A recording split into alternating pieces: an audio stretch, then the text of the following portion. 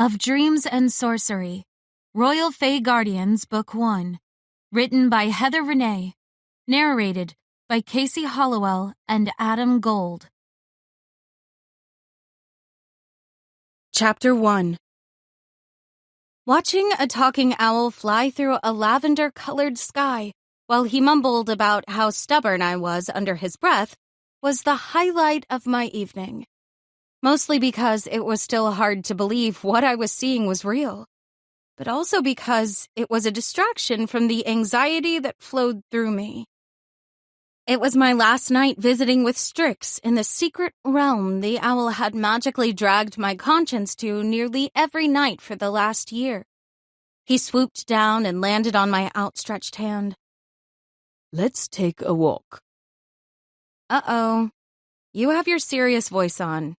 What's wrong? I asked, knowing the humor I had toward my unique situation drove him nuts. But that was what he got for keeping so many secrets. His beady eyes narrowed at me, and his white silky feathers bristled. Don't be smart with me when you're just upset this is the last night of your true human existence. It's your own fault if you feel like you failed to make the most out of your time left on Earth. It's not like I didn't give you enough warning. I scoffed.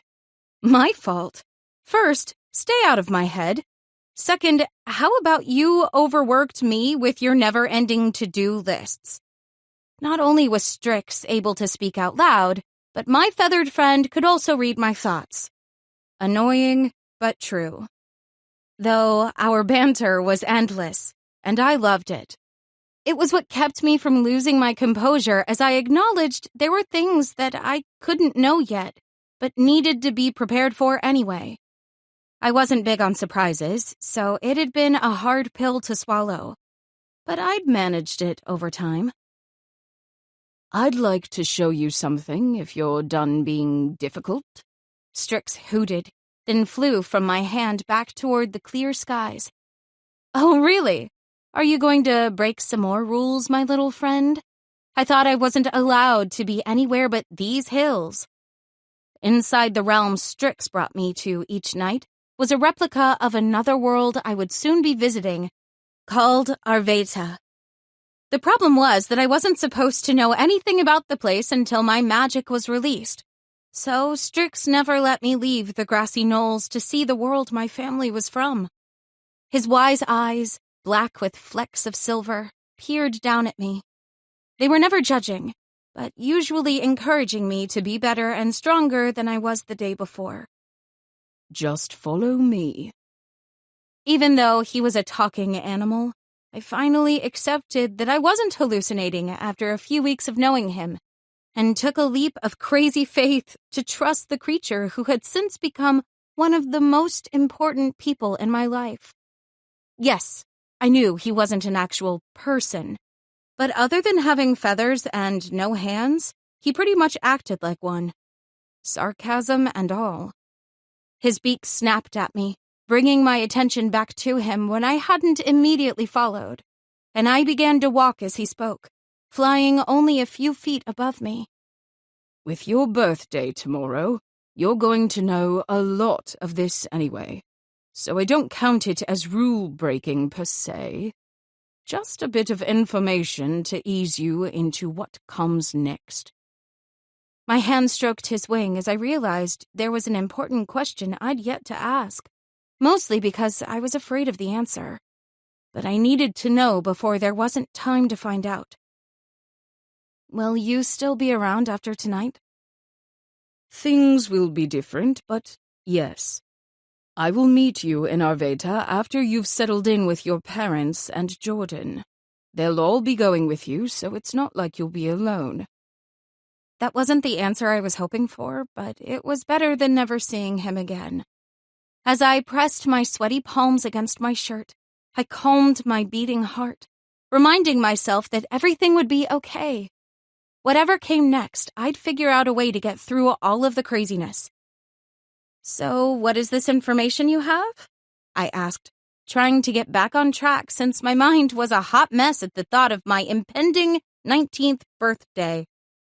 Well, You know I've mentioned your family originated from the Fae, but after centuries, the magic of the originals was changed into something else. Something less Fae and more hybrid, which resulted in most of the Arvatan population that's alive today. My head nodded, unsure of what he was getting at. Well, there's something I need to prepare you for, since you're not exactly like the others who live in Arvata. He was lucky he was flying just out of reach of me because I really wanted to yank him closer and shake him. What do you mean? You have more Fae in you than any Arvatan born since before your parents. Your grandmother, Talia, on your mother's side, and your grandfather, Cello, on your father's side, came from a long history of royals. Their Fae side was much stronger, because bloodlines had remained purer than most during their standing as royalty. Are these people still alive? Will I be meeting them and need to remember to curtsy or something? I asked when he failed to get to the point. Unfortunately, no. They're not still alive. But what is important to know is that they diluted the Fae line when they found love with those descended not directly from their kind. And it would have kept diluting the powers in each generation if your parents hadn't met each other.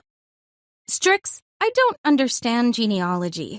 You need to be more direct before I lose my mind over here.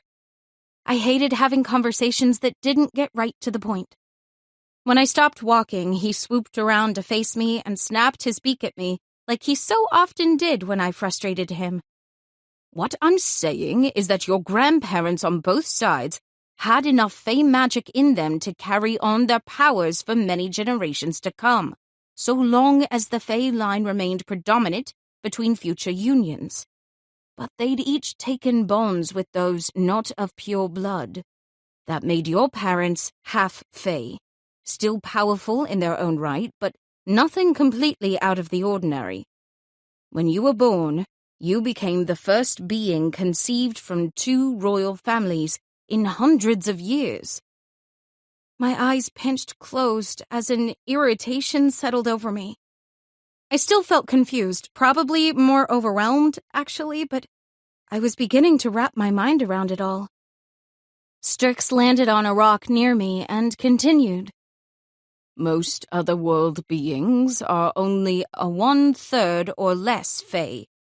When your parents found love with each other, nobody knew what would happen when they decided to have a child, until it was too late.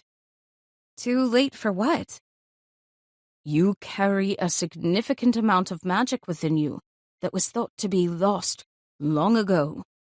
When your parents realized this, they had that power suppressed and brought you to Earth in hopes of keeping you hidden for as long as possible.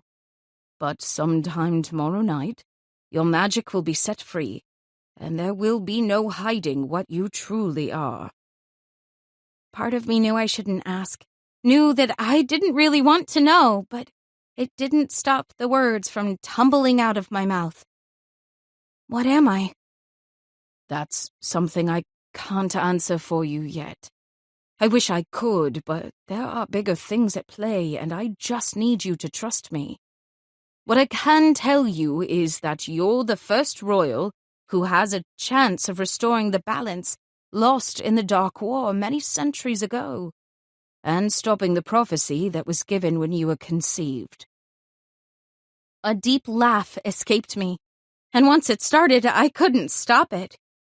If I understood what he was saying correctly, I was the reason for the doom and gloom he spoke of. Yet I was also their only hope of stopping it. Kalia, this is not a laughing matter. I'm only telling you this because your transition will not be easy. You will go through more pain than your human body can handle. And you will die before being reborn into your new Fae form. That's when the laughing stopped. But my hands still shook, and I was finding it hard to breathe normally. Strix was more serious than I'd ever seen him, and he'd just told me I was going to die. What in the actual hell was happening? Out of all the crazy things he'd said in the time I'd known him, that was by far the worst. "Is there a way to stop it?" I asked, doing my best not to scream out my frustrations. It had taken me months to cope with the fact that I was going to be something other than human on my 19th birthday. Now I was suddenly supposed to be okay with dying as well? Fat chance of that happening. Just breathe. I promise it will be all right. It's what I have been training you for since your last birthday. I won't lie and tell you that it's not going to be agonizing, but you can handle it. You're stronger than you know, and I hope one day you will see yourself the way I do." Heat rushed to my cheeks at his compliment as I began to calm down. Strix didn't often praise me, no matter how many obstacles I conquered that he set before me during training. So when he did have something positive to say, I actually believed him, even if it was hard. Strix spread his wings out and shook his feathers before taking off back into the sky. "Come on. There is still something I want to show you, and it might help ease your nerves. Not everything about coming to Arveta will be bad." Deciding things couldn't get much worse than being told I was going to die the next day, I continued walking and followed the angelic creature as he soared in the air just above me. We moved in tranquil silence as I took in Arveta the way it was in my conscience for the final night. Above us, the sky was a pale lavender color, and cloudless, with a beaming yellow sun, which Strix said was the usual daytime atmosphere. Plants thrived all around me in various sizes and colors. Pastel, neon, and every palette in between could be found in the foliage on the outskirts of town. The main area was blocked off by trees more superior and wider in size than any I'd seen before. About 10 minutes passed before Strix landed on a boulder, and I heard the rushing water before I saw it. Goosebumps pricked at my skin as anticipation raced through me at what I was about to see. When I rounded the corner, my neck craned up to find the most massive waterfall I'd ever laid eyes on. The width of it had to be over 100 feet, and the height? No close guesses on that, but probably nearing 1,000 feet. A purple hue radiated from the fog that rolled off the water, and a pulsing sensation began deep within me as my body involuntarily moved toward the pool before me that was more like a pond, half a football field in size. Something within it called to me, and there was nothing I wanted more than to submerge myself in the swirling waters until all my worries faded away. Strix clicked his beak at me again. "Don't touch that water unless you want to start the transition earlier than planned, which I don't advise, given Jordan isn't exactly equipped to handle it on her own." Jordan was not only my best friend, but she was also my roommate, and probably wouldn't enjoy waking up to what I assumed would be my screams. "You mean she isn't equipped to handle my imminent death?" I retorted with a roll of my eyes, as I forcibly took a few steps away from the waterfall. "Precisely." I had no idea what I was getting myself into. But it was time to go back to reality and find out. I had a date with death, and probably shouldn't be late for it. Chapter 2. Pain rocketed through my body as an elbow dropped onto my gut, and a body pressed on top of me, giving me a wake-up I definitely could have done without. Though my attacker didn't keep the advantage for long once awareness seeped in. Flipping her over, I ended up on top and grinned. "Not today, Satan." "Happy birthday, Chuck," Jordan said with a sideways grin on her oval face. She was my best friend, and had been calling me some version of Chuck Norris ever since I started taking Brazilian jiu-jitsu classes last year, and kicking her ass like the Texas Ranger.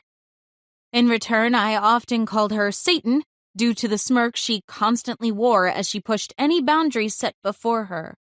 Along with the secrets she kept that she thought I knew nothing about, but in reality, I knew just enough. "Thanks for the warm awakening," I grumbled as I rolled off her and toward my bathroom. We lived in a 2-bedroom, 2-bath house on the outskirts of Portland, Oregon. While our house was simple, my life was anything but. Then again, neither was Jordan's. Instead of going to college, I was training my butt off for this day. My 19th birthday. The craziest part was all the secrets we were keeping from each other. She thought I didn't already know what was in store for me today. And I had to keep up the charade that I was clueless. It was my last day as a human. The day I would become something more than I ever thought possible. Something I didn't believe even existed until the snarky owl started demanding all the things from me on my previous birthday. From my view in the mirror, I could see she was nervous about something. I knew it probably had to do with whatever she and my parents planned to tell me when we met up later that day. But I didn't feel bad enough to consider letting her off the hook. "So, I know this is a big day for you. Last birthday of your teens and all, and I don't want to be a Debbie Downer. But I wanted to mention something before we go see your parents this afternoon," she said sheepishly, pushing her blonde hair behind her ear. "Oh yeah? What's that?" I asked calmly, while staring in the mirror at the mess I called hair. My russet locks were wavy but not quite curly, making it hard to ever know what to do with them. Jordan's emerald eyes met my icy blue ones in the reflection. "I was just thinking about how mad you were at me last year after your birthday, and you wouldn't really tell me why. I'm pretty sure you're over it now, but if I upset you again, please don't shut me out. I'd rather you kung fu my ass into the depths of hell than be given the silent treatment again." Ah, she was smart. She knew I would be pissed when I found out what I really was today, and that she'd known the entire time. But luckily for her, she already suffered those consequences without ever knowing it. After Strix had come to visit me the first time and told me I wasn't exactly human, I also learned Jordan was from the same world my parents came from and knew about all of us. Yet she'd never told me. To say I'd been pissed was an understatement, but Strix talked me out of completely writing her out of my life, and I finally forgave her, without ever telling her why I'd been angry in the first place. "You've been my closest friend for 8 years, Jordan. I hope that's not going to change anytime soon," I said with a forced smile, because even though Strix had assured me that Jordan was a true friend, I still had niggling doubts that once she knew I was aware of the truth and we went to Arveta, she wouldn't feel obligated to stick around any longer than required. She waltzed into the bathroom and her much taller frame hip-checked me as she moved to sit on the counter while I brushed my teeth. "So, do you want to go to brunch this morning before we head to Bridal Veil?" she asked. Bridal Veil was a small town outside of Portland where my parents lived. Even though the house was miles from any real store, they'd kept the home for its view. The story had always been that it was inherited from long-lost relatives before I was born, along with a lifetime supply of money that they'd invested properly. While we weren't swimming in cash, we'd lived a comfortable life that I assumed had more to do with being inhuman than it did with an inheritance. The modest house I'd called home for my entire childhood sat atop a mountain facing Multnomah Falls, a monstrous waterfall that was over 600 feet in height and absolutely stunning to visit. When I was younger, I remembered going there on many occasions and hiking to the top after hours when nobody else was around.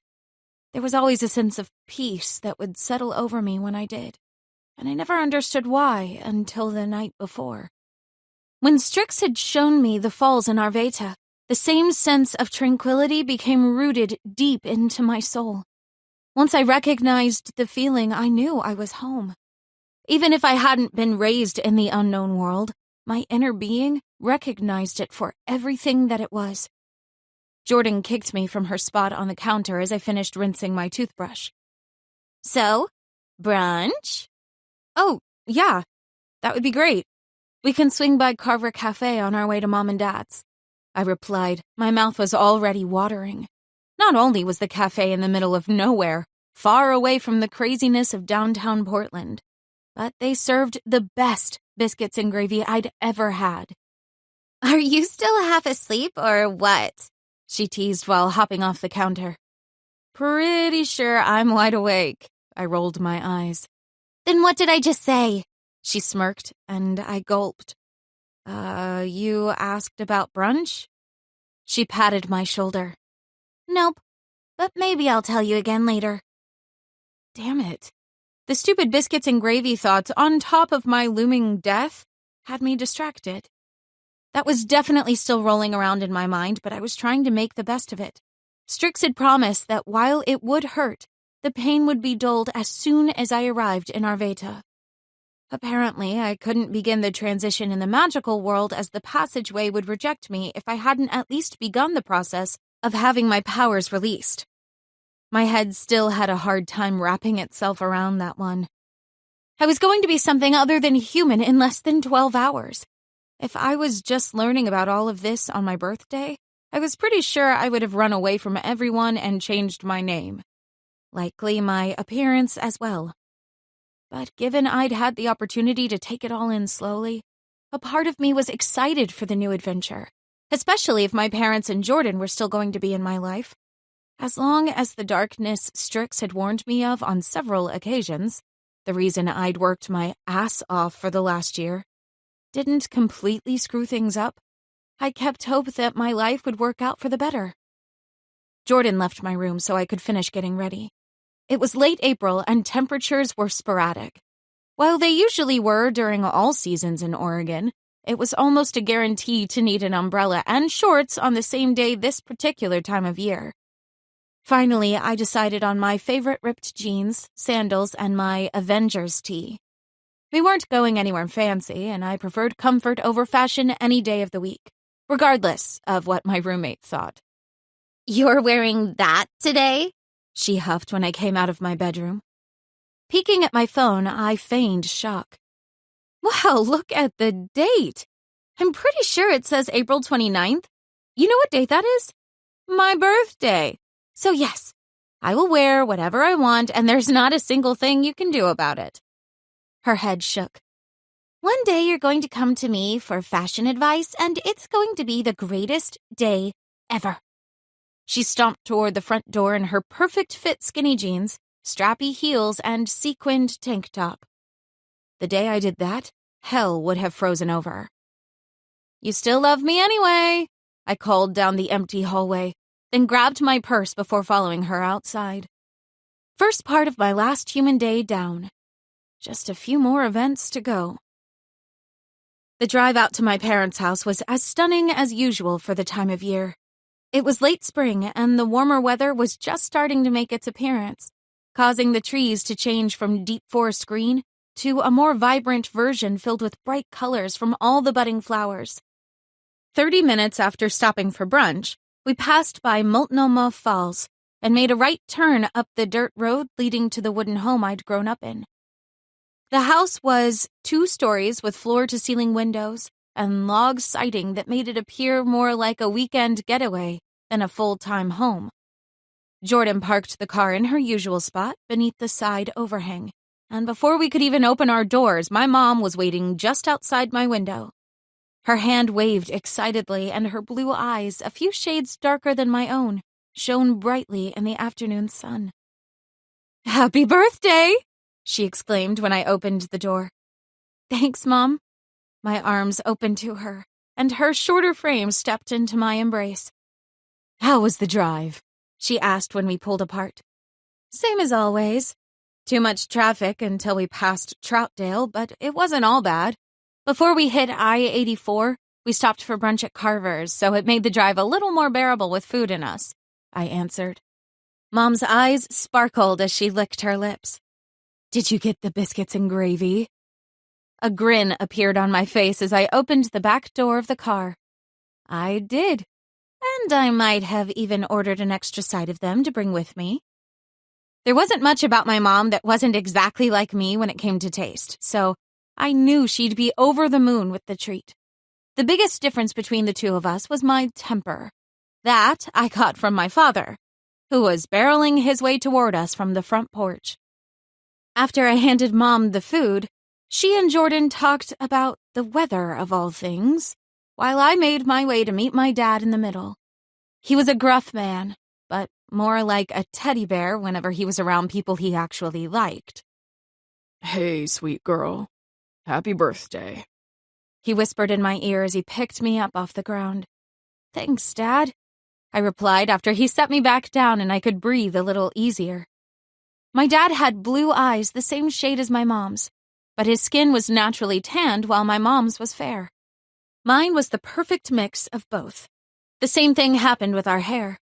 Mom was a natural brunette who never grayed, and Dad was a blondie, so I ended up with dark brown strands that had natural highlights thrown in. As the four of us moved inside the house, I took several deep inhales of the outdoors. Pine, sugar, and water. I knew it seemed weird to smell water, but ever since I met Strix and my training began, my senses had been heightened, including the ability to smell any type of moisture in the air. I didn't focus too long on the outside scents, as they were quickly overpowered by the aroma coming from the kitchen. "Are you making sweet meatballs?" I asked my mom.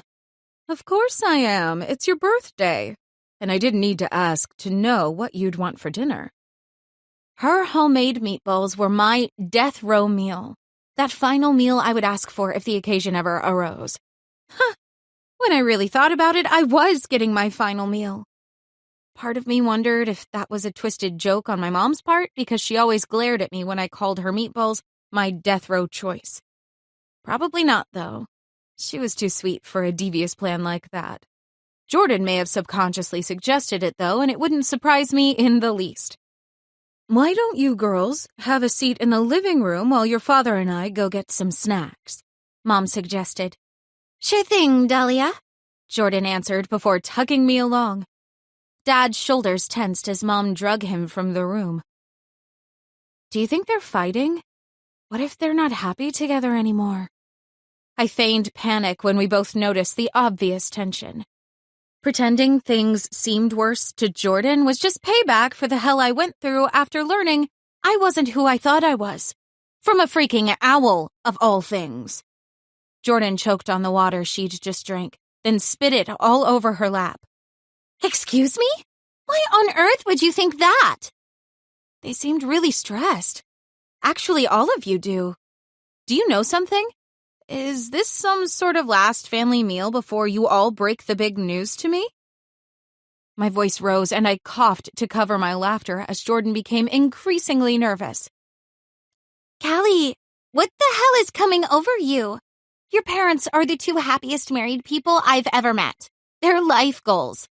Maybe they're just anxious about your gift. Yeah, that has to be it." My brow raised. "My gift, huh? Do you know anything about that?" She muttered a few curse words under her breath. "Dahlia! Brooks, are you two almost done in there?" She paused. "What's that? You need help?" "Gladly." Jordan raced from the room before I could say anything else, and a smirk tugged at my lips. Maybe I was taking it too far, but all of the build-up from the last year was coming to the surface. This was it. There were going to be no more secrets, or so I hoped, and I wanted to move on to my new life without animosity. Giving them grief was the only way I knew how to move past everything. Just a few minutes later, I could hear raised voices. They were attempting to be quiet and therefore still muffled, but I didn't mind. I knew their secrets. I was merely interested in how and when they were going to reveal them. Finally, the three of them came back into the room. "Where are the snacks?" I asked with a grin. Mom blinked a few times. "Oh, we thought maybe we'd do presents instead. Since you had a late breakfast, what do you think?" "Presents. Right. Sure, but you guys really didn't need to get me anything. I'm not a kid anymore. I was barely even human. Well, no matter how old you are, you'll always be our baby girl, so let's get started. Mom pulled a small box from behind her back, then handed it to me before taking a seat next to Dad on the love seat. Leaning back, I settled further into the recliner while Jordan perched on the arm of it, seeming more eager than me to see what was inside the package. My fingertips slid under the carefully folded silver wrapping paper and tugged on the tape. Moving slowly, I unfolded both sides of the box before working on the middle. Seriously? Jordan huffed. The paper isn't made out of money. Rip it to shreds, Walker. Deciding I'd tortured them long enough, I finally tore through the backside of the wrapping to reveal a black velvet jewelry box. My eyes met my mother's. Neither of us had ever been big on flashy things. The only jewelry I'd ever seen her wear were her wedding ring and the necklace currently hiding beneath her beige shirt. The gift threw me off even more because I thought I was the only one with secrets for this birthday. Turned out my parents were still capable of surprising me. Go on, open it up, Mom encouraged while Jordan was practically panting above me. My fingers opened the box and it snapped open to reveal a thick silver chain with an unusually bright amethyst pendant wrapped in thin white gold wire hanging from it. My breath caught as my eyes traced over the stone. It reminded me of the foggy lavender hue that radiated from the waterfall Strix had shown me the night before. This is stunning, Mom. Thank you so much, I said while I pulled it from the box. The necklace last belonged to your grandmother, Talia. It's been passed down for generations, and we thought you were ready for it, she replied. My throat tightened as guilt for giving them such a hard time poked at me. It was a thoughtful gift, and this was probably just as hard on them as it was supposed to be for me if Strix hadn't intervened. Jordan held her hand out, and I gave her the necklace before bunching my hair together and pulling it out of the way. When the cool metal of the chain hit my skin, I let out a small hiss, but once the stone settled just above my chest, a warming sensation took over. My parents watched me cautiously, but when Jordan took a seat on the chair next to me, they seemed to relax as well. Now, here's one from the both of us, Dad said, handing me an unwrapped wooden box. Intricate filigree and feathers were carved into the dark oak. My fingers traced over the aged wood before I flicked a golden latch open. As I lifted the lid, Jordan leaned in closer again, and since I was still feeling feisty, I turned the other way so she couldn't see. Once the box was open, I took a moment to appreciate what lay before me and ignored the edgy silence around me. This was my life journal, a book that would tell of my birth, my death, and my rebirth, followed by every major event after that, until my practically immortal life was over. Strix had spoken of it before, but he hadn't prepared me for the connection I'd feel to the book as soon as I touched it. My finger slid over the cover as a magic pulsed from it so heavily that I swore I was in Arveda. But the moment was broken when Mom spoke. Kalia Grace, do you know what that is? Deciding to end the facade, I nodded, and chaos descended all around me. Chapter 3. All three of them spoke in louder than necessary volumes, so I ignored their outbursts until they calmed down and only one of them talked. Sweet girl, how do you know what that is? Dad asked more evenly from his spot on the couch in the living room. Strix hadn't said I couldn't tell them about him once I was ready for the transition, just that I couldn't do it any day before. If it had been important to keep him a secret entirely, then I assumed he would have reminded me to keep him out of the conversation. Since he hadn't, I was going with the old adage that it was better to ask for forgiveness than permission. Well, about a year ago, I had a visitor in my dreams. Except it wasn't really a dream. My subconscious was transported to another world, and I learned everything I know from an owl. Nobody moved, and I wondered if I really was crazy. Crap. Maybe I should have played dumb and pretended I had no idea what the book was. Maybe I had just been imagining their nerves and nothing I thought was impossibly real was true. Did this owl have a name? Mom asked. Maybe? I wasn't giving more info until they showed some sort of emotion. I needed to know with absolute certainty that I hadn't imagined the entire last year of my life. Mom's hands pressed against her thighs as she composed herself. Kalia, it's very important you tell us everything you know. Not everything about your birth was as normal as we would have liked. So whatever information you have, we need to know about it too. It could mean the difference between life and death. Okay, so they didn't think I was nuts. I'd just scared them half to death. Super. Word vomit descended as I told them everything I knew.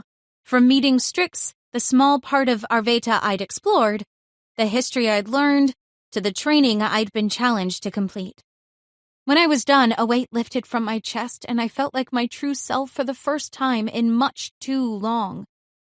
I hated keeping secrets from them, regardless of how many they had kept from me. We'd all been trying to follow the same rules, and being able to let it all out was more cleansing than I realized it would be. Jordan laughed as her body relaxed. Of course. Only you, Callie. What does that mean? I glanced between her and my parents. Well, Strix is from a remote part of the other world, one that is strictly for bonded animals. They're more human-like, as you've obviously learned, and are there to help guide their bonded ones through whatever troubles may be coming their way. The only thing is they haven't been around since the Dark War, and it's cause for concern that Strix is back now. Mom said. My eyes pinched together as confusion ran through me. Because Strix made it seem like my parents were well aware of whatever issues we might be facing. They had even admitted my birth wasn't normal, so Strix appearing shouldn't be such a big surprise in my opinion. What did you mean when you said my birth wasn't normal? Why was I raised here instead of Arveta? Strix wouldn't tell me much about anything that would have an impact on my immediate future other than my need for training. Mom and Dad shared a look, but they weren't the ones to answer me. Jordan leaned in closer to me. Well, for one, you were prophesied to go all carry on Arveta if you were born in the usual ritual as the rest of us. The smirk on her face told me she was enjoying this little shock factor much more than a best friend should, but that was also why I called her my Satan best friend. Her mind didn't work like everyone else's. Jordan, that's enough. Dad reprimanded, and she slinked back into her seat. What she means to say is we were told that if you weren't born away from Arveta, that things could be very bad for our worlds. Though a lot has changed since we learned of this, and we had hopes certain outcomes had been prevented by choices we'd made, beginning with what happened after the war that ended the hierarchy of our world. Ugh, that reminded me.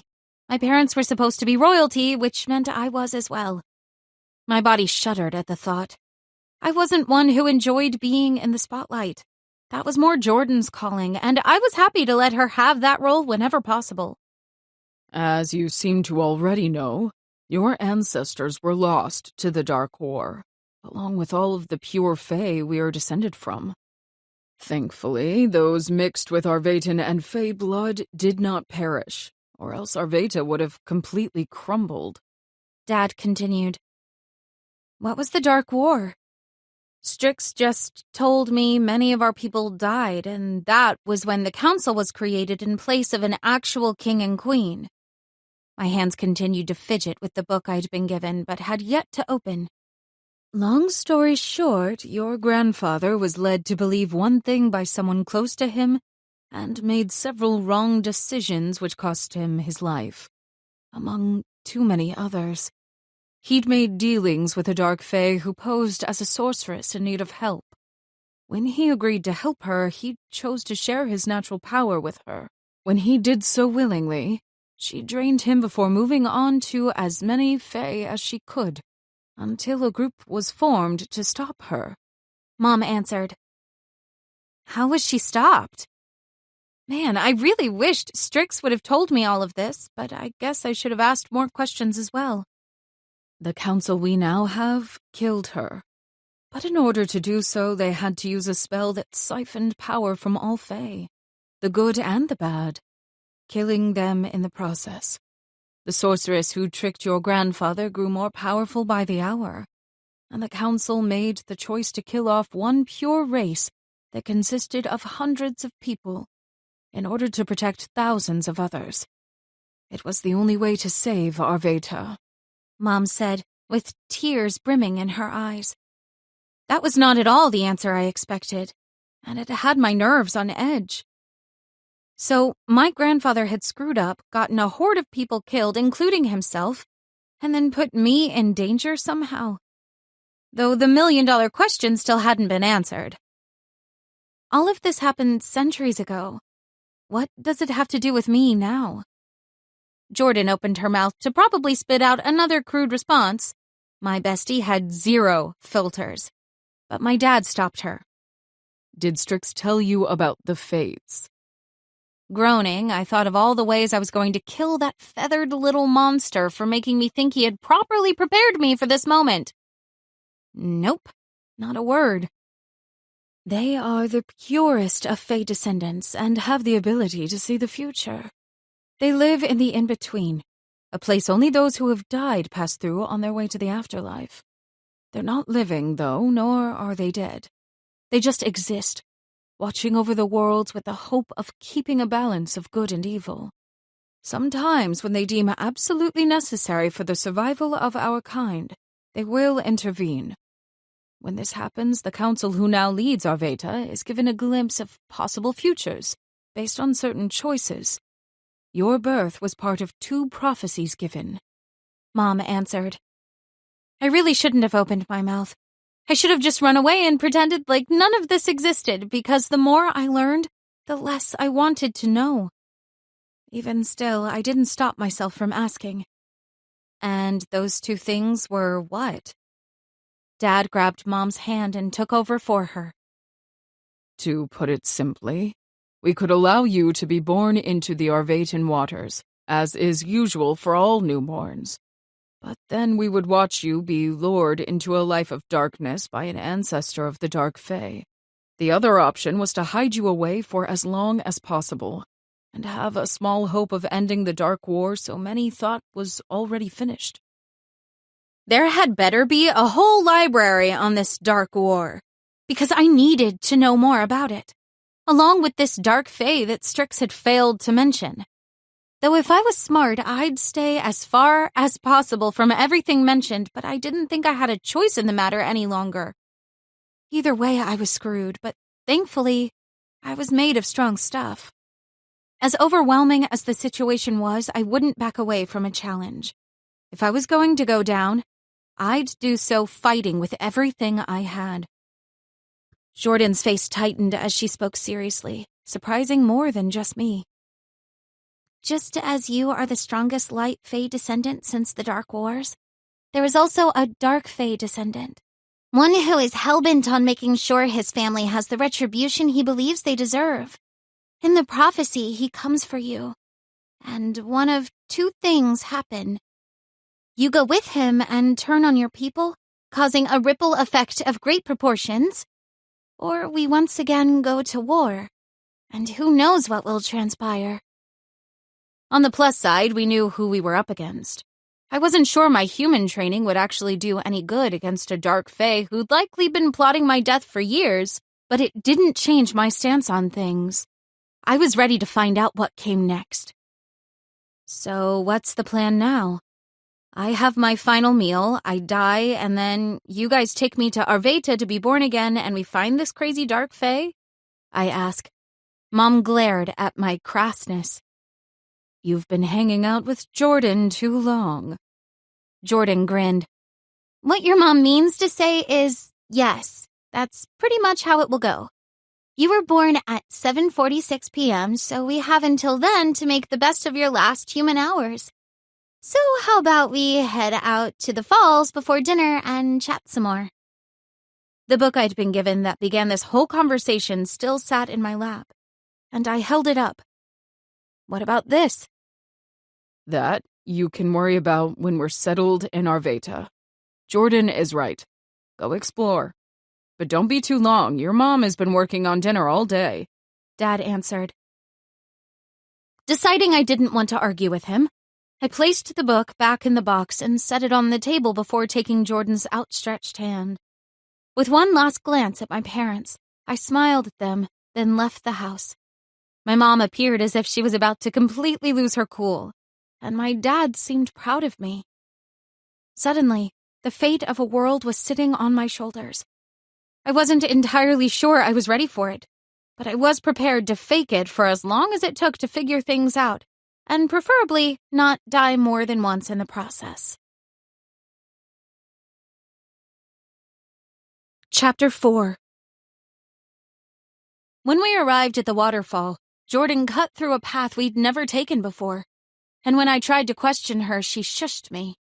Secretly, I sort of enjoyed that I didn't know everything. The elation radiating from my best friend at being able to finally share this with me was too good to have ruined entirely. I'd have to give Strix my thanks for being the pain he loved to be. So where exactly are we going? I asked as I pushed the umpteenth branch out of my face. To the portal, she answered nonchalantly. Air caught in my throat at her words. Even though I already knew there were portals out in the world from what Strix had said, I didn't expect them to be somewhere that just anyone could stumble upon. Of course, normal hikers didn't go off the beaten path and trudge through thick foliage either. When Jordan stopped, I ran right into her back, because my head had been down watching for more stray branches. I grasped her arm before she fell. Sorry, she glared at me. These sandals are not meant to get wet. You're lucky I didn't fall. Then maybe you shouldn't have worn them hiking like a city girl, I retorted. Jordan ignored my jab and moved over. Look. Her finger pointed to a small waterfall that was hidden underneath Multnomah Falls. It was maybe 8 feet tall and just a few feet wide, but it shimmered like diamonds with the setting sun shining down on it. A rock path was set in the shallow stream where water swirled, and little white daisies grew all around us. My foot lifted to step onto the first stone, but I quickly realized my own flip-flops weren't meant for this kind of activity either and pulled back. So this is how we get to Arveta? I asked when I finished my perusal. Yep. You won't remember your first trip, so I thought I'd show you ahead of time. Does anything feel different to you yet? My head shook. Nope. I'm still very human and still alive. She grimaced. The dying part isn't normal. I didn't realize you'd have to do that. Most of us grow up in Arveta, so our magic slowly emerges as we grow. Apparently yours is going to burst out like a jack-in-the-box. Ugh, thanks for the visual. Glancing down at my watch, I saw it was just before 5. We should probably head back. I want my final meal. No way am I missing out on the meatballs I smelled simmering earlier. My mouth was again salivating at the mere thought of them. She laughed at me but didn't argue as she led the way home. It was only about a 25-minute walk back once we were on the normal path, but I wished it was longer. As good as dinner sounded, I wasn't in a hurry to experience everything that was supposed to come after. In about 2 hours, I was going to die and say goodbye to my human life before entering a whole new world I didn't know nearly enough about. I was trying to remain positive, but as time ticked by, I really just needed to let out a deep scream and take a nap. After dinner had been consumed, my dad poured me a glass of whiskey, surprising the hell out of me. Here, I know you're not of legal age yet, and it's going to taste awful, but maybe it will calm you down, because you're starting to freak me out with all of your fidgeting. Neither of my parents had ever given me alcohol before. But that didn't mean I was a complete stranger to it, considering I'd been to a handful of college parties. Though on the rare occasion I had tried to drink, I'd always gagged on the taste. Still, I didn't decline the glass he offered, and sipped on the smooth liquid that burned its way down my throat. Mom couldn't sit still either, and once my nerves weren't so frayed, I realized why Dad had given me the alcohol. Standing up, I shoved the remainder of my glass in her hand. "Drink this, for the sake of not only you, but the rest of us." Unlike me, she threw down the rest of the contents in one gulp, and I couldn't stop the laughter that burst from me. My mom had always been so reserved and proper, but watching her down booze like it was water showed me another side of her I wished she'd let out more often. "Okay, so is everyone calm now?" Jordan teased. "Not even close. But it's almost time, so it won't matter soon," Mom answered, glancing at the wall clock for the millionth time. Sure enough, it was 7:39 p.m., and I only had 7 minutes left before my official birthday arrived.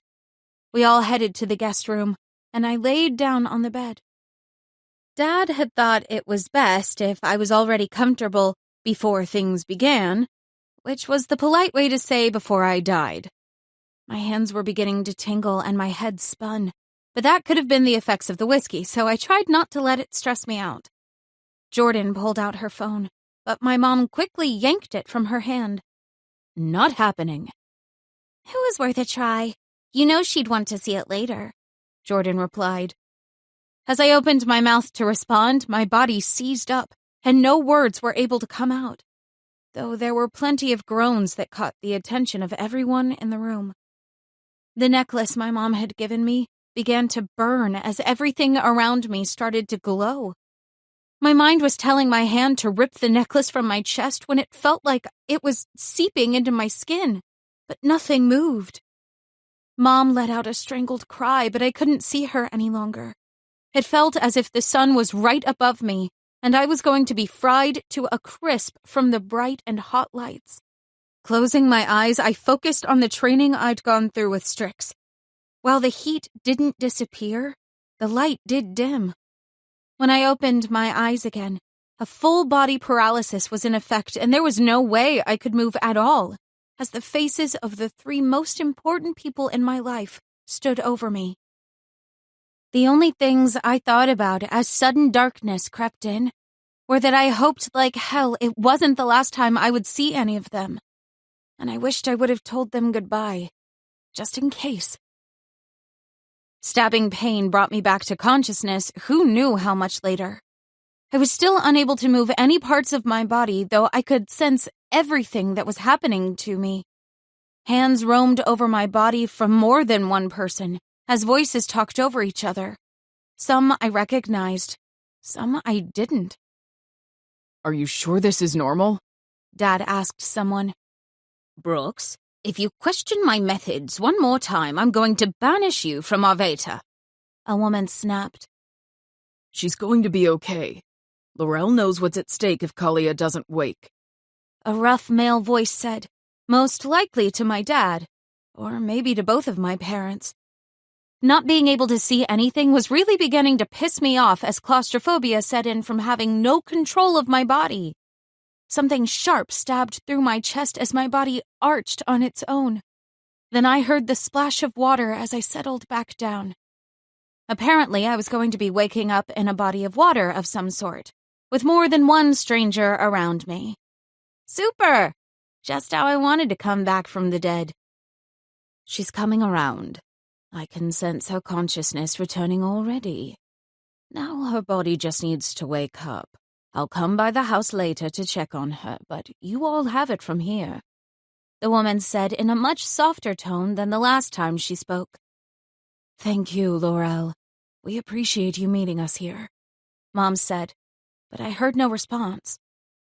Finally, feeling began to return to my legs and then my arms. Within another few minutes of tense but awkward silence, I finally opened my eyes. Above me, my mom and dad stood on one side with Jordan on the other, and an extremely attractive male next to her. I tried not to stare at the stranger, but my attention was stuck on his eyes, which were an alarmingly similar shade to mine. Probably even an exact match, depending on my mood. Of course, the first guy I'd meet would likely be a relative, and having thoughts of how hot he was running around inside my head was far from appropriate. But what could I do? I'd just died and come back to life. I had little control over anything at the moment. Thankfully, my mom distracted me. "Kalia, can you talk?" "Yeah, but more importantly, can I get out of this water?" I asked in return. I was still submerged in a pool and fully clothed. Wearing jeans probably wasn't the best idea, but nobody had told me I'd be swimming in them later. As long as nothing feels off, then yes, you can get out of the falls. But its magic is what brought you back, so if you're not fully transformed, then we should stay in here a bit longer. Dad answered, but Mom shushed him. Laurel said she was fine. If things weren't complete, she wouldn't have left Callie's side. Dahlia is right. As long as Kalia is feeling up to it, then we should take her back to the house. It's better for her to be there than out here until she's ready. The guy I didn't know said, "Callie, please, call me Callie." Odd as it was, it drove me crazy when people called me Kalia, except for Strix. I'd tried to break him of it, but I usually let it slide for my fluffy owl. When anyone else used my full name, it seemed too proper and reminded me of my mom. Not that being like my mom was bad, but I wasn't ready to be so formal just yet. Well, Callie, my name is Ryland. It's nice to meet you finally. He reached a hand to me that I gladly took, and was promptly yanked out of the water as if I weighed nothing. The guy was not only good-looking, but strong, too. Damn it. I needed to quit thinking that. He could be my cousin for all I knew. Jordan wrapped an arm around me, then pulled me from Ryland as we walked out of the water together. When I glanced back, I realized we were at the waterfall Strix had shown me my last night with him. It was even more stunning than it had been in my sleep. "So, how do you feel, Chuck?" Jordan asked as everyone followed us out. Twisting my neck, then stretching my arms, I decided I felt pretty damn good for dying. My body was humming with energy, and I had the sudden desire to run a marathon. All things considered, I feel great. So, what do we do now? We don't do anything. You get to go back to the house with your parents while Ryland and I go attend to some business. But don't worry, I'll be by to check on you really soon. You're not getting rid of me now, I promise. Jordan hugged me tight, and over her shoulder I made eye contact with Ryland. He seemed really confused and more than a little stressed by the pinched look in his familiar icy blue eyes. But I didn't get a chance to dissect it more, because Jordan bounded away from me. I watched as she punched Ryland in the ribs before throwing an arm around him and walking in the opposite direction. When it was just me and my parents, they seemed worried as well. But when I asked them about it, they shrugged me off. Nothing to stress about, sweet girl. Let's go get settled in the house, and then we'll give you a tour of the town if you're up for it, Dad said. And I didn't argue. I'd been dying to see the town ever since I decided to accept Strix's word as truth. I just hadn't realized all I'd have to go through to make that happen. Now, all I had to worry about was some crazy dark fae with a vendetta against me just because of who my ancestors were. Nothing to stress about at all, I thought with an overwhelming amount of sarcasm. Chapter 5. Surprisingly, my parents' home in Arveta was extremely similar to the one in Bridal Veil, except instead of wood siding, it was stone, appearing more like a mini castle than a weekend cabin. The lower floor was identical to the other house when I first walked in, but as my parents and I entered into the kitchen, it opened up into a more spacious entertaining area, with a huge covered porch and a beautiful fountain in the center, just past the French doors. A deep-rooted sense of serenity ran through me. Considering I'd been dead not too long ago, I felt better than ever.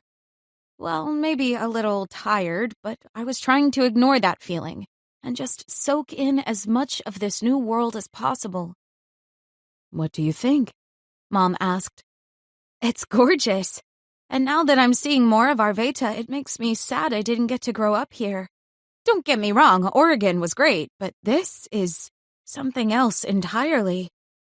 She grinned. It really is, and I hope you can be happy here. Things will take some getting used to, but as long as we can eliminate the threat of this dark fae, then it should feel like home in no time. Sigh. The dark fae. For a split second, I had forgotten about him. What do we do about that? Just wait for him to show up? I asked. No. We'll be assembling a group of guardians to go searching for him. Once we have his location, a more elite team will be sent to lock him up and end this nightmare before it even begins. We've been trying for years since we learned of his plans, but a lark is rather elusive, unfortunately. I'd have much preferred him dead long ago, Dad answered with a grimace. My parents had always maintained light-hearted personalities, and to see my dad so hell-bent on ending someone's life so casually was sort of freaking me out, even more so than the talking owl. It's going to be okay, Dad. I looped my arm through his and leaned on his shoulder, trying not to let my worries increase his own. Damn right it will be. Nobody threatens my daughter and gets away with it. You'll also need to resume training. You have the hand-to-hand part down, but now we need to teach you how to control your magic and bend it to your will. I had a plan for that, but I'm not sure that's going to work out anymore. Glancing between him and Mom, I saw more concern etched into their faces. Why? What was the previous plan? Let's not worry about that now, Mom said. I bet you're famished. How about some lunch? Time changed with the travel, so now it's the 30th and 1 in the afternoon. Food didn't exactly sound good, but I knew I'd have to get my body and mind acclimated to the new time adjustments, so I figured I could at least snack. It would also appease my frayed mom, so it was a win-win. You ladies enjoy lunch. I forgot I need to go check on something. Dad kissed my forehead and then did the same to Mom before walking out the back door. My hand reached for the necklace she had given me, and I let out a strangled cry. It's gone! She raced to my side. What's gone, sweetheart? Your gift! The necklace! Did you take it off of me? I was going to feel awful if I'd lost my mom's gift so soon after receiving it. I should have waited to wear it until after we arrived in Arveta. She grasped my shoulders. Calm down, Kalia. The necklace wasn't meant to survive. I gave it to you so that it could ease your transition. It is, or was, a conduit of magic. When your powers began to seep out, the necklace filtered as much of them as it could before exploding. I knew what would happen when I gave the gift to you, and it was worth it. But it was your mother's. Guilt still assaulted me no matter what she said. And she would have made the same choice as I had. Now, don't worry about it. She went back around the counter to the food she was sorting and let the subject go. But I was worried there was something more wrong than what had already been said. As I watched her closely, the worry lines around her eyes grew deeper. Mom, spill it. She plastered on a fake smile. Spill what, dear? Don't play coy with me. I know there is more. Dad wouldn't have left so soon if there wasn't. Plus, Jordan took off with that other guy. By the way, is he related? His eyes were eerily similar to mine. How many relatives do we have here? I'd always believed we had none, but maybe that was a lie to keep me from asking questions as a child. I wouldn't have minded having an aunt, uncle, or even some cousins. Hopefully, the Ryland guy was not one of them, though. I really didn't want to have to remind myself not to ogle him at family functions. Arveta is very different from Earth. We have problems to worry about here that are much greater than normal human ones. Your father and I used to be part of the council, but we stepped down when we found out we had to leave for your safety.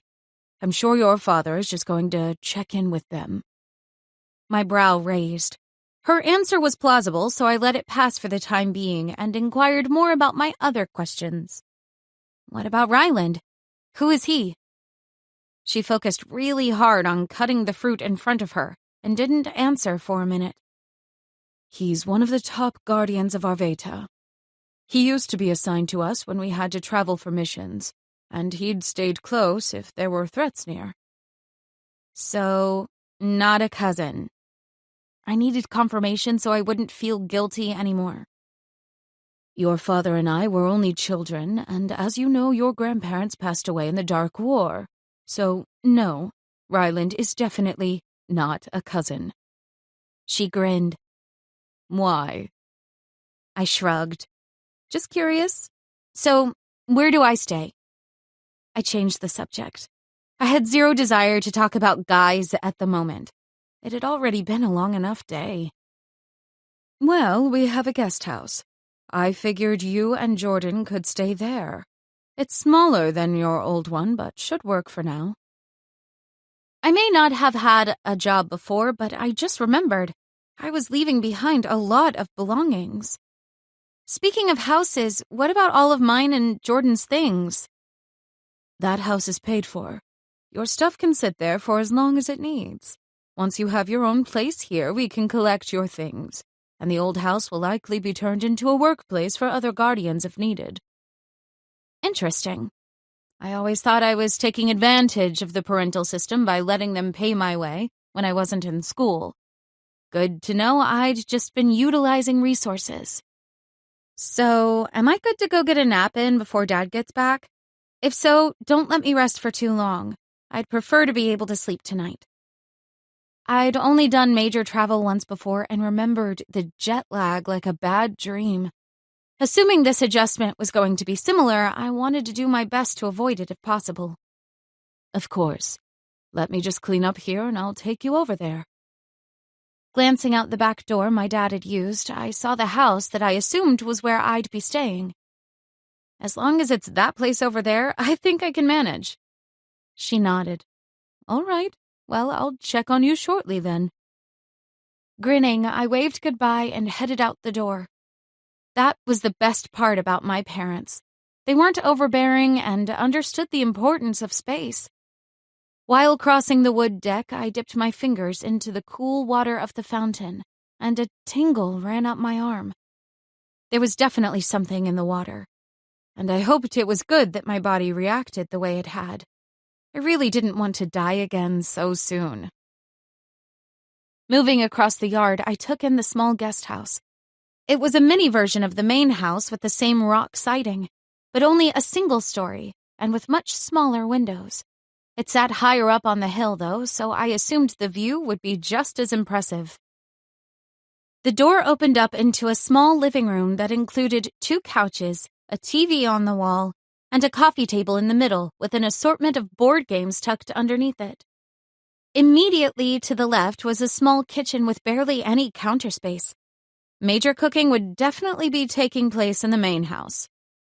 Off to the right was a short hallway and 3 doors. Opening the first one, I entered a bedroom with a double bed, dresser, and small closet. A smirk lifted on my face. Jordan was going to hate this place. The closet wouldn't even fit her shoes. I found the second bedroom to be the exact same, and the bathroom was nothing to write home about until I caught my reflection in the mirror. Moving into the small space, I held on to the counter as I peered closer. Cheese and rice, my ears were pointy. Okay, not like those of an elf, but there was a noticeable change. Running my fingers through my hair, I realized it was silky and wavy in all the ways I had always wished. After spending however long in the water, it should have been a tangled mess. Even my skin had a slight glow to it. But thankfully, my eyes were still the same. Deciding I'd dealt with enough for the first part of the day, I headed back to the first room and plopped down on the bed, not even bothering to remove my shoes before I passed out. When a weight dipped into the bed and I realized it was pitch black in the room, I was momentarily pissed my parents had let me sleep all afternoon and evening. That was until the body next to me was pulling the comforter back, and I couldn't see a damn thing. Moving over, I assumed Jordan was getting into bed with me. But when there was a grunt followed by a hand around my throat, I quickly realized that was not the case.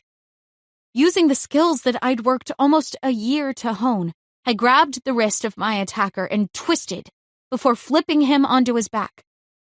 "What the hell are you doing in here?" I snapped while pinning his arms above his head. I only knew it was a guy because he wasn't wearing a shirt and a muscled chest was barely visible as my eyes adjusted in the tiny bit of moonlight that peeked through the closed curtains. I was about to ask you the same thing. I recognized Ryland's voice from earlier in the day, and I was once again thankful he wasn't a relative considering I was straddling him. But that didn't last long. He ripped his arms from my grasp and, with little effort, grabbed my waist to toss me back on the other side of the mattress before rolling off the bed.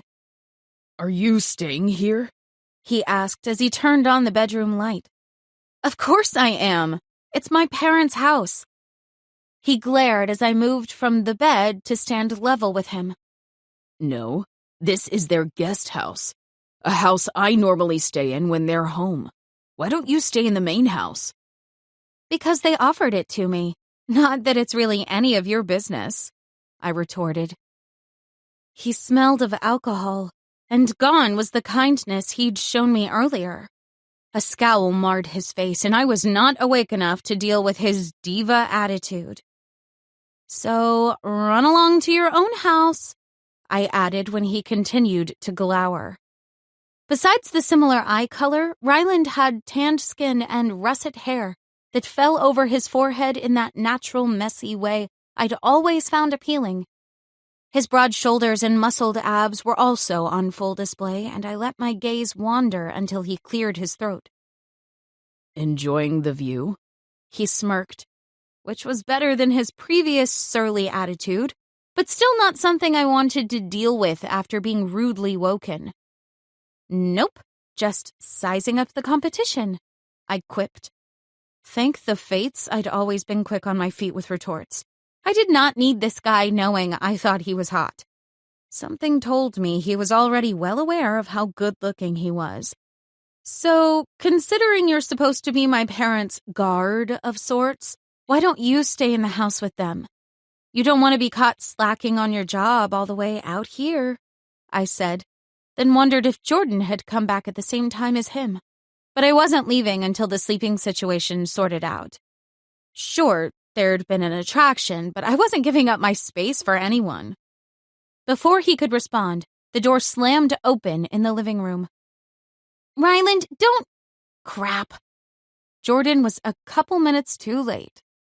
Ryland threw his shirt back on as Jordan waltzed into the room. Sorry, Callie. I made it here as quick as I could when your mom said you were sleeping. Why didn't anyone wake me up earlier? I asked, pretending Ryland wasn't still staring daggers at me. She tried. So did your dad. You wouldn't budge.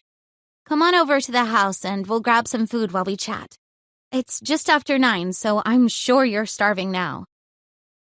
It was only 9? Then why was Ryland already exhausted and ready for bed? Was he secretly some old man who needed his beauty sleep? That thought made me grin, which seemed to further irritate him. What about him? He thinks he's sleeping here. My head nodded toward Ryland, and he wasn't at all happy with me. Listen here, princess. I don't care what you... Jordan cut him off. What he means to say is that he understands this is your family home, and he'll be gone before we're back. Right, Ryland? He mumbled his reply and stormed out of the room into the bathroom. Jordan pulled on my hand, and I gladly followed.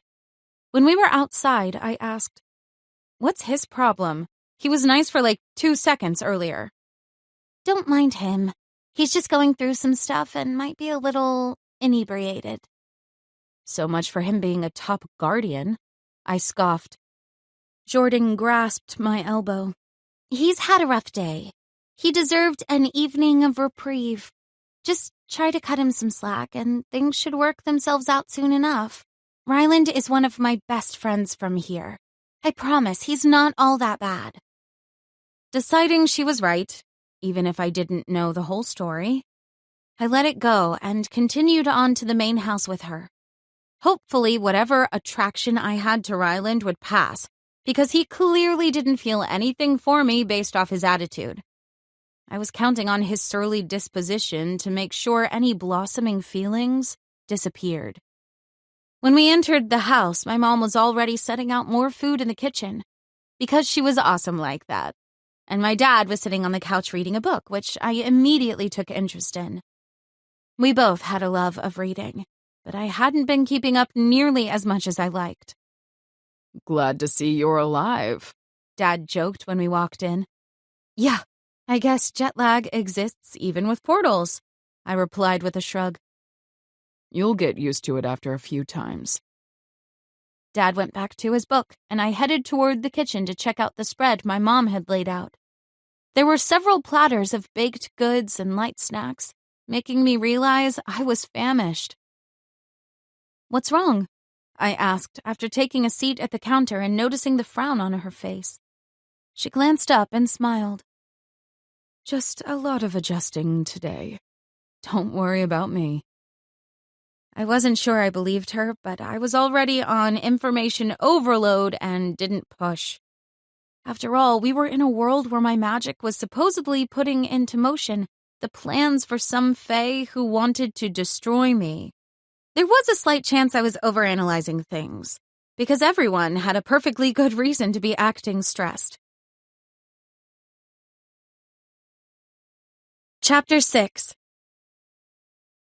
While at the kitchen counter, I focused on sampling the sweets first before putting some protein on my plate. Once I was stocked up with food, I decided to fill the silence with some lighter topics and turned to Jordan. I brushed my hair back and pointed to my ears. Why do they look pointy and yours don't? She snickered. Well, you're more fae than me. More than anyone else in Arveda, actually.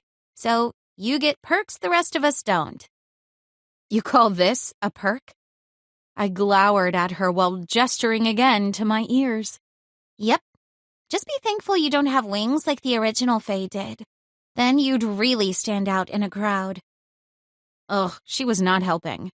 Time for a different topic. So Strix says we live for a long time, like centuries? How old are you really? I asked. She grimaced. I am not old, so don't ever say that again. I'm 71 years young. Got it, Satan. What about you and Dad? I asked Mom when she finally took a seat. We're just over 300 years young. She winked at Jordan. You kind of stop keeping track after a while. She shrugged while my jaw pretty much hit the floor. Cheese and rice. My parents were seriously old, but they didn't look a day over 40. Deciding not to overthink that little fact, I focused on the positive. At least I had good genes. So where do I find Strix? I'd like to go see him tomorrow, I said, but Jordan and Mom shared a look I didn't like. What? I realize I've been here for like 5 minutes, but I've also known about this place for a year. You can take off the kid gloves and tell me whatever it is that has everyone acting so weird. I hadn't meant to snap, but what I was asking didn't seem like something that should have secrets behind it. It was frustrating to continue being so understanding when it seemed like they were still not telling me everything. Honey, we're not trying to keep anything from you because we don't think you can handle it. It's more of a shock to all of us. Nothing about your situation is normal by any means. And while we knew this ahead of time, it doesn't make it any easier, Mom answered. I knew she was right. Though once the floodgates opened, I had a hard time stopping the words. I get it, but not telling me things and preparing me for whatever is coming doesn't help me either, I responded. Mom sighed, seeing my point. So, we don't know where Strix is. None of us have ever met him. We've only ever heard about him and his kind. She seemed concerned with this tidbit, but I wasn't. Well, wherever he is, I'm sure he'll show up soon. He promised he'd be here. What do you know about him? All I really knew about Strix was that he was a talking animal. Crazy, old, and didn't really like people. Oh, and he was like an encyclopedia of information when it came to all things within Arveta and the other world, which held the rest of the beings I believed at one point to be fictional. He's from a place in the far reaches of the other world called Desos, where other animals like him live. They used to interact more with the Fae, given the original leaders created them. But as the pure Fae began to die, the bonds broke and were never reformed, because direct heirs started to be deluded of their Fae lineage. Until you, that is. Mom said as she slid a plate of food in front of me. So they abandoned the other Fae descendants just because they weren't Fae enough? The anger at that knowledge was evident in my voice. I thought I knew Strix well enough, but that wasn't okay. Did they even help in the Dark War? Dad stood and joined us. They did, and a lot of them perished because of their selflessness. You see, the creatures from Desos are powerful beings, but they are nothing without their other halves, meaning if they have no equal to balance their magic with, then they cannot control it.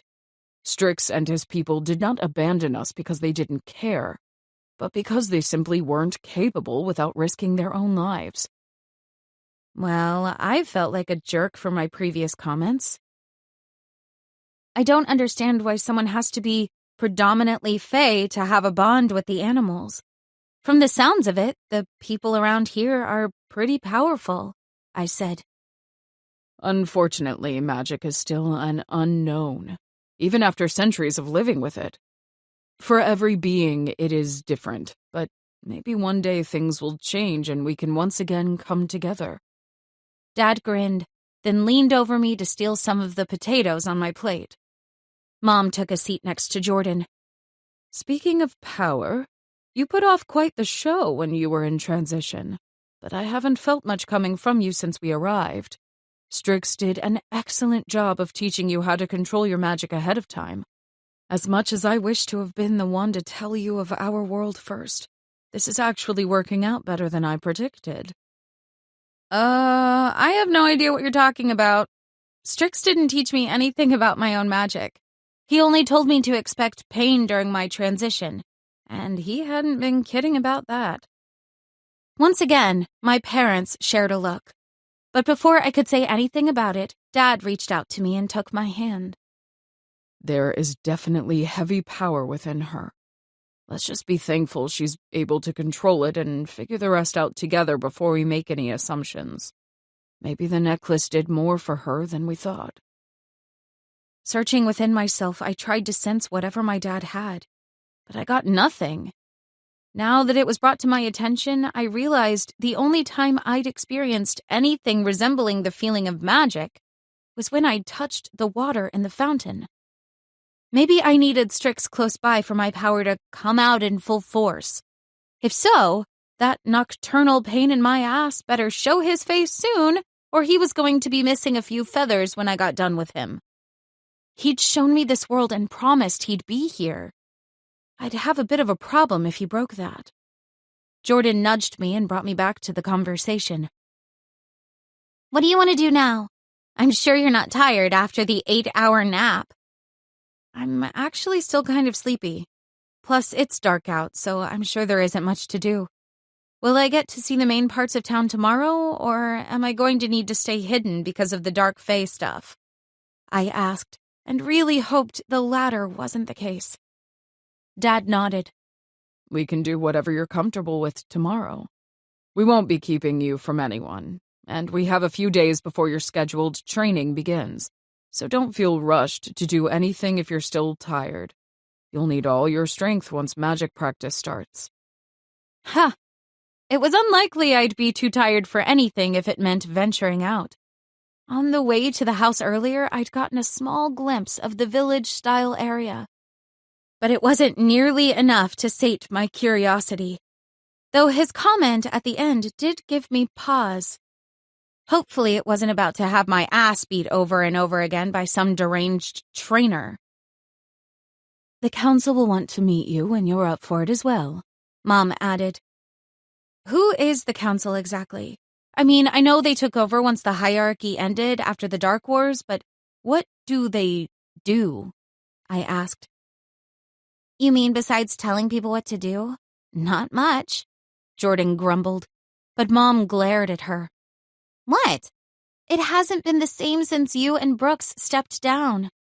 Once I really thought about it, I was actually somewhat relieved when I got assigned to come assist you guys on Earth after I came back from fighting with the dragons. Screw learning about the council. That sounded way more interesting. So, dragons are real too? Please tell me they're friendly nowadays. When we go to the other world, I'll see if I can track down Yela. She's the Dragon Queen, and I should check in anyway. They were having some issues, but myself, Ryland, and another one of our friends went to help and took care of it. Bastards almost burned my feet off, but I showed them in the end. My body shuddered as I considered asking more questions, but even though I'd slept for way too many hours, I was still fairly tired. "Do you think Ryland is gone?" I asked Jordan. "Yeah, he's stubborn, but he's not an idiot. You won't find him in your bed just so soon after that little interaction," she smirked. Do I need to know more about this?" Dad asked. My head shook. "Definitely not.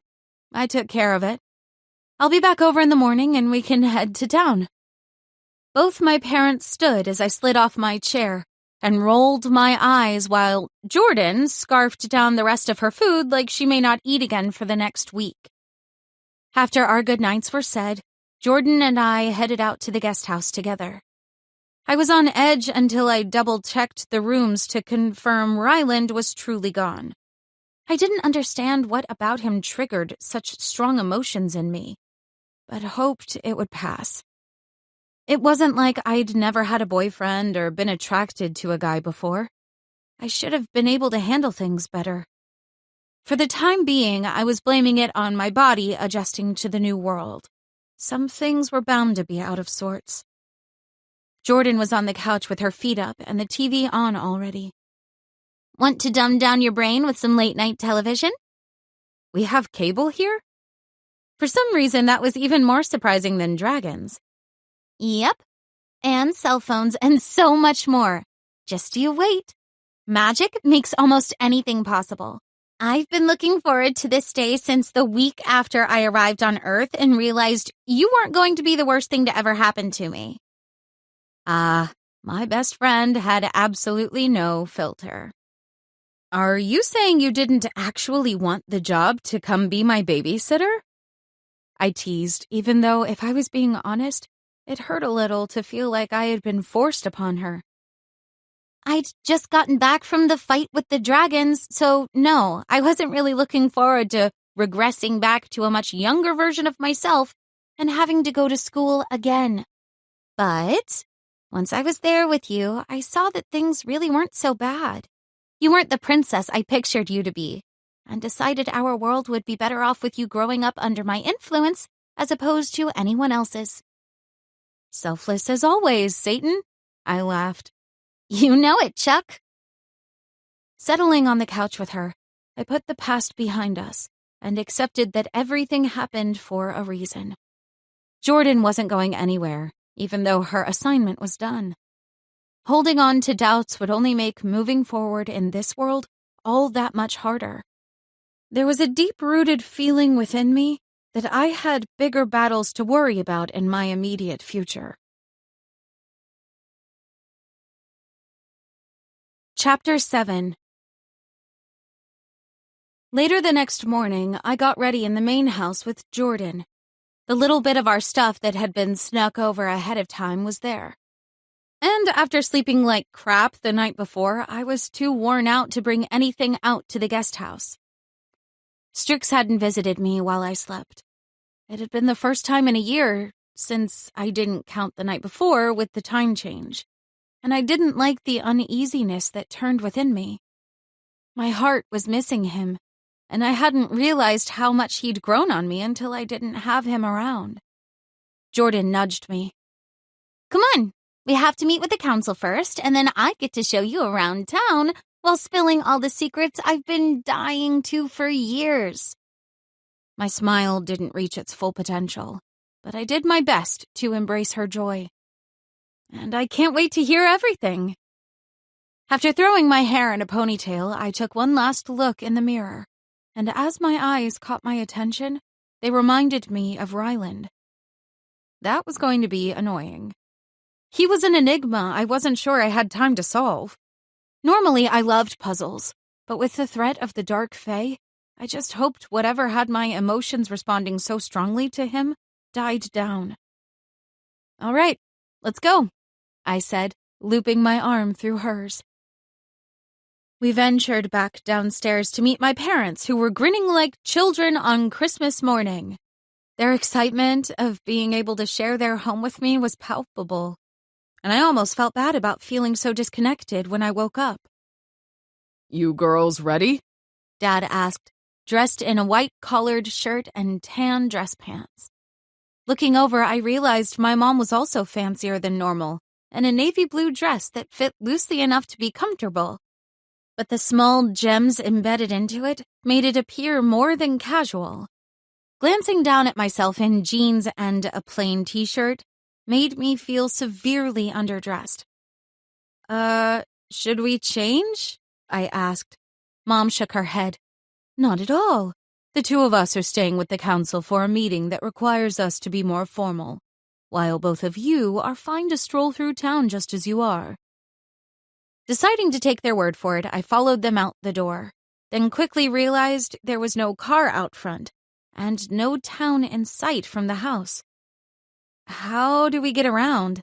I asked Mom, as they kept walking down the drive. Well, normally, we just port to where we need to be. But since it's your first time exploring, we thought you might appreciate the walk this morning. It's only about 15 minutes to town. The trees block most of everything, making it seem a lot further. My face pinched. What is porting? It's teleporting, essentially, but we can only do it within the world we're in. Otherwise, we have to take portals through the waterfalls like we did to bring you here. Jordan laughed at my gaping face when she finished. It's not a big deal. I'll teach you today. Right, because moving from one place to another within the blink of an eye was no big deal. We continued down the path toward town, and I was thankful my parents had wanted to walk. As interesting as porting sounded, nothing could beat the magnificence surrounding me. The area around us was a hybrid of an exotic jungle and the forests back in Oregon. The trees reminded me of the thick woods I was used to. But the vibrant splashes of color from the unique flowers and plants made me think of a jungle. Animals peeked out and stared but skittered away almost as fast whenever I spotted them. Though the most intriguing part was just the peacefulness I felt as we silently strolled along. Taking in a deep breath, I could smell the crisp, clean air and hear nothing but the crunch of rock beneath our feet and the rustling of animals. My skin tingled like it had when I'd touched the water from the fountain, so I closed my eyes and focused on the feeling, trying to draw on it. Supposedly, I had all of this magic within me, but I wouldn't have been surprised if they were all wrong, because even as I actively searched for it, there was nothing coming to me except a light prickling sensation along my body. Here it is, Dad said, and my head snapped up. Sure enough, as we rounded the next bend in the path, a town came into view. Though it was nothing like any town I'd ever seen. This was a village straight out of a storybook, including a castle-looking structure on the backside of all the smaller buildings. The dirt path continued to twist downward, and I stopped paying attention to anything else around me, choosing to only stare ahead as my feet picked up pace. With the higher vantage point, I took in the rows of buildings, most of which seemed to be small homes with chimneys popping out of the roofs. Past the houses were larger structures. I assumed to be shops of some sort, and couldn't wait to see inside them all. Then, directly in the middle of everything was the largest stone fountain I'd ever seen. From a distance, it appeared to be made from rocks at the bottom, but as I took in the 5 layers above the base, they shimmered with something more like sapphires. Jordan snapped her fingers in my face. "Wipe the drool. You don't want to look like a noob as soon as we get around the others. I need them to think I trained you better than that." My head shook. "So I need to act right just so you look good?" "Precisely." "You're insane," I replied. "And you're the princess around here, so you don't only want to look good for me. Just remember that." The smirk on her face made mine pale. For just a little while, I had forgotten all about my royal ancestors. "We're not still considered royalty around here, are we?" I asked Mom and Dad. "Well, nobody calls us king and queen," Dad answered sheepishly. "Don't stress about it, dear. You're not expected to be anyone other than yourself," Mom added. I groaned, realizing that while they didn't sit on a throne, they still had the power and respect of royalty. That was probably the real reason they were dressed up. I should have known something more was going on. Deciding to take my mom's advice, I went back to checking out the village. Or, more accurately, the castle behind the village. The front had 4 thick pillars holding up a large overhang that covered a set of stairs. The exterior appeared crazy old, like the structures I'd seen when spending hours dreaming of visiting Rome. Except here, while the coloring was the same tannish brown, the building had no cracks in it. I thought we'd have to pass through the town area first, but my parents detoured to a side road before we passed the first building, stating we didn't have time to be stopped 20 times before meeting with the council. Ah, the council. I wasn't sure what to think about them yet. As long as they weren't power-hungry politician types, then maybe it wouldn't be so bad. Taking the stone steps up, we arrived at ornate wooden double doors that had to be at least twice as tall as me. When we entered, people were moving freely through the grand entrance, but they immediately stopped when they saw my parents to offer a slight bow before moving on. No longer considered royalty my ass. My parents didn't miss a beat.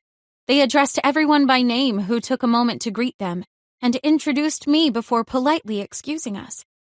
The way they spoke and held themselves had me feeling like I had no idea who my parents really were. I suddenly felt very nervous about whatever came next. Jordan must have sensed the shift in my emotions, because she looped her arm through mine and tilted my chin up with her other hand. "You're going to be okay. Just act like you own the place and don't let anyone make you feel like anything other than the strong woman I know you to be." "Thank you," I smiled at her, because I really had needed to hear that. We went up one more set of stairs before entering into a room with 3 men and 2 women standing around in blue robes. "Brooks, Dahlia." An older man with thick white hair and hazel eyes greeted us. "And this must be Kalia. It's so nice to finally meet you after all these years." He reached a hand to me, and I ineptly gave him mine as I stepped away from Jordan. Hi." I had no idea why I was being so awkward. "Callie, this is Matthias.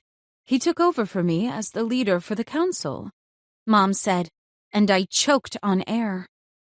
"You were the leader?" She grinned. "Before the kingdom was disbanded, we were a monarchy. So it had seemed fitting at the time when the council was first formed to keep some traditions in place." That was some of the best information I'd yet to hear, and I really wanted to give my mom a high five but doubted it would be appropriate at the moment. Instead, I greeted Matthias again, this time without the use of and was promptly introduced to the other 4. Next was Celine, followed by Rosella, Grayson, and Theo. Once introductions were done, the 4 of us took seats across the table from the 5 of them. "So, We wanted you to meet Callie today, but we'd rather not get into anything heavy with her as we promised her a couple of days of rest before we threw her into training, both physical and knowledge-based. Though, if there is anything pressing, she should be aware before we send her and Jordan on their way," Dad said, leaving the sentence open for someone to finish.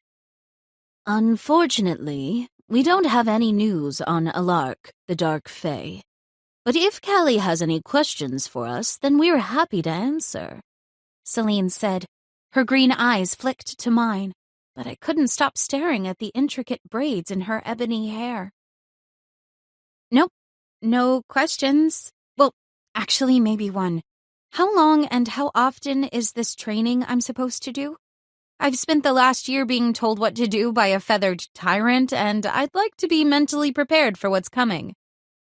She nodded and smiled, dimples appearing on her umber skin. "Understandable. We'd heard Strix decided to prepare you some. While that's not conventional, it isn't entirely bad given your unique situation. For future training, you'll begin magic training with Ryland, Jordan, and Oliver serving as your guides. They're some of our finest guardians, and considering your closeness to Jordan, we thought it would be best if she was present as well." Ugh, Ryland. I was really hoping to avoid him for as long as possible after our interaction the night before, but apparently that was only going to last for the 2 or 3 days I had off. Celine continued. "As for how long your training will last, well, that's up to you.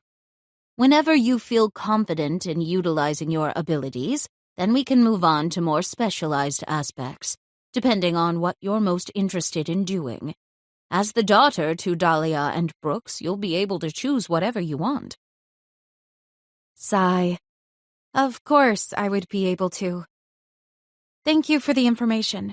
We'll let the rest of you get to whatever business it is you need to discuss," I said, then stood at the same time as Jordan. The council members stood as well, followed by my parents.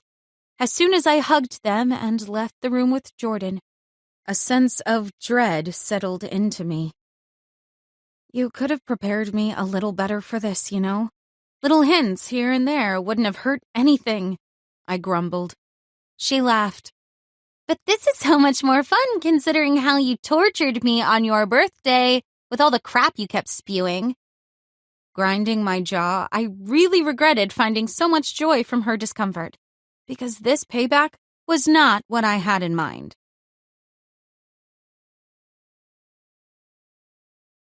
Chapter 8.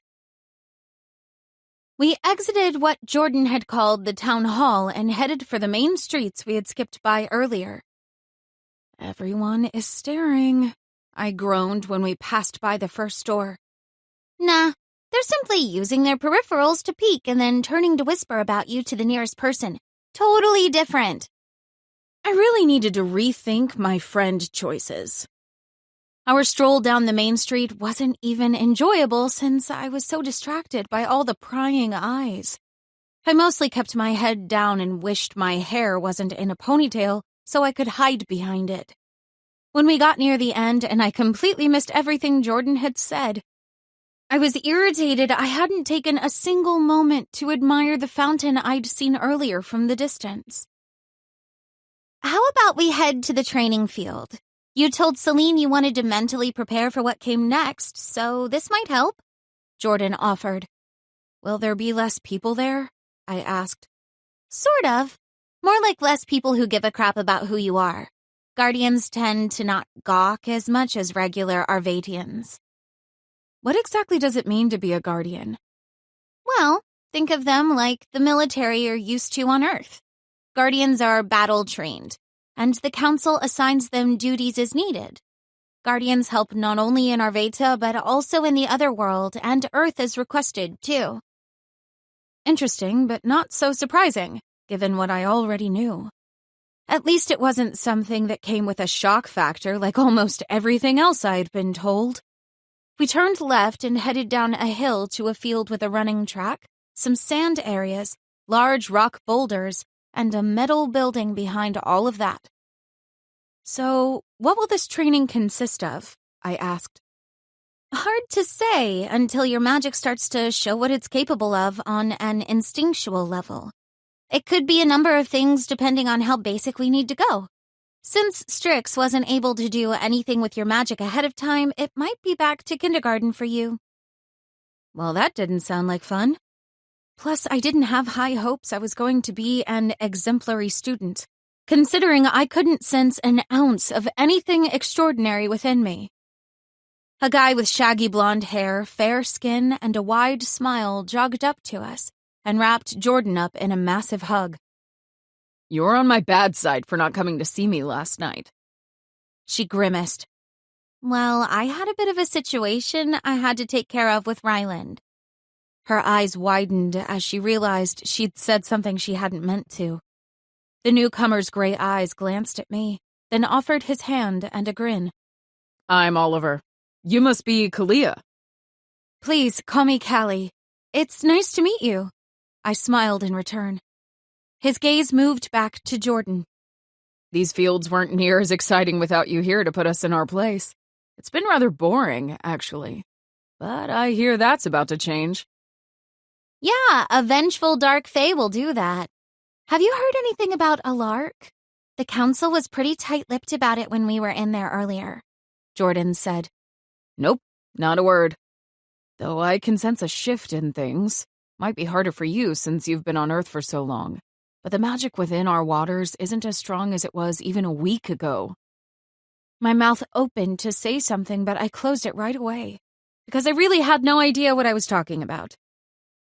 What? Jordan nudged me. It's nothing. Your opinion means more than the rest of ours. You're seeing all of this with fresh eyes, so seriously, just say whatever is on your mind. Oliver encouraged with a heavy dose of sincerity. I decided I liked his disposition much better than Ryland's.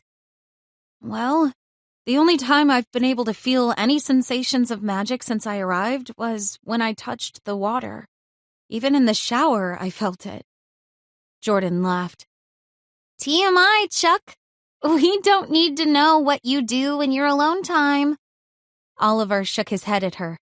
You haven't changed one bit, have you? Nope, she grinned proudly. But what I meant to say was that is normal for you, Callie, being as though you're the direct heir of the last Aurelia. Water will likely call to you more than the rest of us. At least, I'm pretty sure. Guess we'll find out. Oliver shoved Jordan. Dude, you could have told us she was an Aurelia. There hasn't been one of those in I don't know how many years. Well, I didn't say she is one. Nobody has confirmed it, but I have my suspicions, given her ancestors. Apparently, Strix has been paying Callie visits at night for the last year.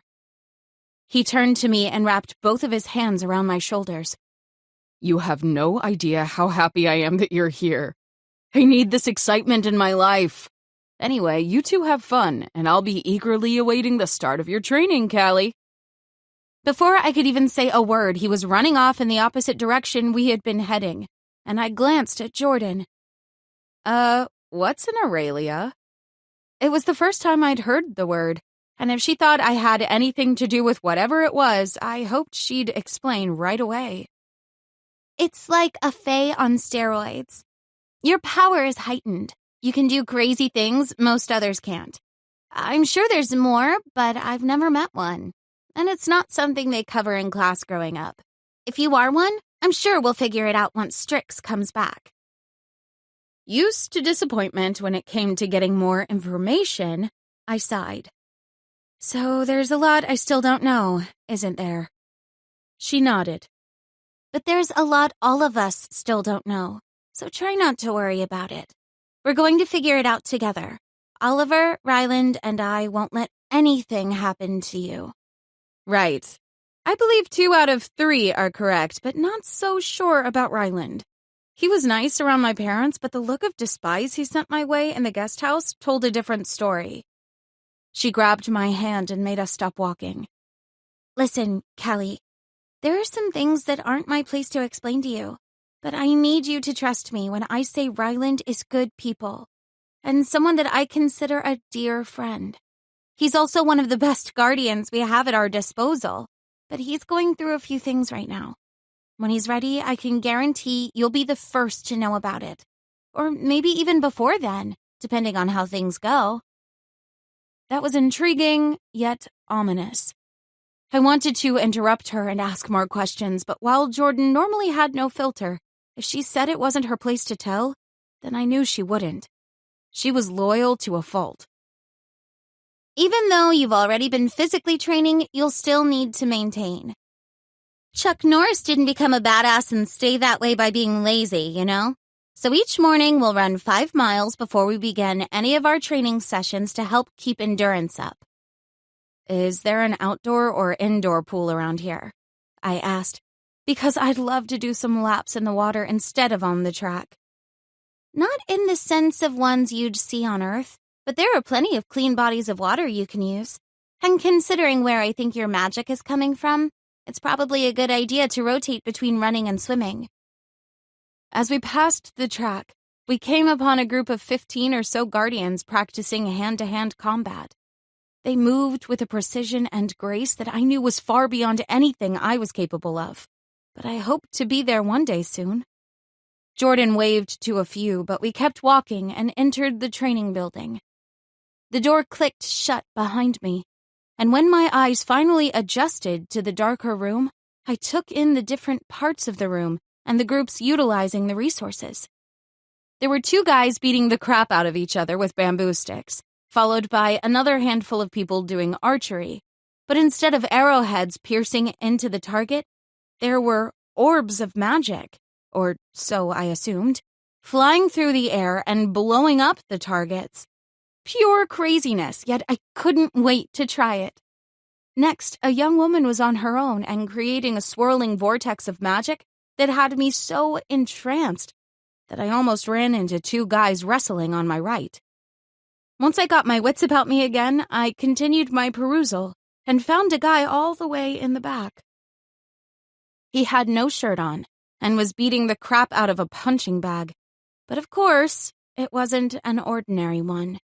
No, this one was translucent, yet every time his foot or fist made contact with it, there was a bright light that ricocheted off of it. When the flashes became too much for my eyes in the dim room, I glanced down at his back and noticed tribal-style tattoo work along his shoulder blades that continued down the backside of both rib cages. Then my gaze traveled further and took in his tapered waist and the fine curves of his lower half, before asking Jordan who he was. "You don't recognize him?" she asked, and I shook my head. "Look a little harder. Tell me if you sense anything familiar about him." The way she said it had me on edge, and as I stared harder, trying to avoid the bright flashes of light, I was able to get a good glimpse of his hair and immediately knew it was Ryland I had been ogling. "Why does he seem to be everywhere?" I complained, and more importantly, why did my chest tighten at seeing him again? Or maybe you just keep searching him out without realizing it. I mean, he is all the way in the back corner. For most people, he would have been easy to overlook. "Shut up, Satan." My eyes tore away from Ryland and searched out the exit. "I've seen enough to satisfy my curiosity. Let's head back to town and do some window shopping until I figure out how to get money around here." She followed me to the door and kept talking. "We don't actually have true currency around here. More like IOUs. Everyone does their part to contribute, and not many have more than anyone else, except for the council members because they pretty much work day and night." My eyes widened. "So you're telling me I can walk into any store we passed and get whatever I want?" "Not exactly. You take what you need, not what you want. There's a difference." Her tone was almost chastising. "What if I want a snack or something frivolous? Do those types of things not exist around here?" I was so confused. How could there be no currency? It just didn't make any sense how that system wouldn't be abused. It would never work on Earth. Humans were greedy beings. "Don't overthink it. I promise, you'll settle in just fine before you know it. How about we start with the bookstore?" There's a bookstore here? My heart was already pounding. There was nothing I loved more than snuggling up on the couch with a good romance or a history novel. Romance because I didn't get out much, and history because there was no such thing as too much knowledge. She laughed. I pointed it out to you earlier, but you were too busy having a panic attack to notice. Come on, we'll sneak right in, and nobody will even make fun of you when you smell the books. I snorted. Nobody but you. My best friend loved to poke fun at my nerdy side. Really, it only consisted of an obsession with superheroes and books. But I didn't care. I was proud of who I was and never once in my life tried to impress anyone, which made me realize how ridiculous I'd been by being so freaked out about the stares and whispers from the others on the street. The people in Arveta didn't know me, so I couldn't blame them for being curious. The only way to make things any better was to show them the real me. And I was going to get on that just as soon as I finished with the bookstore.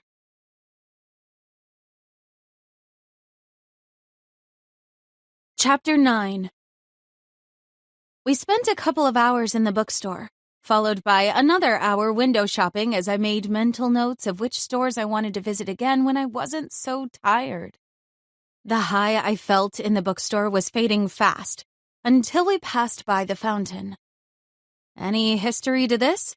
I asked Jordan when I stopped to sit on the edge of the stone before dipping my fingers into the water.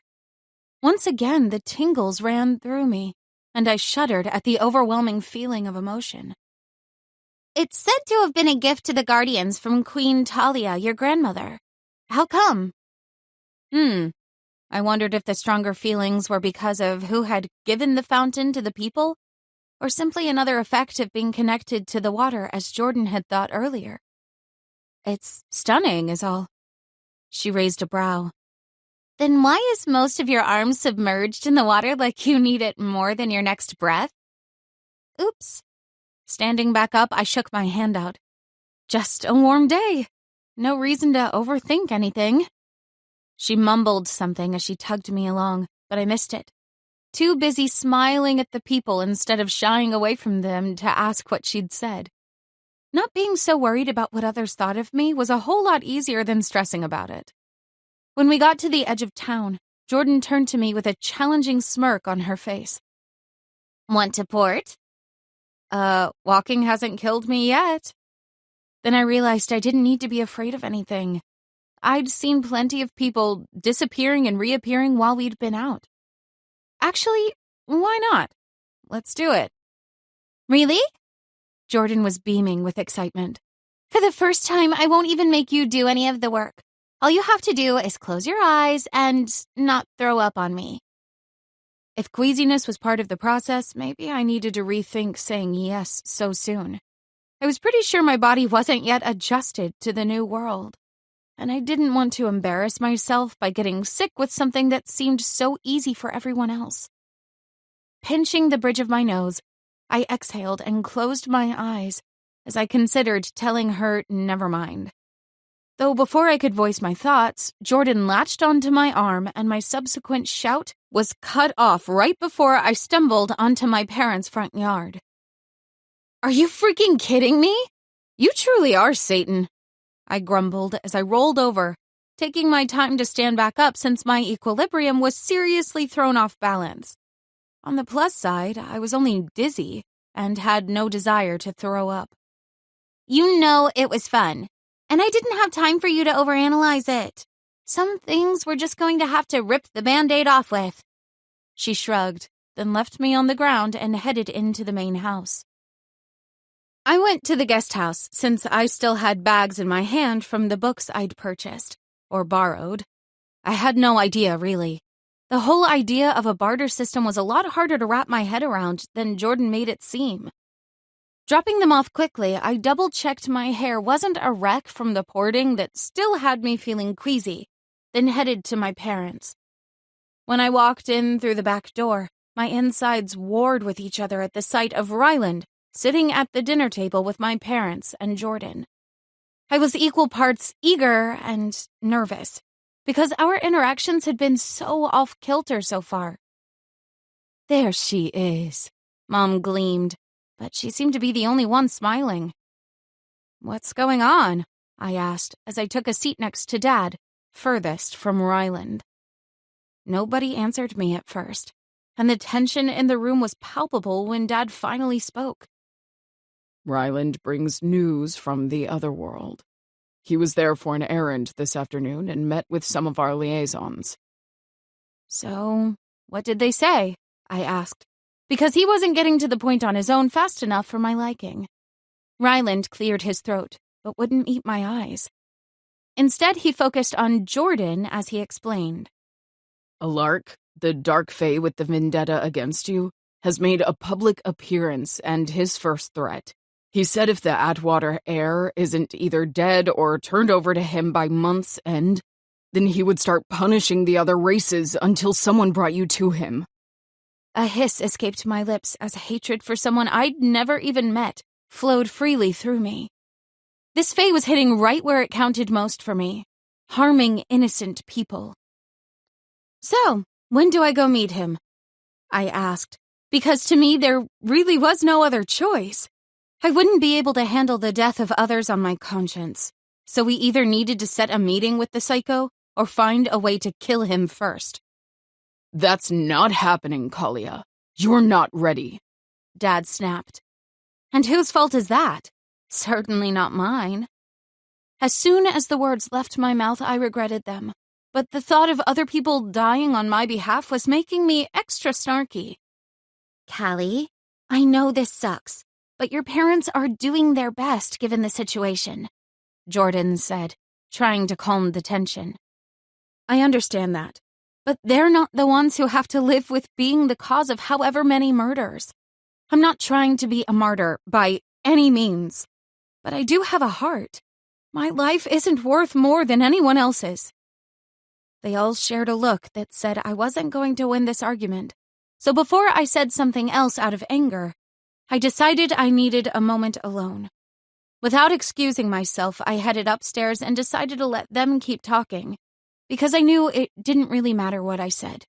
I was going to be outnumbered and overruled. Though I also trusted that Jordan would have my back now that she knew how I felt. She would be my voice if needed, so I didn't worry about it too much. Instead, I went to the upper balcony I'd found when I was done getting ready earlier that day. Opening the door, I sucked in a deep breath of crisp air and closed my eyes. "Strix, where are you?" I missed my fluffy little friend. He'd know what to do with the information being given, yet he was nowhere to be found. He'd promised he would be here, and I was finding it harder to believe he was going to follow through as more time passed. "I'll be there soon. Quit acting like a baby." My eyes snapped open and my head swiveled in every direction. "Strix? Where are you?" "I'm in Dasos, but I'll be in Arvatus soon. Just be patient. And quit yelling. It's giving me a headache." "Are you in my head?" I whisper-yelled in my own mind, because this was the craziest thing I'd experienced thus far. As I paid more attention to the situation, a prodding sensation pressed down on my head each time he spoke. He sighed, like speaking with me was the last thing he wanted to be doing. "Yes, Kalia. I'll explain more just as soon as I can. Give me a little bit longer to sort some things out. I promise. It will be worth it." The pressure released from my head and I knew he'd left. How he even got in my head in the first place was beyond me. Though it was creepy, it was also convenient. Hearing from him did give me some peace. Moving to the edge of the balcony, I glanced around the property until I felt like my heart rate had calmed enough to go back and finish the conversation with the others. Strix was exaggerating by saying I'd been acting like a child. Sure, I could have worded things better, and I did feel bad about blaming my parents for my lack of being prepared for this world. They had been given difficult options, and since I'd never been a mom, I couldn't say I would have made different choices. Regardless, my feelings weren't going to change, and I needed to make sure not to roll over and do as I was told just because I was new to the place. Arveta was a complicated world, and I was worried it was going to take me years to figure out. We didn't have the luxury of me taking my sweet time with it. I knew my parents had promised some downtime before I was thrust into training, but it was no longer an option we could afford. Deciding it was time we made a plan that included me being involved, I headed back downstairs. But as the voices drifted up to me, I slowed my pace and listened in. You guys can't keep this from her. It's not fair to take advantage of her ignorance. Plus, you know who's going to pay the biggest price for it? Me. She'll kick my ass for not telling her. And I don't call her Chuck Norris for no reason. I know she really can, Jordan said, and my heart warmed a little. She really did love me. And because I was super curious as to what secrets they were still keeping, I stopped moving down the stairs and waited for someone to respond. We know, Jordan, but it's not only up to us, Mom said. Ryland has to decide as well. Nothing but silence followed, and my curiosity was piqued at what Ryland might have to do with this big secret. Well, Ryland, what are you going to do? Jordan pushed. Not a damn thing. We don't have time for this right now. We can deal with it after we hunt down a lark. You, of all people, should understand that a mission will always come before anything else, Ryland answered. Ah, I see. You're afraid. That's okay, because you're right. I do understand. But at least I had tried. There's a huge difference here, though, and you know it. James wasn't my Meraki. Yes, I loved him, but I wasn't bound to him. He wasn't my soulmate. We both knew the risks and took them anyway. You, on the other hand, are denying your soul the very thing it wants most in this world, and causing me to omit extremely important information from my best friend. Now, man up and deal with it, or you're more liable to cost us this mission than you are to save the day. I remember a time when I was your best friend, too, he grumbled. You still are, or I wouldn't be saying anything at all right now and keeping your secrets, Jordan responded. And then my parents changed the subject, but I didn't comprehend anything after that. Jordan had said the words Meraki and soulmate, and she was talking about me. Correction, me and Ryland. What in the world did Meraki mean, and why would she think Ryland was my soulmate? If I had some connection to him, wouldn't I have known it? Sure, I thought he was hot when I first met him, but that didn't mean anything. There was no possible way my attraction was more than that, and I was going to prove it. After taking a deep breath, I decided I wasn't going to say anything. It was a secret I'd let them think they were keeping for the time being.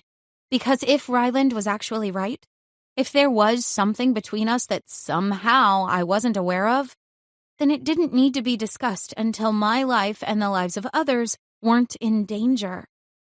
Strolling into the room, I put on my best poker face and took my seat again. Sorry about that. I just needed some air. Mom reached for me. It's quite all right, dear. Do you feel better now? Yep, better than ever before. So I was thinking upstairs, I don't want to wait. I think I should begin my training as soon as possible. How do we make that happen? Ryland pushed away from the table. We don't make anything happen. I'm in charge of your schedule, and I'm busy tomorrow. It will begin as previously scheduled. Okay. Being quiet about what I'd overheard was not going to happen if he insisted on acting like a jerk. Even though I knew stooping to his level didn't make me any better than him, I didn't give a crap in the moment. Listen, Ryland, I don't care who you are to my parents, to Arveta, or even to me with whatever this Meraki thing is. I realize I don't know everything I should, but I'm willing to learn, and if you don't want to be the person tasked to help me, then go away instead of making things harder. His eyes widened for a split second before he glared at Jordan. This is your fault. Snapping my fingers, I brought his attention back to me. No, this is your fault for acting like you're better than me. My eyes held his as emotions within me warred. Ryland infuriated me like nobody had before. And that was saying something considering my best friend was Jordan. Fine. I'll be here tomorrow morning at 5. Be ready or I'll get you ready myself. Then he stormed off, and I couldn't help but smirk. His irritation only fueled me to be better than he thought I could be. Ryland was going to learn really fast that just because I didn't know everything about Arveda, it didn't mean I wasn't capable of being a badass guardian who could protect herself from a psychotic fae. Or so I hoped. Chapter 10. Jordan apologized 1,000,001 times after the brief argument with Ryland. But I didn't really want to talk about it. Instead, I went back to the guest house and headed straight for the stack of books I'd grabbed earlier in the day. After picking through the hoard, I focused on the ones that I thought would give me the most information about whatever Miraki meant.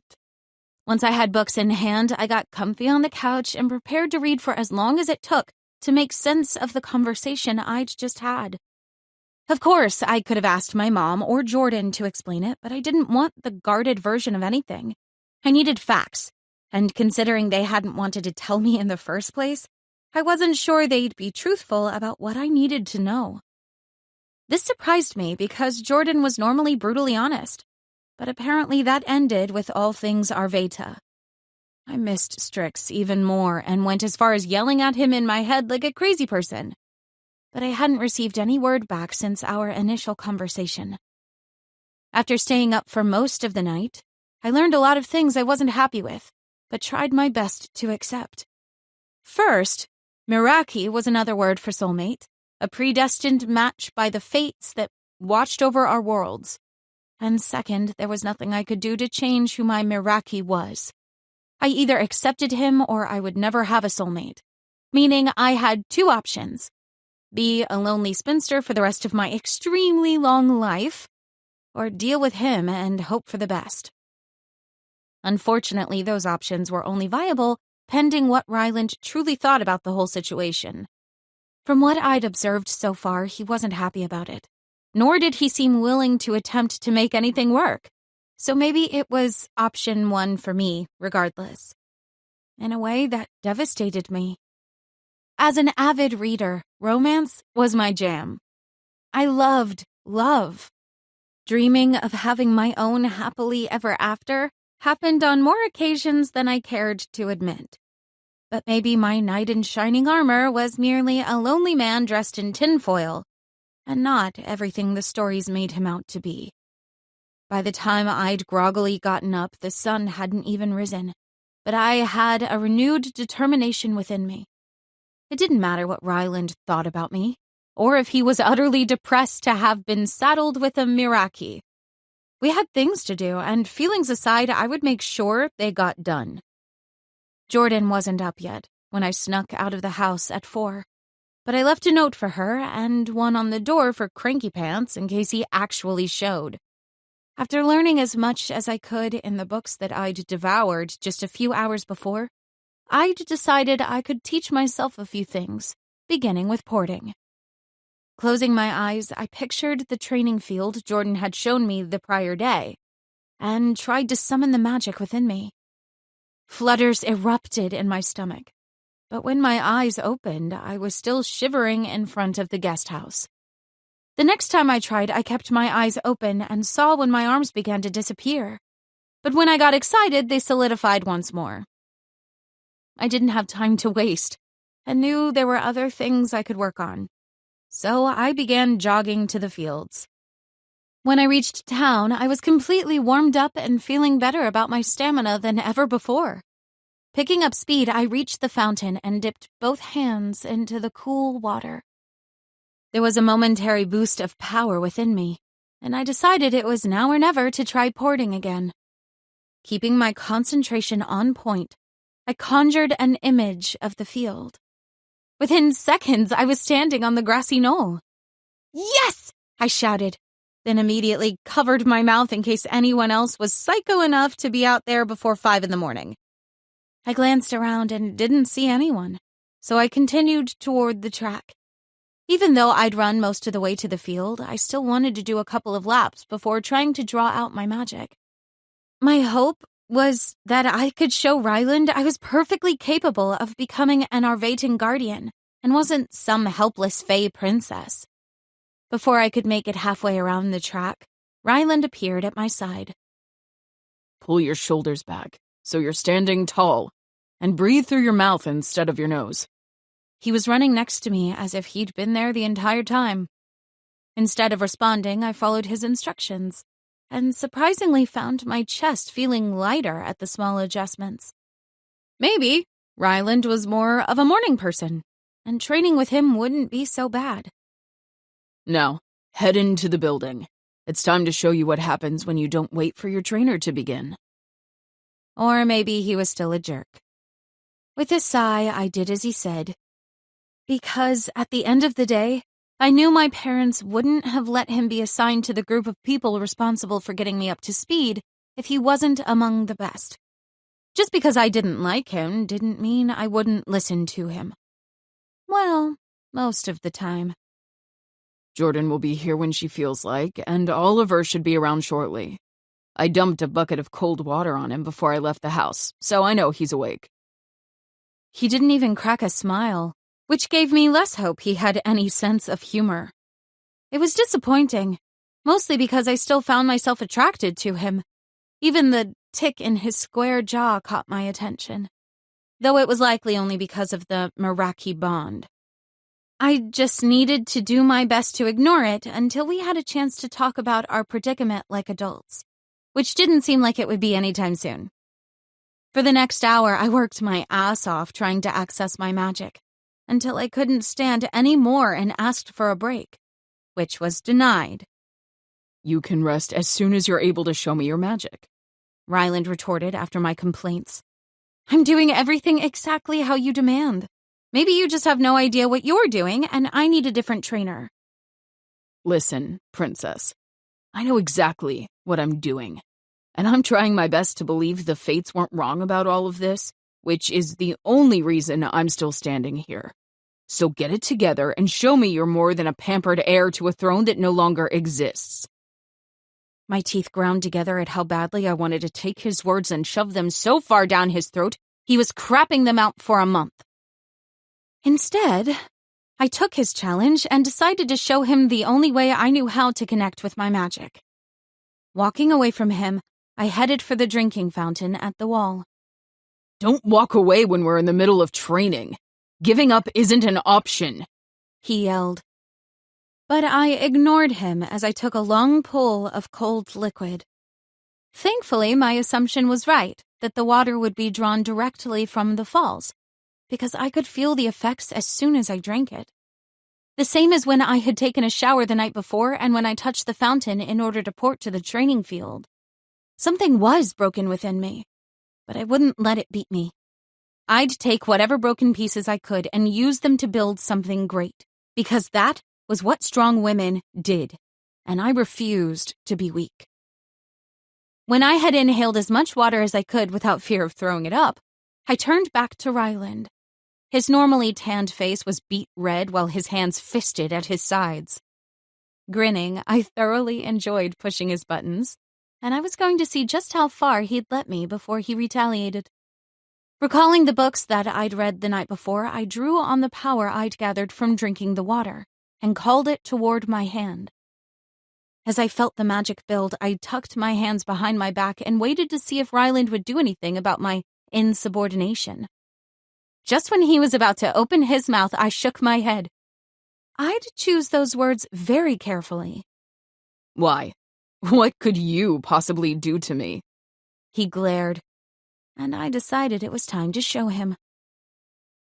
While pulling my hand forward, I focused on Ryland's face as it transformed from confused to shocked, ending with fury as the magic I'd balled into an orb within my hand slammed into his shoulder.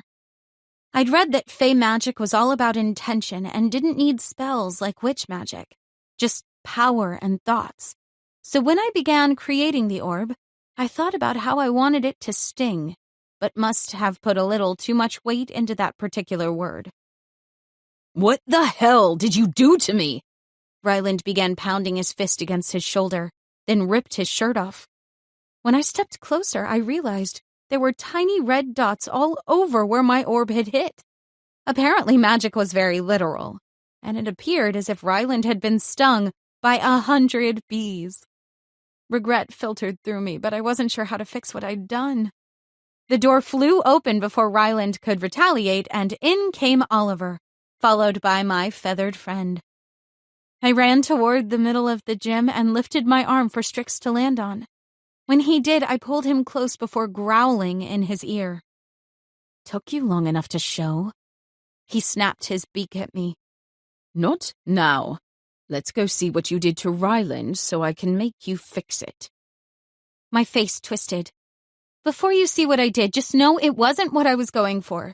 You have no idea what's been happening." His wing came up and pressed against my head. Actually, I have a pretty good idea.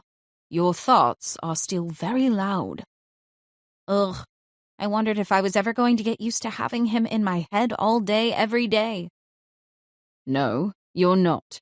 But you'll get over it when I turn you into a magic fighting machine, he said, replying to my unspoken thoughts. Now, take me to Ryland. Bossy freaking owl. Oliver was laughing so hard, I decided it was good for us to go back anyway. It definitely had nothing to do with the beady owl eyes glaring at me until I began moving. When we got closer, I could hear the labored breathing of Ryland between the hiccups coming from Oliver, and actually got a little worried I'd done some serious damage. That was a low blow hitting me with bee stings. Did Jordan tell you I was mildly allergic? He tried to snap at me, but his mouth was already starting to swell and the words were hardly understandable. Before I could answer, Strix landed on my shoulder and butted in. You're going to fix this, Kalia. Your magic, your responsibility. Well, I'd love to say I could right this very moment, but I need to get another drink before I attempt it. His head swiveled. Not with me here. Search within you and you'll find your power is just a bit stronger with me around. My brow pinched as I turned to face him. Another thing you failed to tell me? Possibly. Now, focus before Ryland goes into anaphylactic shock.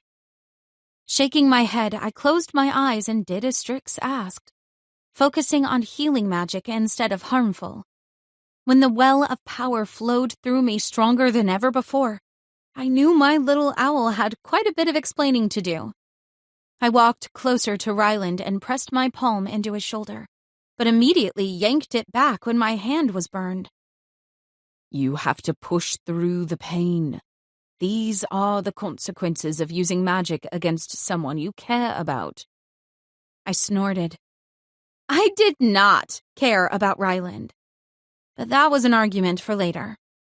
Pressing my hand back against his shoulder, I realized Ryland's eyes were rolling around instead of staying focused, which explained his lack of smart-ass replies, but also urged me along. Maybe books weren't going to be the best way to learn more about how to be a better me. Once the stinging dulled, I removed my hand, and Oliver helped Ryland lay on the floor while he recovered. I'd maybe recommend calling it a day and coming back tomorrow. You don't want to be here when he comes to. Oliver grimaced. Yeah, all right. I'm pretty sure Strix has some explaining to do anyway. At least tell him I'm sorry. I really didn't mean to hurt him. He nodded. I know. Don't worry. He'll get over it. Turning away, I stayed silent with Strix still on my shoulder. We made it all the way to the door with one foot already outside when I heard Ryland's roar. Where is she? Keep going, Kalia. You can deal with him tomorrow, Strix said as I let the door close behind me and ported home. Porting came so naturally. I hadn't even realized I'd done it until we were standing at the guest house door. Talk now, I demanded, because I was over being confused, and it was going to end immediately. Chapter 11. Strix didn't say a word until we were inside, and he made me confirm that Jordan wasn't there either. Why that mattered, I had no idea. But I didn't really care as long as he started to spill whatever it was that he knew. Even though it had only been 3 days since I arrived in Arveta, I felt like I'd been a part of this place for the last year through my dreams. Waiting any longer to figure out what role I played in all that was happening was not an option. Strix stood on the arm of the couch, his wise eyes staring at me for much longer than necessary before he spoke. So, you know Alark is the Dark Fae who feels he deserves retribution for his family that died because of the decision your grandfather made, which ended up killing all of the pure Fae. Yep, got all that down. Tell me something I don't already know, I replied. His feathers bristled, but he continued. When the Dark Fates predicted what would come of you and your magic, they not only said what might go wrong, but they also talked about what could go right. There is a reason I spent an entire year preparing you as best I could, Kalia, and it's time you know why. Thank the freaking fates. As you know, we're bonded, but it's not just because your blood comes from mostly Fae. When the bonded animals were created for the Fae, it was only the purest and strongest who received the gift of a bond. You've already been told that the fates only step in when the scales of good and bad tip too far in the wrong direction. Well, they are worried Alark is stronger than any of us are prepared for on our own. What do you mean? Stronger how? I asked. I'm not sure. The fates have to be careful with what they disclose. I don't have much information other than the bonded animals will be coming back, and even Arvetans with minimal Fae blood in them could be assigned one. The fates are giving us a huge advantage here. So, we know Alark is stronger than the rest of us, but the fate's solution to that is to gift the guardians with bonded animals. What else? While all of that sounded good, it still didn't tell me how we moved forward or how we were supposed to defeat the Dark Fae. Well, for one, you have to be the one to kill Alark. My face paled. There was no possibility of me being able to murder someone. There had to be another way. Just breathe before you pass out. Strix huffed, clearly irritated with my more human side. I can't do that, I said when my heart slowed. You can, and you will, Kalia. I need you to focus on what it means if you don't. Good people will die if Alark continues to live. His dark magic will seep into you, and what you think so horrid at the moment will become a common act. Because if Alark doesn't die, he will make you just like him. So you're saying that if I don't commit murder, then I'll become a murderer? Great options. Super freaking great. I know it's not ideal, but yes, those are your choices. Not ideal. Right, I snorted. Why me? Why not someone who has been doing this for a few decades, like Ryland? If he was good enough to be my trainer, then he should be good enough to off the Dark Fae. Ryland will have his role in assisting you, but he cannot wield the weapon required to do the job. What's his role, then? I asked. Well, as you've already found out, Ryland is your Miraki. He is almost as important to you as I am. The stronger your bond grows, the stronger you will become. He will train you and he will assist in making you the best Fae you're capable of being. Laughter burst from deep within me. This whole situation was a hot mess. Sure, the bond with Strix was easy. We'd been building up to that for months. But if the fate of the worlds depended on me and Ryland accepting the predestined bullcrap that had been forced upon us, well, good luck. That was all I could say. We don't need luck, Kalia. I understand that you and Ryland haven't gotten off to the best of starts, but It will get better, Strix said, once again reading my thoughts. How come I don't hear anything you think? I asked, trying to change the subject. Because you haven't accessed your full magic yet. Once you're capable of doing so, there is a way to block them. If you're good, I just may teach you how to do so. The little fluffy monster winked at me and I snarled back. What now? I play nice with Ryland and hope he doesn't want to pummel me after I almost accidentally killed him? Was it really an accident, though? My jaw dropped. Of course it was. I only meant for it to sting as in pain level, not actually sting him like a bee. Regardless, you need to apologize and mean it. So everyone can move forward. The two of you need to find a way to get along or you'll doom us all. My eyes glared at him. You're a jerk, you know that? No, I'm not. I'm the only one who will be brutally honest with you. I won't sugarcoat anything, especially when it comes to the lives of others. I know you feel like I've given you an impossible task, but I've been watching over you your whole life, and I know you can do this, Collier. That was the creepiest yet nicest thing anyone had ever said to me. I was going to do my best to believe it, but the thought of killing anyone, even someone evil, was still off-putting to me. I wasn't sure how I was going to conquer that particular task, but I'd deal with it when the time came. For the time being, I'd focus on training like Strix was saying, and hope the rest would just come to me when I needed it. Assuming it would be a him or me situation, maybe it wouldn't be as hard as I was thinking to end his life if it meant saving myself and thousands of others. Tomorrow I'll be back, and we'll try to split your training up more, so not all of it involves so much one-on-one with Ryland. I'll be helping, and Jordan is capable on her own as well. You're obviously not mentally prepared to deal with him yet, but you will be soon. For the rest of the day, I want you to work with Jordan on porting and bringing your magic out.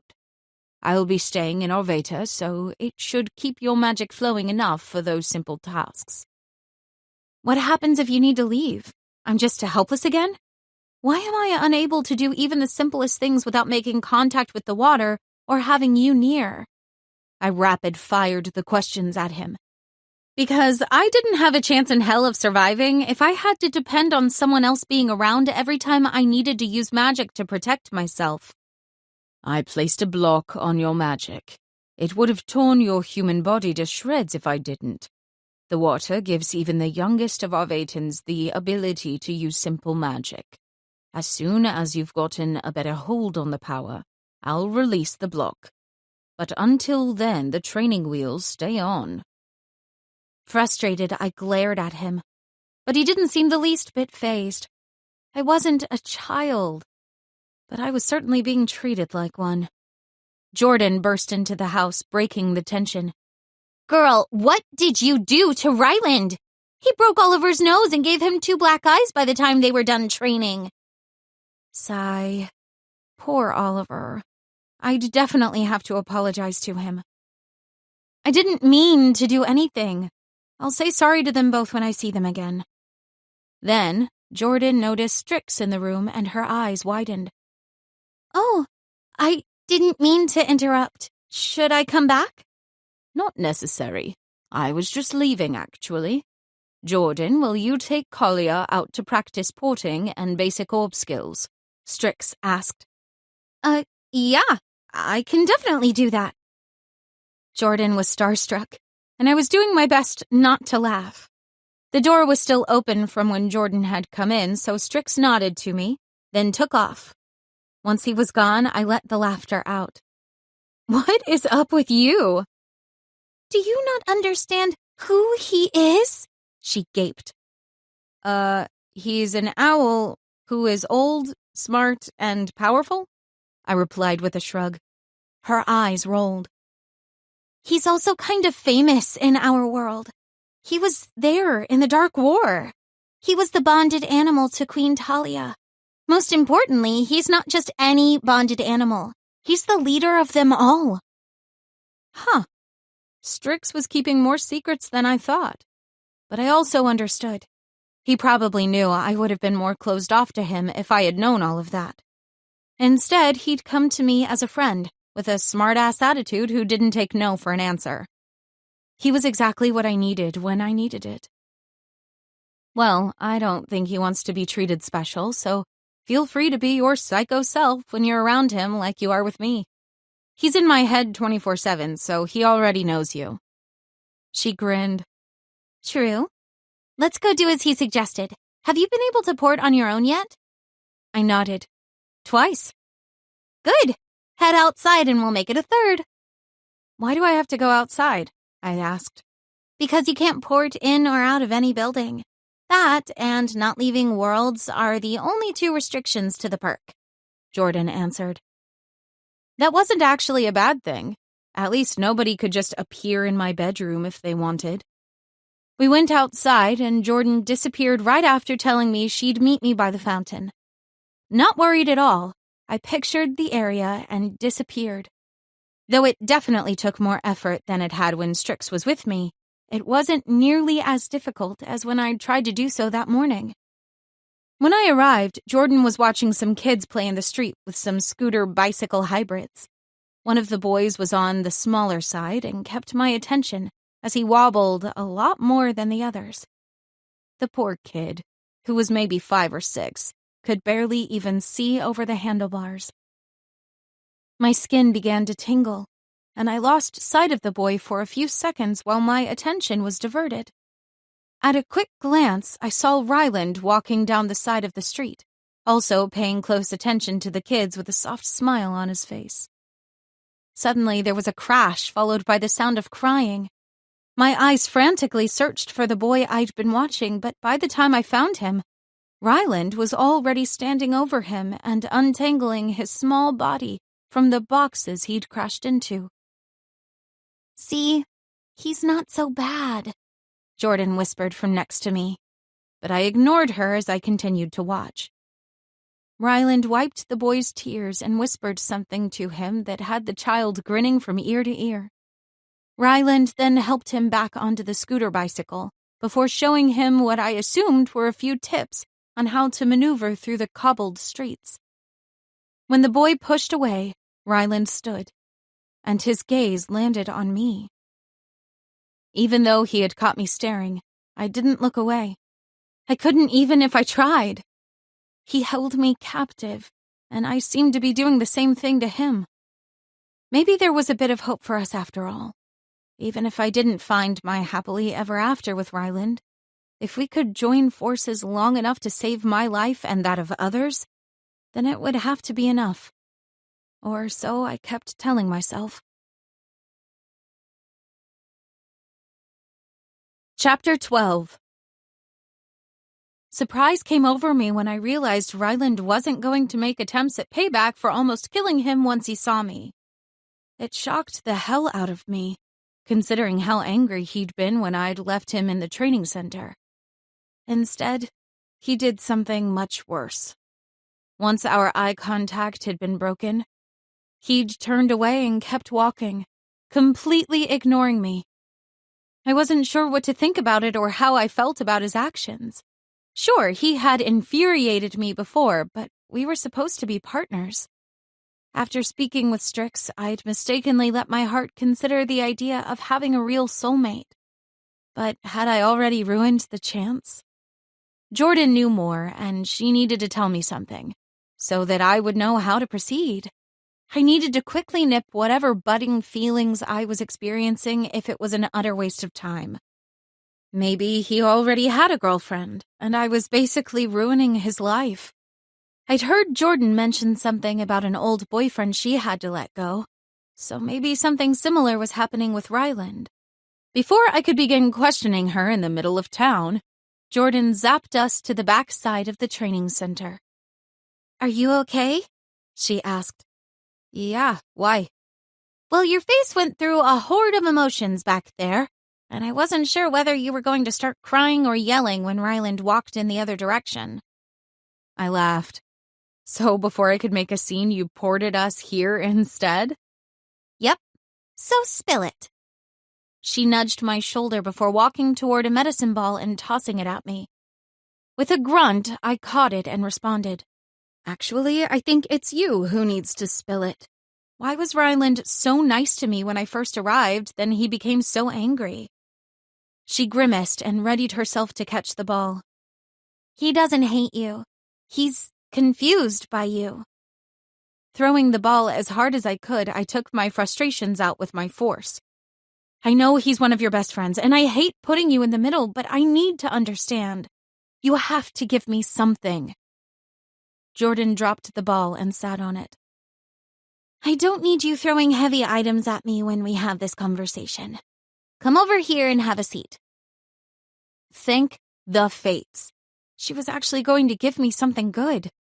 Sitting on the ground, I leaned back and rested my hands while I waited for her to continue. Ryland is a bit older than me, so when I started training, he was already established as a guardian. But he took me under his wing when he saw what a fighter I was. Oliver and I began training at the same time, and the three of us have been pretty much inseparable since we became a team. As I got to know Ryland, I also got to know his Meraki. My mouth opened and closed, but no words came out. Had I been stupid to think that each person only had one soulmate? Was I expected to share him if we found a way to work things out? No freaking way! Jordan held up her hand. I know what you're thinking, and we're all just as shocked as you are. It's why I left with him when you woke up in the water instead of staying with you like I had planned. I knew he'd have no idea, and he'd need someone to break the news. How did you know so fast? I asked, because I had no freaking clue until I'd overheard them talking. His eyes.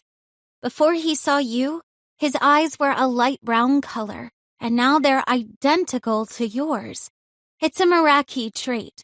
Being as though we come from a monarchy, the male counterpart always changes to match his female mate. But that's not as important as what you want to know and what you need to understand. My breath held as I waited for what she said next, which was not at all what I expected. Ryland was bonded with another woman named Sarah. They'd met during Guardian training and were together for nearly 20 years before she died on a mission in one of the darker sections of the otherworld. It took nearly a decade before Oliver and I got our friend back. But Ryland finally came around and accepted he would be alone for the rest of his life. He threw himself into work, became an even better guardian, and received a promotion as direct guard to your parents. It wasn't until they knew you were coming that he ever once left their side. When they left for Earth and he wasn't able to go with, Ryland lost his purpose. But Oliver and I kept him busy with other things like fighting dragons. And then you left him as well to protect me. I bet he wasn't happy about that one, I said. Not one bit. He had wanted to go himself and thought there was no reason for you to need a girl best friend. But now we understand. He couldn't meet you until you were here, Jordan replied. Cheese and rice. I understood why he was being a jerk, but at the same time I had no clue how Ryland was feeling. Sure, I'd dated back on Earth. I'd been with a guy for a couple years in high school, but he'd gone off to college in the Midwest and we'd called things off. I never thought of the guy as my soulmate, so it was completely different. You can't tell him, Callie. I mean it. I've been put in an impossible situation with the two of you, because I love you both. But I also can't sit by and watch both of you ruin what could be the greatest opportunity in your life.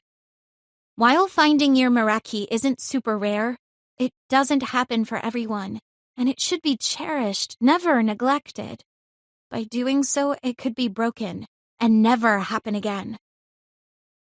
The longing in her voice was evident, and I hated that she'd been without hers for so long. Thank you for telling me. I promise I won't say anything to Ryland, and I will try to be more understanding of his actions. I imagine he's pretty pissed at the fates for doing this to us. And I can't really say I blame him. The day had been full of revelations, and I was feeling a whole lot better about my place within Arveda.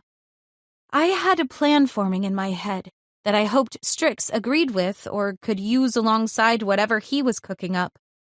I wasn't ready to die, and I sure the hell didn't want to go dark like the fates predicted. So, now that I knew more about myself and what to expect from those around me, I felt ready to continue training. Enough with the heavy and no more physical exercises. I want to learn how to control my magic. Strix said we needed to work on orbs. Tell me more about them, I suggested. Jordan grinned before standing and reaching a hand out to me. I'm more than happy to do so, but only for you, Chuck. I had a very strong feeling I'd live to regret this moment, but it didn't stop me from placing my hand in hers and following her further out into the fields. Jordan stood about 20 feet away from me, and we were facing each other. Okay, I want you to create an orb. I know you read a bunch of the books, or at least flipped through them, so I'm assuming you know how to do that much already. Blushing, I nodded. I used one on Ryland earlier. It sort of backfired, and Oliver paid the price for it. Ah, that makes much more sense. And I really wish I could have been there to see it, but a girl needs her beauty sleep. Oh well, I'm sure there will be many more opportunities to see you do something completely wrong that causes someone else pain while bringing me sheer joy. I scowled at her, but she ignored me while creating her own ball of magic. It was perfectly symmetrical and a pale orange color. As she started tossing it between her hands, I focused on my inner well of power and sought out my own orb. Just like when I was porting previously, gathering the magic and bringing it forward wasn't easy or natural, but it was doable. Pulling it toward my hand, I watched in fascination as a lavender orb shimmered into appearance within my palm. Jordan cheered for me. Good job! Now, what were you thinking about when you created it? Nothing, except for making it appear. This whole intention thing freaks me out, especially since I almost killed Ryland earlier. I wanted the orb to sting a little, and it ended up acting just like a bee sting instead. Seriously pissed I wasn't there. Anyway, I know it seems hard, but you'll get the hang of it. I won't let you fail. As soon as the words left her mouth, I knew they were true. Jordan was the best friend I could have ever asked for, and I trusted her to get me through whatever obstacles lay ahead. We spent the next 2 hours creating magical orbs with different intentions, and I learned that purple was my magical color, as orange was Jordan's, which made sense since she had an affinity for fire like I did for water. Anything I created would always have a tint of purple to it, but the darker it was, the more powerful it would be. When I was finally able to make an orb that was nearing a midnight black color, Jordan finally called our session a success. Let's go get some gelato and head home, she suggested. Dessert before dinner? I will never say no to that, especially when I skipped lunch. We'd been so busy that I hadn't even realized it was nearing 4 in the afternoon. But it had been a good day. A day that made me feel a hell of a lot better about being thrown into this insane world. I had thought I was prepared for it, but not even close. When we arrived back at the house, Ryland was just leaving, and I froze in place as soon as I appeared in the yard. Jordan nudged me, then whispered, You have to act the same. He can't know I told you. That was going to be harder than I realized, because I immediately felt sympathy for him instead of irritation. He nodded to Jordan. Did you finish her training for the day? Yep, she's proficient in orb creation now. What time are we beginning tomorrow? She asked. Good. Let's see if she can keep from almost killing anyone again. Let's start tomorrow around 7. There's no reason to be there before sunrise. I knew that last bit was a stab at me and tried not to let it piss me off, but I failed. Can the two of you stop speaking as if I'm not standing right here? I snapped. Ryland glanced me over, then turned back to Jordan. Don't be late. Trying to be the bigger person, I held my tongue as he disappeared. I really wanted the animosity between us to go away. Hopefully tomorrow would be a better day.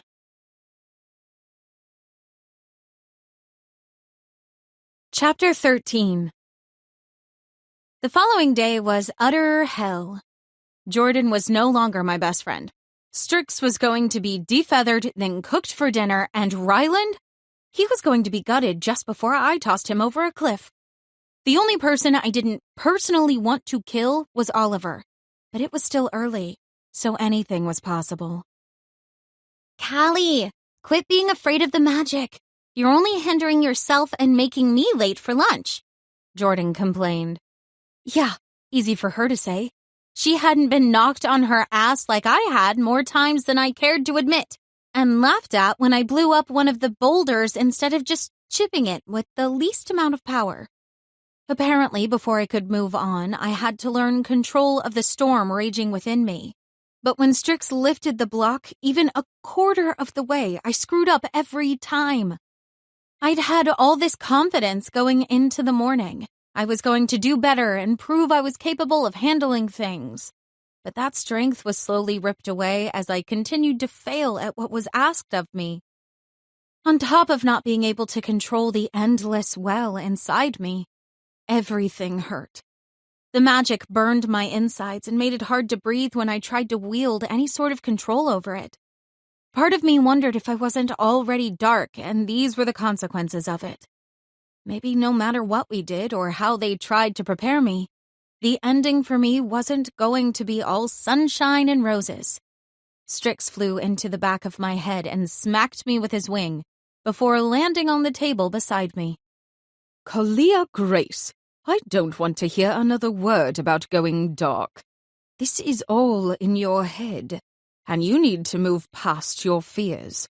I will not let anything happen to you, not during training or when we go to the other world.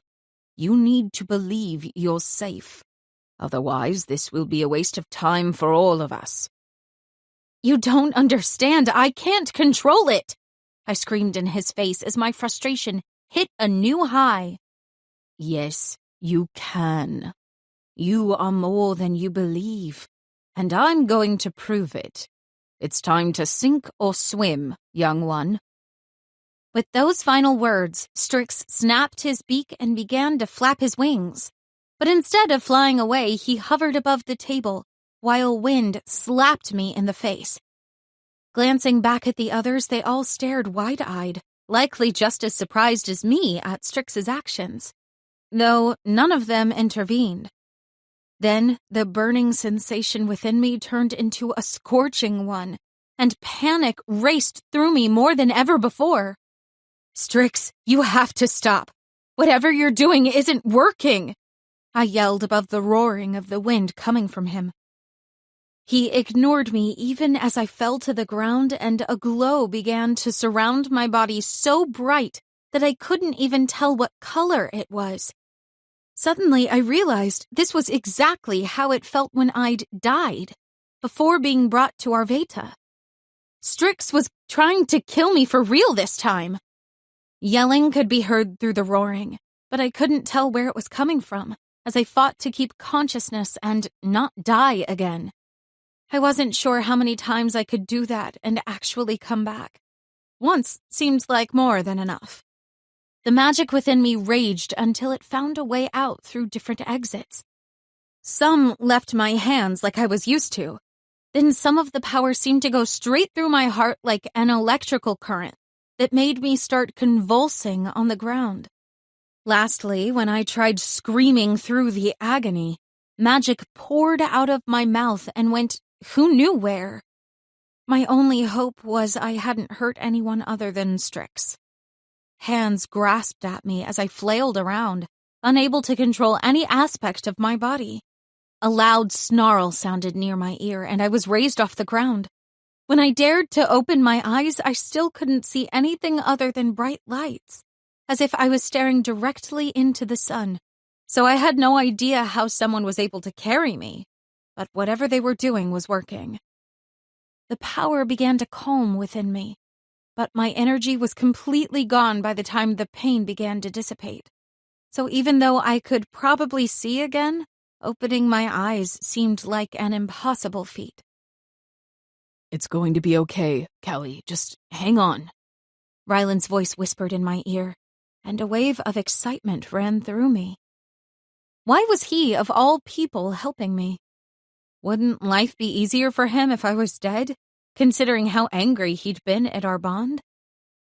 I would have thought for sure he'd have been sitting back enjoying my torture.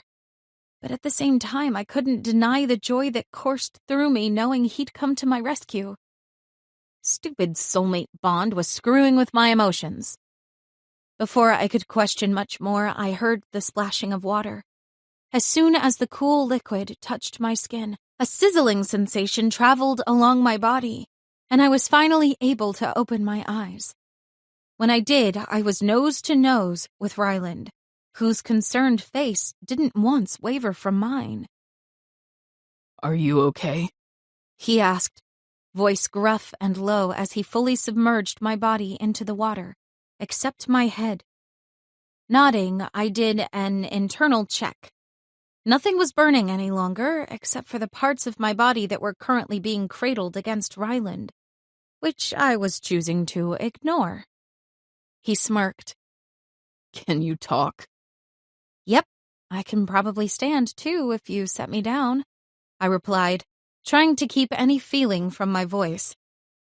"Strix almost blew you up. I wasn't sure what to do except get you to the falls before things got worse," he said as he loosened his hold on me. When he let go of my legs, the moving water shoved me down and my body ended up flush against his. "I'm sorry," I stammered, trying to push away from him. But the water seemed to be fighting against me. His face creased in confusion. "It seems we're literally being pressed together. Are you doing this?" he snapped, letting anger replace the confusion. "Of course I'm not. You're the one who brought me here. Maybe I should be asking you the same thing," I retorted. He huffed. "Listen, Kelly, I'm sure you're nice, but someone made a mistake. You're not my soulmate. Don't make this any harder than it already is." I heard his words and I understood them. But I also felt his fingertips tracing circles around my wrist in the water, and wondered if he should be telling himself we weren't soulmates instead of me. "Ryland, all I care about right now is keeping myself alive and making sure other people don't die because I'm alive. And maybe if you're so against the fates saddling you to me, then you shouldn't touch me like you can't stand the thought of letting go. The water isn't doing that." His eyes widened as he glanced at his fingers around my wrist. "I didn't mean—" "Yeah, I know. Now get us out of here." The current in the pool beneath the falls was only around us, and I knew without a doubt that something bigger than me was interfering in whatever was happening. But there had to be some way around it. I couldn't stay stuck to Ryland in the water all day. The current pushed us closer together until my face pressed into his chest, and I could hear the rapid thumping of his heart against my ear. I fit perfectly against him while his palms lay flat against my hips. If he wasn't being so stubborn about the whole thing, I'd probably attempt to make a move on him. But I wasn't pathetic and didn't need him if he didn't want me. Correction, I didn't need him to like me. I did apparently need him to help me get out of the mess I'd found myself in. Then we could never speak again if that's what made him happy. The tearing pain in my chest said it wasn't going to be so easy to walk away from my soulmate, even if he was a jerk. But others had said it was possible. So I'd survive it and do my best not to let myself be completely shattered by a stranger in the process. With those thoughts, I'd officially decided that magic sucked. "What are you two doing?" Jordan screeched from above us as she came racing toward the water with Strix and an older lady right behind her. Focusing on the newcomer I wasn't familiar with, I watched in fascination as she moved her hands in circular motions and then thrust them at Ryland and me. When the magic came closer, instead of hitting us, it dove into the water and the pressure keeping us locked together finally gave. Ryland scrambled away first, and I followed immediately after. When I was back on the grass, Strix landed on my shoulder. "Dry yourself off." Peeking over at Ryland, I realized he was completely dry. The only evidence we'd taken a swim was the disheveled appearance of his hair. Not wanting to be shown up, I connected with my inner fae, but ended up on my ass instead as Strix flew away to avoid being crunched on the ground underneath me. Jordan snickered, but the newcomer shushed her. Kalia, my name is Laurel. Let me help you. She reached a hand to me, which I gladly took and stood up.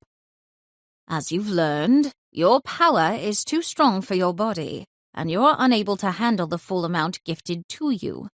In time, this will not be the case, but I have something to help you in the interim. She backed away before reaching into a bag that was draped over her shoulder. When her hand came back out, it was holding a crown. A real freaking crown with purple gems made from something very shiny and silver. White gold, chrome, platinum? I had no idea. But there was no way I was wearing it. Nothing screamed, "Look at me," more than a crown, and I had zero desire to have that kind of attention on me. Don't look at the crown like that. It's not going to bite you, Laurel chastised. But do I have to wear that thing, or can I just keep it in my pocket or something? I asked. She shoved the crown at me. You should be proud of your heritage, not ashamed of it. This crown will help you control your erratic magic, and possibly save your life. As soon as you accept who you are, the easier this will be for everyone. Then the crazy old lady disappeared. Who the hell was she? I asked, fidgeting with the crown that warmed in my hands. Strix landed back on my shoulder. That's Laurel. She's the second most powerful person currently in Arvata. Who's the first? I asked. His beak snapped at me as if I should have known the answer already. Me. Now, put the crown on and get dry. Then let's break for the afternoon before coming back this evening. Grinding my teeth, I reluctantly put on the crown and heard Jordan snickering to Ryland, who I assumed was waiting to call me princess again, but surprisingly kept all opinions to himself. When the crown was placed on my tangled mess of hair, it was almost as if it melded to me. I shook my head, but it didn't budge. Then I tapped into my abilities and was thankful when I stayed upright the second time around. As my magic spread throughout my body, I thought about what I wanted it to do. Within a few seconds, I was completely dry, including my hair, which was softer and fuller than it had ever been. Euphoria filled me. Sure, I didn't want to look like or be a princess, but having control over the power within me filled me with a completely different kind of joy I'd yet to experience. Then I remembered something that Laurel had said. What did she mean about me accepting who I am? Does this have something to do with the Aurelia thing Jordan mentioned before? Strix narrowed his eyes at her, and she shrugged. Hey, I was just guessing. If you don't want her to know, then you should have let the rest of us know. It is what it is. Not that it makes any difference, but yes, you are the next Aurelia. Your grandmother was the last one, and it appears you've inherited more than just her eyes, Strix answered. It sounds like it should be a big deal if there hasn't been one alive in a couple of centuries, I said, hoping he would expand. Strix flew to me, and I held out my hand for him. Listen, Kalia, you need to focus on one thing at a time right now. If you try to take on too much, it will only hinder your growth. Being an Aurelia doesn't change anything about what we're doing, but I promise, when the time comes, I will make sure you know more. My mind wanted to argue with him, but my heart was at peace with the answer. I trusted Strix with my life. And he was right. There were a lot of other things going on, and I was okay with circling back to the Aurelia subject later. Now, if that's all, you two port home and I'll find you later. We'll work on funneling your abilities through the crown now that Laurel has provided it. Once you get a real handle on your magic, we'll take a trip to the other world. Is that wise? Ryland questioned. We have to show Alok we're not afraid, and our allies need to know Callie is capable of doing what needs to be done, or they won't stand behind us. It's the only option we have, Strix answered. Once again, the pressure was on. But just maybe with this crown and access to my magic, there was a chance I wouldn't fail at everything that was asked of me. I wasn't ready to give up, even if I was beginning to realize I was in over my head. Chapter 14. A week later, the crown had become almost a permanent part of my body and had changed me in more ways than one. My skin was brighter and firmer, my eyes even more vibrant than before, and my hair was now rocking some interesting blonde highlights that appeared purple whenever I had the crown on. Though the most obvious change to me was the new points at the tips of my ears. They weren't sharp, but there was a definitive alteration that had left me in freak-out mode for a solid 48 hours. There was no denying what I was any longer.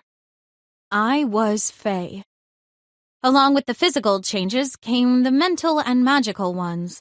I was no expert by any means, but my affinity for water had my skin constantly feeling like I had goosebumps no matter where I went. Water was everywhere, and until I had a real handle on everything, Strix said I would be on constant overload with my senses, but the crown would keep it from being completely overwhelming. Unfortunately, he was right. The only time I took the crown off was when I slept, and only because Strix sealed me in my room. As mad as I wanted to be at him for doing so, he only started locking me in when I ended up accidentally calling water to me in my sleep from the fountain on my parents' porch and flooded the guest house. Later that afternoon, I had my last test before we headed to the other world, which was scheduled for the following day. I was nervous, but also eager. While the books hadn't done crap to help me understand my erratic powers, they were useful in understanding the other races and history. You know, I'm going to have to stop calling you Chuck if you begin reading more than you train. It's ruining your cred, Jordan teased as she plopped down next to me on the couch, making me lose my place. The crown isn't helping much either. Glaring at her, I reached a hand up to touch the titanium metal, but in my attempt to look cool, I ended up pricking my finger on one of the sharp points. There were 6 of them. Apparently, one for every main race within our 2 worlds, past and current. Fae, Arvatans, Shifters, Witches, Vampires, and Demons. When demons were mentioned, I instantly pictured grotesque beings with leathery skin and horns. But apparently most of them were just descendants from demons and kept a human form like succubus, incubus, djinn, and more I really didn't care to ever meet. Yeah, well, shove it. You might know more about your magic than me, but I could still kick your ass, I said as I dabbed my finger against my jeans. You think so? Tonight, after your final test, let's see just how true that statement is, she smirked. And something told me I was going to regret agreeing, but I did anyway. You're on. I need to run to town. Do you need anything? She asked as she stood back up. I waved my books at her. I've got everything I need right here. Her eyes rolled. Get a life, nerd.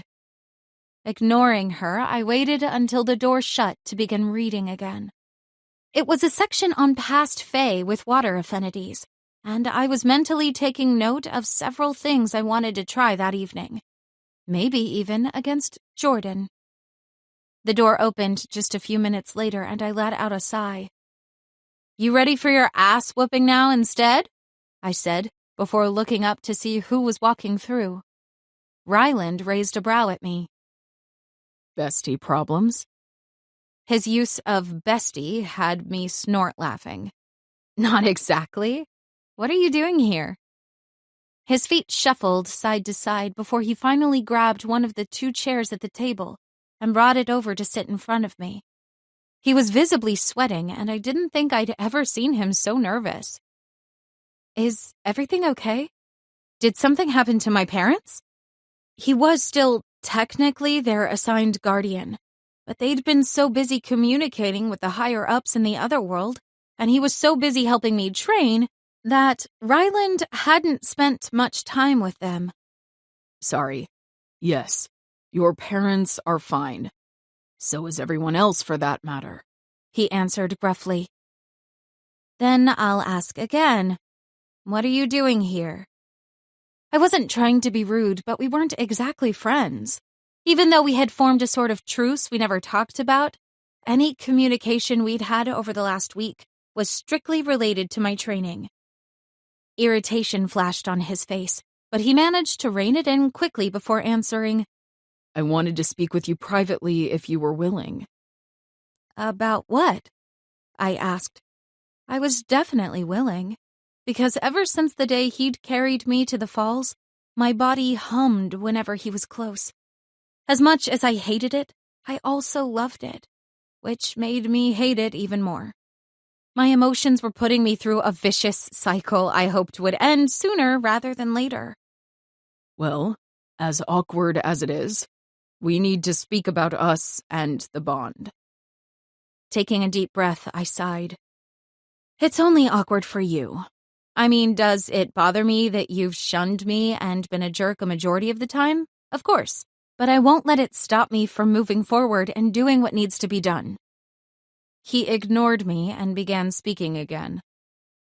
When we're young, our parents tell us about what it means to find a Meraki, how special it is, and how it should be cherished for life. As a boy, I laughed at that stuff. As a teen, I did my best to stay away from new women, afraid my life would be forever changed in the worst ways. After a couple decades, well, you start to look for that special bond. And when I did, I found it. Not with you, but with another. Someone who stole my breath away the moment I saw her and changed my world for the better when I needed it most after losing my parents and everything I ever owned in a house fire. Her name was Sarah, and I loved her more than anything in all the worlds. This was not at all going how I thought it would. I really wanted to interrupt him, but he seemed to be lost in his own story as he stared past me and out the window. So I let him continue. She was mine for only a few years, and then she was killed. I found her body, and it ruined me. Our Vaetans live long lives, but yet the one I was supposed to spend mine with was gone when I was only in my 40s.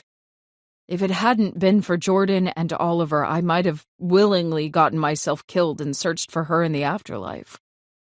But as time went on, I focused on work and taking care of your parents, because I owed them a great debt for taking me in after my own had died.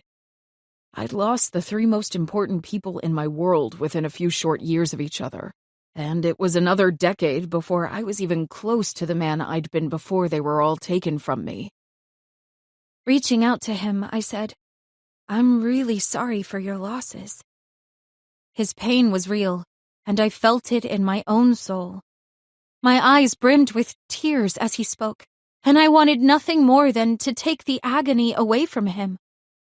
Though before I could grasp his hand, he pushed away. I'm not here for your sympathy. I'm here so you understand.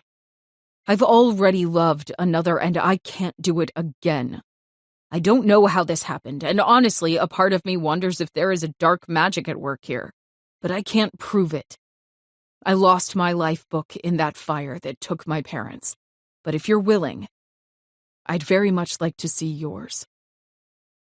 Pain rocketed through me. He still didn't believe that we were meant to be soulmates.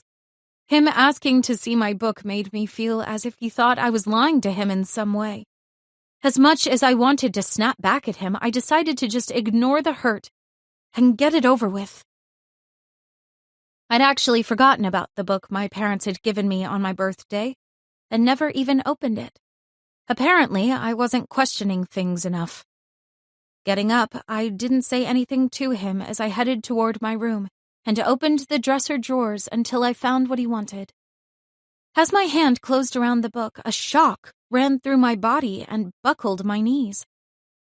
Catching myself on the dresser, I checked to make sure my crown was still in place, then slowly took a few steps until I was steady again. When I made it back to the living room, Ryland was pacing, and I threw the book at him without thinking. It hit him in the chest and fell to the floor, and he actually looked appalled I'd done such a thing. So much for ignoring the hurt. You want to see it? Go for it, I bit out before taking a seat back on the couch. He reached down for it, but the book zapped him too, only much harder. I can't open it. Only you can. Sighing, I reached toward the ground and grabbed it with ease that time. What am I looking for? He hovered over me. Find the index and see what page family is on. It should be there. Family was only on page 5, right after a section called Before Arveda. Apparently, my prior life wasn't really worth documenting since it had been spent on Earth. Turning the few pages, I stopped and shoved it toward Ryland. Look at that. Meraki, Ryland Gray. Guess I'm not a voodoo witch playing tricks on you after all. Or, wait, do you want me to prove the book is real, too? Kelly, that wasn't what I was implying. Standing, I pushed him away. Really? Listen, I get it. The situation sucks. Was I happy about being told who I was supposed to spend the rest of my life with? Absolutely not. Would I have grown to accept it? Most likely. But I won't be made to feel like a burden. If you don't want to be here or don't want to help stop a lark, then don't. Stay away from me and let the bond break, or whatever it does when it's not accepted. I don't care anymore. His hand reached for my arm, and the moment our skin connected, power flared between us and drew us together instead of pushing us apart, just like it had when we'd been in the water. Ryland froze as my body pressed against his, and I glared at him. This whole situation was screwing with me, and I didn't like it one damn bit. My soul kept telling me I wanted Ryland, but my mind was screaming at me that I didn't need him. The two parts of me were going to ruin any progress I'd made if Ryland stuck around much longer. Please, just go. Leave me alone, I said softly. He nodded, and the magnetic pull between us finally fizzled out. When he stepped away and closed the door behind him, I allowed myself a few minutes of tears falling freely for a love I was destined to have, but never would. If I ever saw the Fates, I'd be the first to tell them what a bunch of assholes they were. When my allotted time was up, I headed for the shower, washed away the evidence of my heartbreak, and got ready for my final test. It was time to shed away the hurt and do what needed to be done. Most importantly, I was going to do it proudly, without a man by my side. Chapter 15. Ryland. Walking away from Callie was harder than I thought it would be. My plan had been to tell the truth, hopefully dissuade her, and it would be a mutual understanding. But the sympathy I'd seen on her face told me the bond was in fact very real. She had truly only wanted to heal the hurt within me. Only it had made me angry, and I'd insulted her by forcing her to show me her book of life. I wasn't supposed to feel anything for her. My soulmate had already walked our worlds, and I wouldn't disrespect her memory by accepting another. Not even when my heart had been telling me it was the right thing to do from the start. Callie couldn't be mine, or so I kept telling myself. Except there it had been, in black and white. Proof that none of this was a ruse. I'd really been given 2 Merakis in one lifetime. None of it made sense. I was furious with the Fates for doing this and not sending a heads up. I knew they couldn't interfere in most things, but with an abnormality like this, it would have seemed pertinent for them to do so. Considering Callie was the key to everything we were trying to prevent, I would have assumed they wanted things between her and me to go more smoothly than they had been. When her eyes met mine, they told me she wanted to give things a shot and accept what had been forced upon her. When I really looked at her and was honest with my feelings, I was overwhelmed with guilt.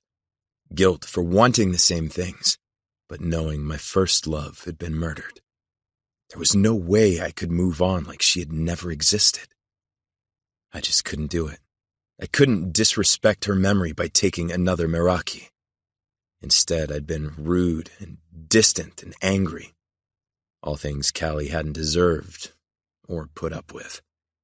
When she'd retaliated, part of me had been grateful she wasn't taking my crap. She deserved better. Porting to the only place that brought me peace as of late, I arrived at the falls and settled myself against the rocks at the edge of the grass. I closed my eyes, focused on the roar of the water, and felt the vibrations beneath me, while the magic within the core of our world eased my pain. My body warmed, and I felt a presence before me. Deciding I wasn't in the mood to speak with anyone, I kept my eyes closed and hoped they'd get the point and move along. When a foot slammed into my shin, my eyes flew open. "What the hell?" was my immediate response, but I quickly realized my mistake and bowed before the man in front of me. "I'm sorry, Fate. I didn't expect your company," I said reverently. The Fates very rarely made an actual appearance in our worlds, so I'd either royally screwed up, or whatever they had to tell me was so secret they couldn't even send it in writing the normal way. "Stand, Ryland. You don't need to bow to me. We are all equals here." His voice was angelic, and there was an ethereal glow around his russet skin and ochre hair. When I stood, I averted my gaze because I had no clue what I was supposed to do. Usually only council members spoke with the Fates. I was way out of my comfort zone. "Take a walk with me," Fate said. None of them had names. We simply called the group of them Fates. Since they worked so cohesively, it was as if they were one person anyway. "Are you sure that's a good idea? People will question your presence," I said. "Nobody can see us. You're still sitting on the ground." Fate grinned as I whipped my head back.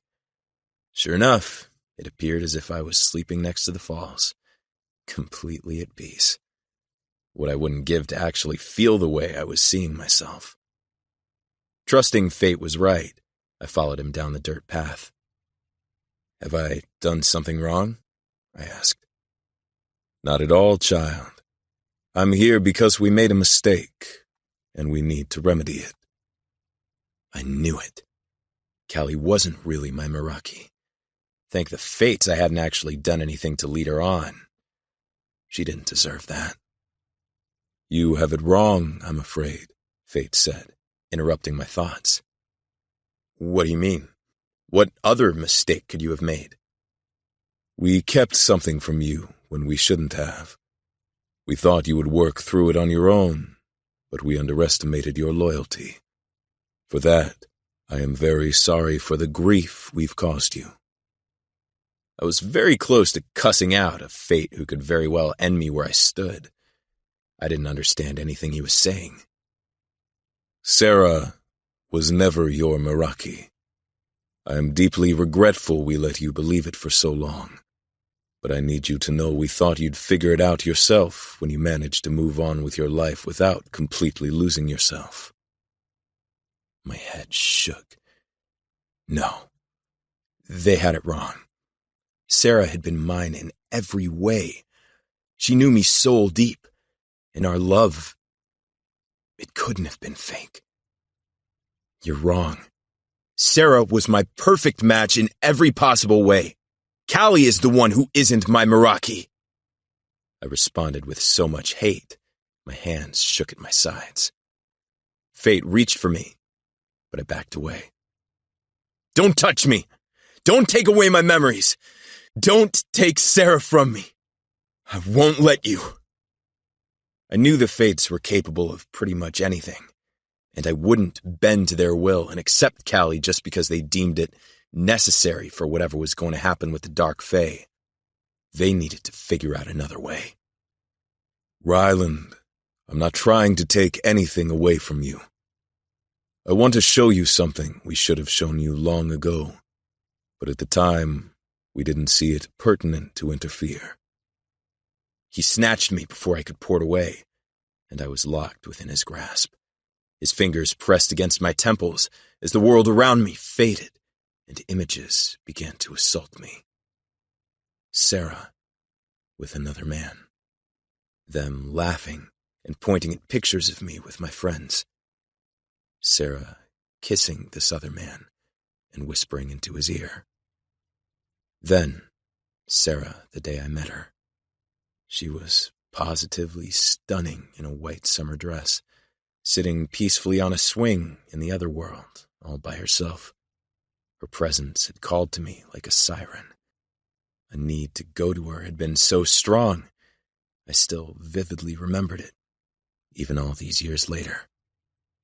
The image skipped forward to our first kiss, and the hug that followed it. Her face was scowled when my past self couldn't see it, as if she was repulsed. My body flinched at the image, and I tried to jerk away, but fate wouldn't let me. The last thing I saw was so real, I felt like it was playing right out in front of me. Sarah was back with the man in the first glimpse. He's fallen hard and fast. It was almost too easy. I've even won the admiration of the Queen and King. It's disgusting, really. Why couldn't we have postponed this until she was pregnant? Being nice is so draining, Sarah complained. The man cradled her face. I know, love, but we need there to be no doubt of your loyalty to them. If you can't get me that child, I won't be able to get the vengeance my ancestors deserve. I was made for this, and you were made for me. Together, we will make them pay. Sarah pouted. It could be years before that happens. You're going to let another man touch me. For years? He snarled, then captured her mouth with his before fate cut the image and released me from hell. We really are sorry. We spent months trying to avoid you meeting her, but there was only so much we could interfere without repercussion. Our hope was that you'd heal and move on when Kalia came home. But Alaric's spell had been stronger than we thought. My eyes narrowed. Alaric? What does he have to do with this? The Fae you saw with Sarah. That's Alaric. He has been trying to get Kalia since before she was even born. He believes they're meant to be together, and he can convince her to become a Dark Fae. He was told from a young age that the only way to true power was to be stronger than anyone else. For some reason, he believes Kalia will be the partner he needs to fulfill his greatest wants. Fury like I'd never felt before flooded through me, and I lost all control of my abilities. Wind whipped around us as I let go of all restraints. I'd been played for a fool. As much as I didn't want to believe the fate before me, I also knew they didn't meddle with things lightly. My heart was shattering into a million pieces as I recalled my time with Sarah. All the moments that I'd held onto for decades and cherished. My mind was still unwilling to believe they were all a lie. But my heart was conflicted beyond comprehension. Half of me filled with hatred at having been tricked, and the other was filled with grief for a love I had thought was true, but wasn't. How could everything with Sarah have been false? I didn't understand it. I didn't want to accept it. Everything within me ached at not only the loss of the woman I once loved, but the memories that were now tarnished after what fate had shown me. I made so many mistakes because I'd believed in what I had with her. Callie. I'd pushed her away, told her I didn't want her when everything about her drew me in. I'd lied to both of us and probably made her want to hate me. But she'd never be able to. The bond wouldn't allow her to, no matter how much I had denied it. Eventually, if I'd never given in, she would have moved on. But indifference is all she would have been capable of with someone else. Sucking in a deep breath, I drew the air back within me. What do I need to do? Fate smiled at me. You need to make things right with Kalia. The bond needs to be accepted by both of you before she faces Alaric, or she will be highly susceptible to his attempts at luring her to his side. If he'd been able to trick me into thinking Sarah was my Meraki, I had no doubt he was more powerful than I'd given him credit for before. Why does he want her? I asked between gritted teeth. Alaric believes that a union between the last Dark Fae and Light Fae royalty lines will bring about a reign of power like their ancestors had never been able to achieve. He is deceptive and will do anything to get what he wants. You need to understand just how dark he's gone, Ryland. He killed his own parents when he was only 13 years old, and he's been on his own ever since. With every kill, he becomes more powerful, and he won't stop until there's nobody left that he considers a threat. My jaw tensed as fury flooded through me. This was not good, and I needed to get back to Callie.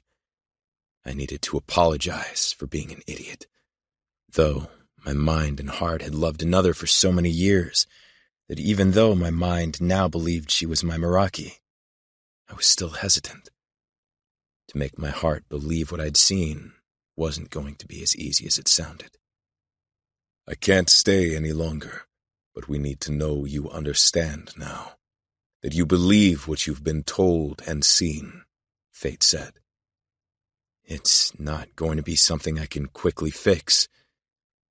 But yes, I believe what you've shown me today. We'll figure out a way to make this right, I replied. He placed a hand on my shoulder. Do you want me to make you forget she ever existed? We never want to take your free will away, but if it will help you move forward, I can take those memories away. Did I want that? Would it really make things easier? No, it wouldn't. I wanted the rage that settled deep within me. I wanted the motivation it gave me to find Alaric and make him pay for all he had done, and all he planned to do. No, I'll be okay, so long as Callie forgives me for not accepting what I should have known as the truth, I said. Fate grinned. You're going to have your hands full, but we have faith it will work out, though she has her own free will. We might have deemed the two of you the perfect match, but it's up to both of you to make it work. Meraki doesn't mean utopia. You still have to fight for the love you desire. I'd already been fighting, but it had been for the wrong reasons. I'd been fighting the feelings Callie stirred within me. But not anymore. I'd show her I could be the man she deserved, and I'd never stop, even if or when she forgave me for pushing her away.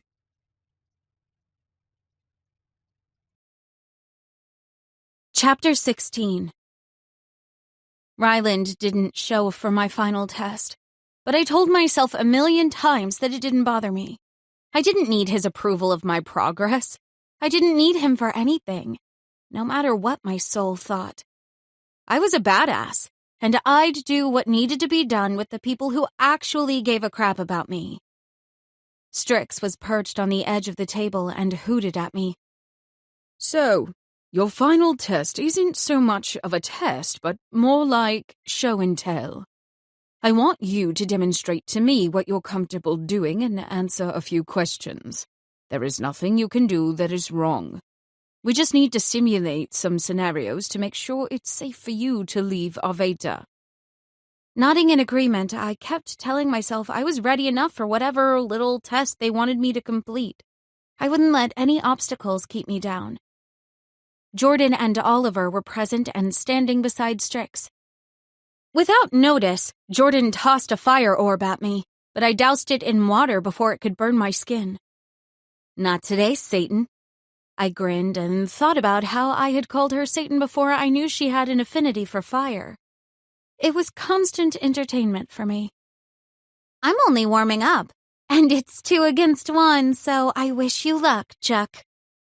Just as she reminded me Oliver was capable of taking me down as well, a vine raced up my leg, but I pulled my training dagger from behind my back and cut it into bits before the creeper wrapped around my waist. All without cutting myself, which was an improvement on its own.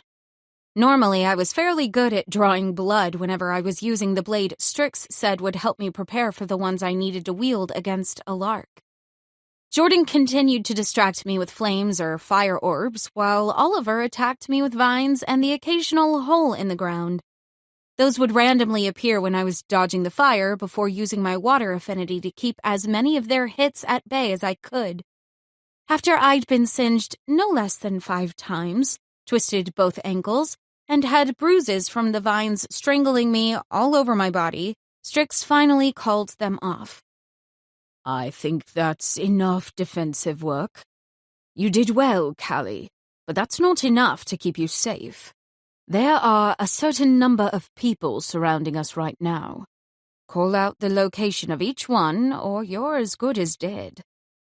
This was always harder for me, because while I could call on water easily when I was in danger, I still struggled with properly utilizing it when I couldn't see my attacker coming for me. Closing my eyes, I took in a deep, calming breath and connected to the water in the air around me.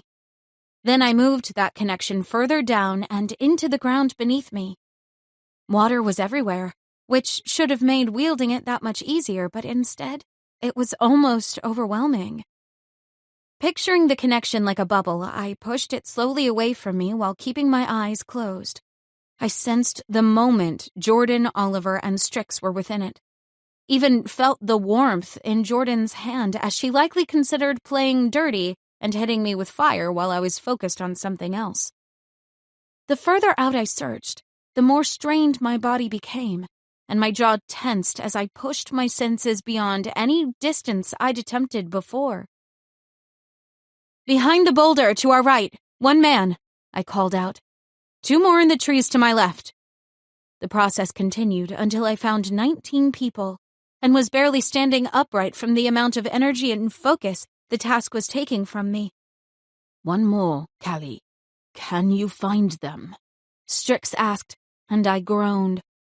I'd searched everywhere, high and low, and there was no one else. He had to have counted wrong. "Don't give up on me now. You're almost done. You don't want to be a failure, do you?" Strix taunted, clearly listening to my thoughts. Jerk. Gritting my teeth, I tried one more time. This time, instead of searching further out, I moved my bubble further into the ground as I bent down onto my knees and sank my fingers into the dirt. Water raced toward me and coated my arms, but there was no one hiding beneath me that I needed to worry about. Next, I tilted my head toward the sky and glanced around, no longer needing my eyes closed to focus since I'd been connected for nearly 20 minutes. There was nothing visibly out of place that I could see when I turned in circles, but if someone with the wind affinity was hiding up there, then I'd never find them unless I pushed harder. Glancing at Strix before I used the last of my energy, he nodded for me to continue, which hopefully meant I was on the right track. Pushing myself beyond anything I'd ever been capable of before, I arched my power high into the sky and felt tiny pinpricks against my skin as the water began to speak with me. Higher, left, further left, slow down. Gotcha. There's someone about 100 feet in the air, shielding herself with the wind, I said triumphantly, and felt pretty good until I was smacked in the face with that wind and my mom appeared before me. "Nobody has ever found me before," she glared. Then, just as I worried that I'd done something wrong, she winked and wrapped her arms around me. Very well, Kalia. You have no idea how proud I am of you. Dad blinked into the picture. We're both really proud of you. They each gave me a hug before I turned back to Strix. Did I do okay? You did very well. There is still plenty to learn, but if we get separated for any reason, I wouldn't worry about you finding a way to survive on your own, at least for a short amount of time. Geez, that was encouraging. We wish we could come with you, but we also have every faith you can do this on your own, Dad said, and I smiled. Even though I was their only daughter, they'd given me all the room to grow into my own person for my entire life. They always supported my decisions and never tried to make me into someone they thought I should be instead of who I wanted to be. Granted, becoming a princess of sorts in a magical world hadn't been on my horizons, but they were at least letting me handle things on my own terms and had yet to pressure me to do any of the training if I wasn't ready. What do we do now? I asked. Now we change and head to the other world. Jordan has proper attire for you to wear, Strix said, but when my face paled, he added, It's standard clothing, calm down. The last time I'd let Jordan dress me when we were on Earth, I had ended up in hooker boots, a tight black miniskirt, and the brightest pink sequin top I'd ever laid eyes on. My entire body shuddered at the memory, and I even saw Strix's feathers rustle. There was no way he missed that image in my head. What about Ryland? My dad asked. He's welcome to come if he shows, but we haven't seen him all day, Strix replied without looking at me. That feathered tyrant knew at least one of us had seen him today, but I owed him one for not saying anything. I'd rather not have his rejection be discussed publicly. If they wanted to chat about it when I wasn't around, that was fine by me, but we definitely weren't having that conversation right then. See you at the house, I called out before porting, and Jordan was right behind me. Is everything okay?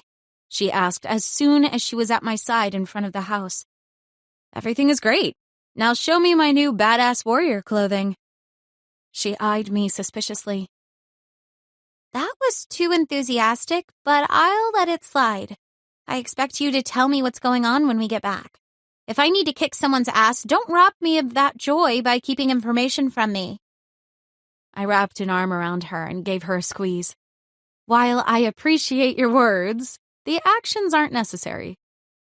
I'm just ready to get this over with and see what the other world is all about. She raised a brow at me. So you're telling me the weirdness I sense from you has nothing to do with why Ryland is missing? Yep. Ryland's a big boy. I'm sure he's fine. He doesn't concern himself with my business, and I won't be concerning myself with his. She shook her head, but thankfully let it go. All right, then. Let's get ready. While she got the clothes, I took a quick shower to rinse off the dirt and sweat from the test, and felt like a new person once I stepped out of the water. Even after almost 2 weeks, I still was fascinated with the effects water had on me. Hopefully, I wouldn't ever tire of it, or take it for granted. Jordan was nowhere to be seen, but there was an outfit on my bed when I got out of the shower that was actually something that I was okay with. It was a one-piece suit with a hard, two-tone exterior and a soft layer on the inside. The outer layer was black and dark gray, possibly made from Kevlar or something similar. Though I hoped it wasn't for dodging bullets, and only to protect from magical hits. The last 2 items were a jacket made from the same material as the outfit, and a pair of sturdy boots that went all the way to my knees. Everything fit perfectly, like it was made just for me. Even with the hard exterior, the clothes formed so well to my body I could move with absolute ease. Once I was dressed, I headed to the bathroom and forcibly removed my crown in order to manhandle my hair into submission. After it was brushed and braided and the crown was placed back where it belonged, I took a long look in the mirror. My blonde highlights shone brightly through the plait, and my eyes were crystal-like against my tanned skin from being outdoors training so much.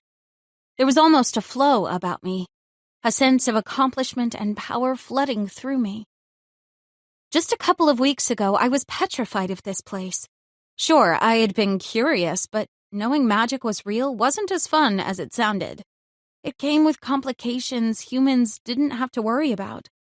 But as I stared in the mirror, I could see the changes I'd already made in such a short time.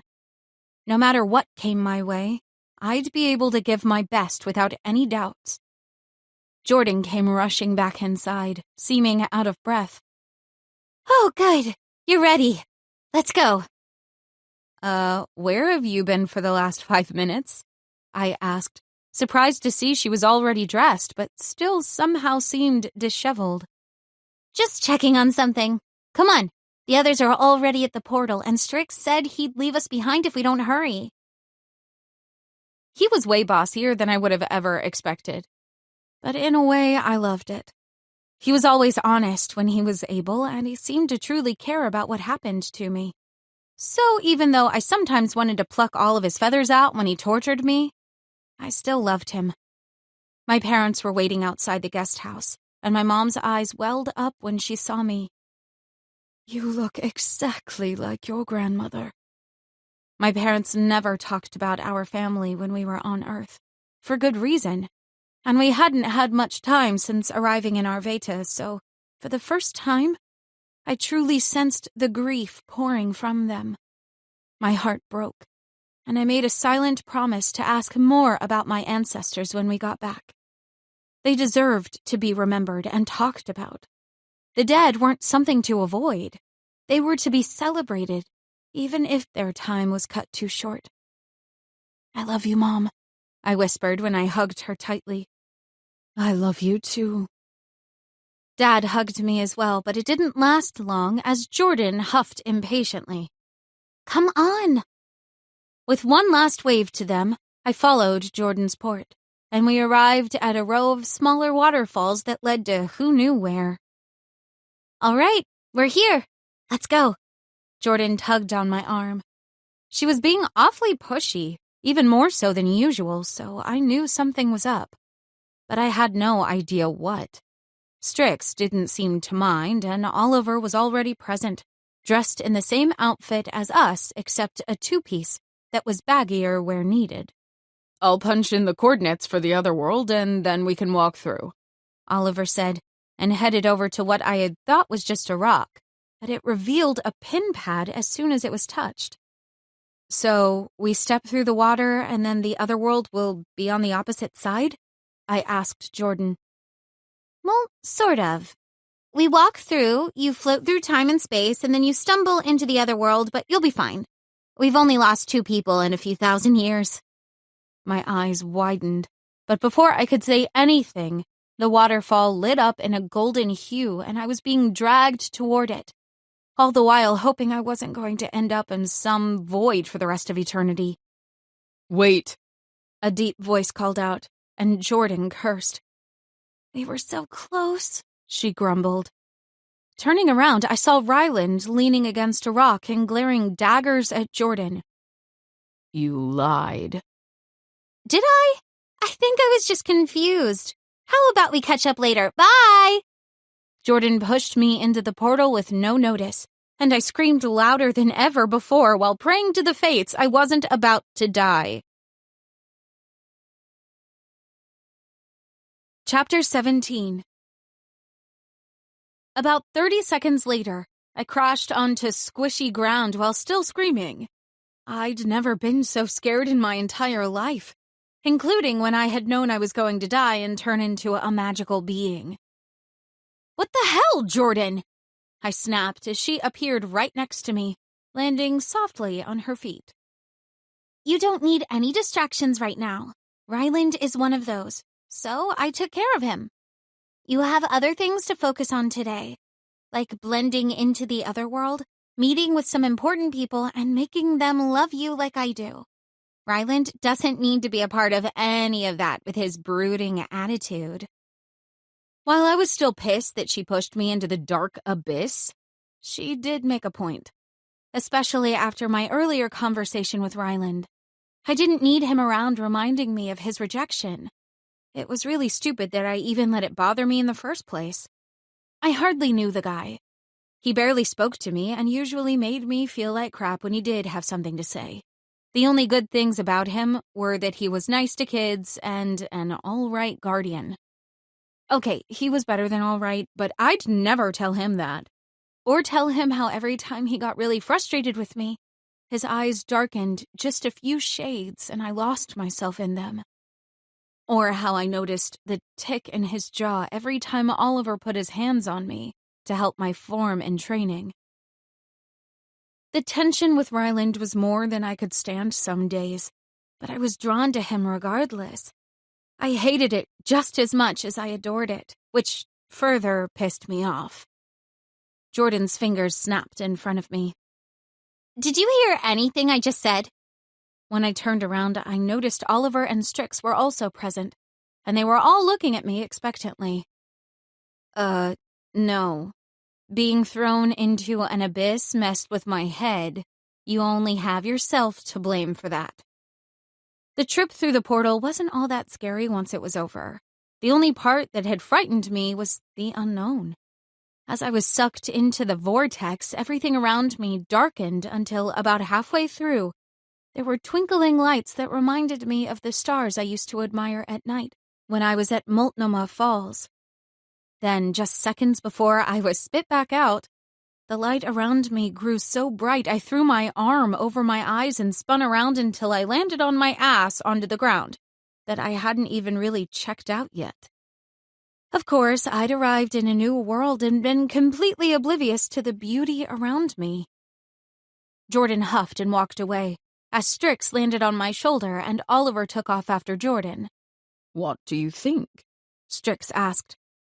I think I'm in way over my head. But I'm going to keep doing my best because I'm stubborn like that and refuse to fail. Complete honesty was the only way to go with him since he knew my true heart anyway. Stupid bonds. Our bond isn't stupid, Kalia. I know you don't mean it that way, and I don't take offense to your words, but I need you to understand something as we move forward. A bond, whether it be like the one we have or a Meraki, is meant to provide you with strength in more ways than one. While inconvenient at times, I promise you'll appreciate it one day. My hand stroked his silky white feathers. I love our bond, and I never want it to go anywhere. I just don't like feeling vulnerable. Between you and my head and Rylan rejecting me, I'm feeling overwhelmed on top of all this new magical world stuff. Oh, and let's not forget the Fae who wants me dead. My life was a hot mess. His head nudged against me. The fates have not given you anything more than what you can handle. Just keep your head up and have faith. Believe in yourself, and the rest will fall into place at its own time. Believe in myself. Those 3 words pierced right into my heart.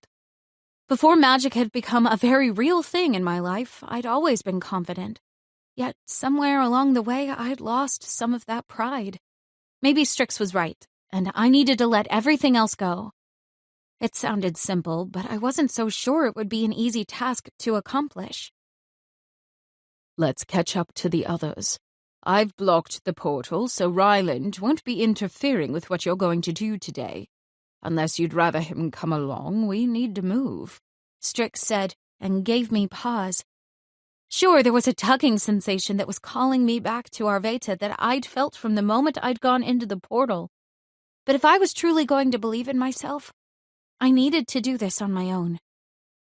I'm sure he'll still be there when we get back, and whatever jerk comment he wanted to make to me can wait, I replied as I began jogging to catch up with Jordan and Oliver. While we moved through the land, I paid more attention to my surroundings. The ground had an odd buoyancy to it that made running easier and my strides longer. The sky was broken up into 4 sections as I searched further ahead. The first to catch my attention was an aqua one that reminded me of the waters in Hawaii. Crystal clear and welcoming. Next was a fiery red sky that consumed a flaming sun, and made it hard to stare for long.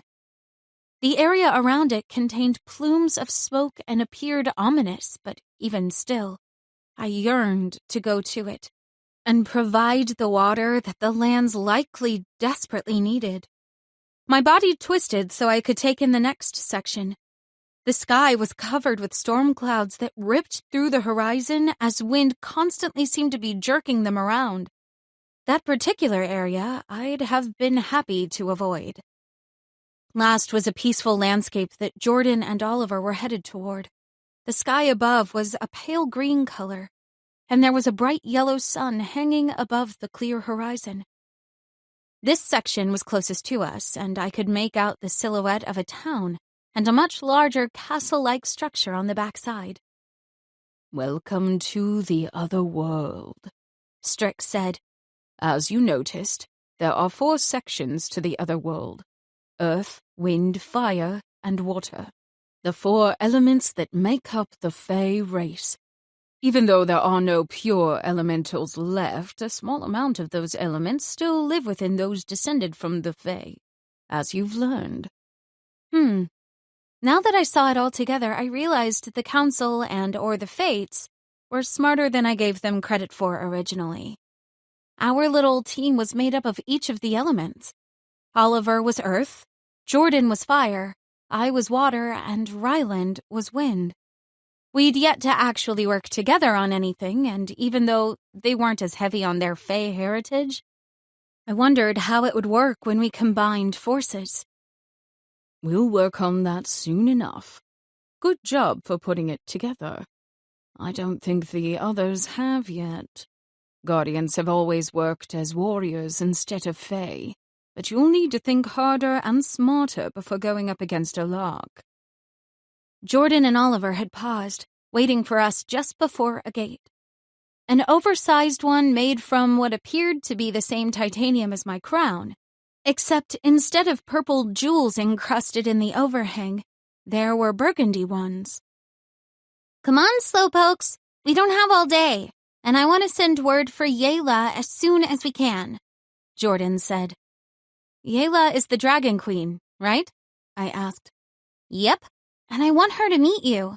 If we're going up against a dark fae with who knows how many at his side, I want the dragons to stand with us. Yayla will fight with us, because it's the right thing to do. And because she owes me. Jordan smirked, and I wondered if she'd be that cocky around the Queen of Dragons. I was already intimidated just from hearing about her.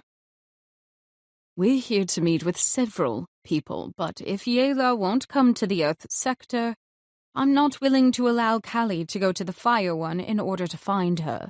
While I have no doubt that she's capable of handling her own, there are far greater risks, and before we venture out of the neutral territory, your whole team needs to be together," Strix said, and surprisingly, Jordan didn't disagree. My fluffy little friend seemed to be the only person she didn't argue with. When we were all standing before the gate, Oliver stepped forward and placed his hand on what I thought was a lock of some sort. He flinched and hissed, causing me to take a step forward, but Jordan grabbed me. He's fine. Just wait a minute. I did as she said, and sure enough, when he finally pulled his hand back, a grin graced his face, and the gates began to open. "Welcome to the Otherworld Peace Sector." I'd heard bits about this place during my training, and as soon as we stepped aside, I realized that none of it had been exaggerated. All had appeared quiet from the outside, and the only visible building had been the castle. But as soon as we stepped foot inside, chaos of the best kind erupted in front of us. My mind instantly tried to make sense of it all, but there was no use. "The Otherworld is filled with magic unlike that within Aveta. It pulls from its inhabitants and is a mix of many different races, which means it's capable of so much more. There is a shield around this entire area that keeps it invisible from anyone on the outside," Strix said within my mind as I continued to take in everything around me. "The gates we went through provide the only entrance into the sector, and would not have let us pass if it sensed any threat. This area of the other world is the only known location where creatures from all over can congregate and feel safe. Outside its walls, it is every being for themselves with no laws to say otherwise, unless someone is trying to offset the balance. Like a lark? I replied. Yes, he threatens the balance. And you'll find that even the most unexpected allies may surface in order to help us end him before he gets to you. Interesting. I eagerly looked forward to meeting the creatures he hinted at, but first I took a few minutes to truly appreciate where I was. As my eyes ventured around, the castle was the first to grab my attention again, as it seemed to glow under the sun above. The golden hue sparkled all over the pearlescent structure, with 3 turrets and probably over 100 windows ranging in sizes. People all around us strolled from one place to another, seeming to take their time and socialize as they went. Nearest to our group was a marketplace and where Jordan seemed to be headed. There were booths lining at least 10 rows that seemed to go on for as far as the eye could see. Some of the booths were named with things I'd never heard of nor understood, but others were easy enough to get the gist of what they might offer. Messenger was the one Jordan stopped at while my gaze perused a few others like spells, hexes, and bones. My entire body shivered as I wondered where they got the bones from and what they might be used for. I need a message to be sent to Queen Yela as soon as possible. Please let her know Jordan is in the peace sector and needs to speak with her right away. Jordan said to what I thought was nobody until a gnome appeared from behind the counter, standing on a ladder-like structure that seemed to move with him like extended legs. As soon as possible will cost you. What do you have to offer? The gnome grumbled. Jordan reached for the bag on her back and pulled out a handful of emeralds. Will these do? His eyes lit up and he reached for them, but Jordan pulled them back. Within the hour, little man, or I'll be back, and you won't be happy to see my face. The gnome snarled at her, showcasing pointy teeth. I'm never late. Now pay or leave and don't ever come back. Jordan dropped the gems into the grotesque hand of the gnome. Nice doing business with you. Oliver pulled her back before she could get herself into any trouble as she seemed to have more to say. Once we were out of earshot of the gnome, he said, You could have just said please and thank you. What's the fun in that? They need to know we're not to be messed with. Our Vaitans are already perceived as weak. I won't give them any reason to prove that fact. She responded with a sneer. This was a side of Jordan I'd never seen before. She was always so carefree and light-hearted. If she was taking this situation that seriously, I knew I needed to up my game. Now, where do we go? I asked, because I knew contacting Yela was not our only goal for the trip. Now we stroll through the marketplace and see who comes to us. It's no secret that a lark is out there and hopes to use you to increase his power in order to tip the scales toward the darker part of the other world. Those who wish to stand against him will come forward, but some in their own ways and when we least expect it, Strix said. Oliver moved to stand at my side with Strix, and Jordan slid in close, looping her arm through mine on the opposite side. We continued to walk, and I kept my face neutral for the most part, smiling at those who made eye contact, and leaving alone those who didn't. Assuming that they all knew who I was with the crown on my head, I didn't bother to try to hide myself. There were witches, vampires, more gnomes, pixies, and so many other creatures I didn't recognize. But the most disappointing part was that nobody approached us. Besides the few smiles thrown our way, everyone kept to themselves, which was a huge discouragement once we exited the marketplace about an hour later. Yela or one of her people should be here soon. I'm going to go wait at the gate for her.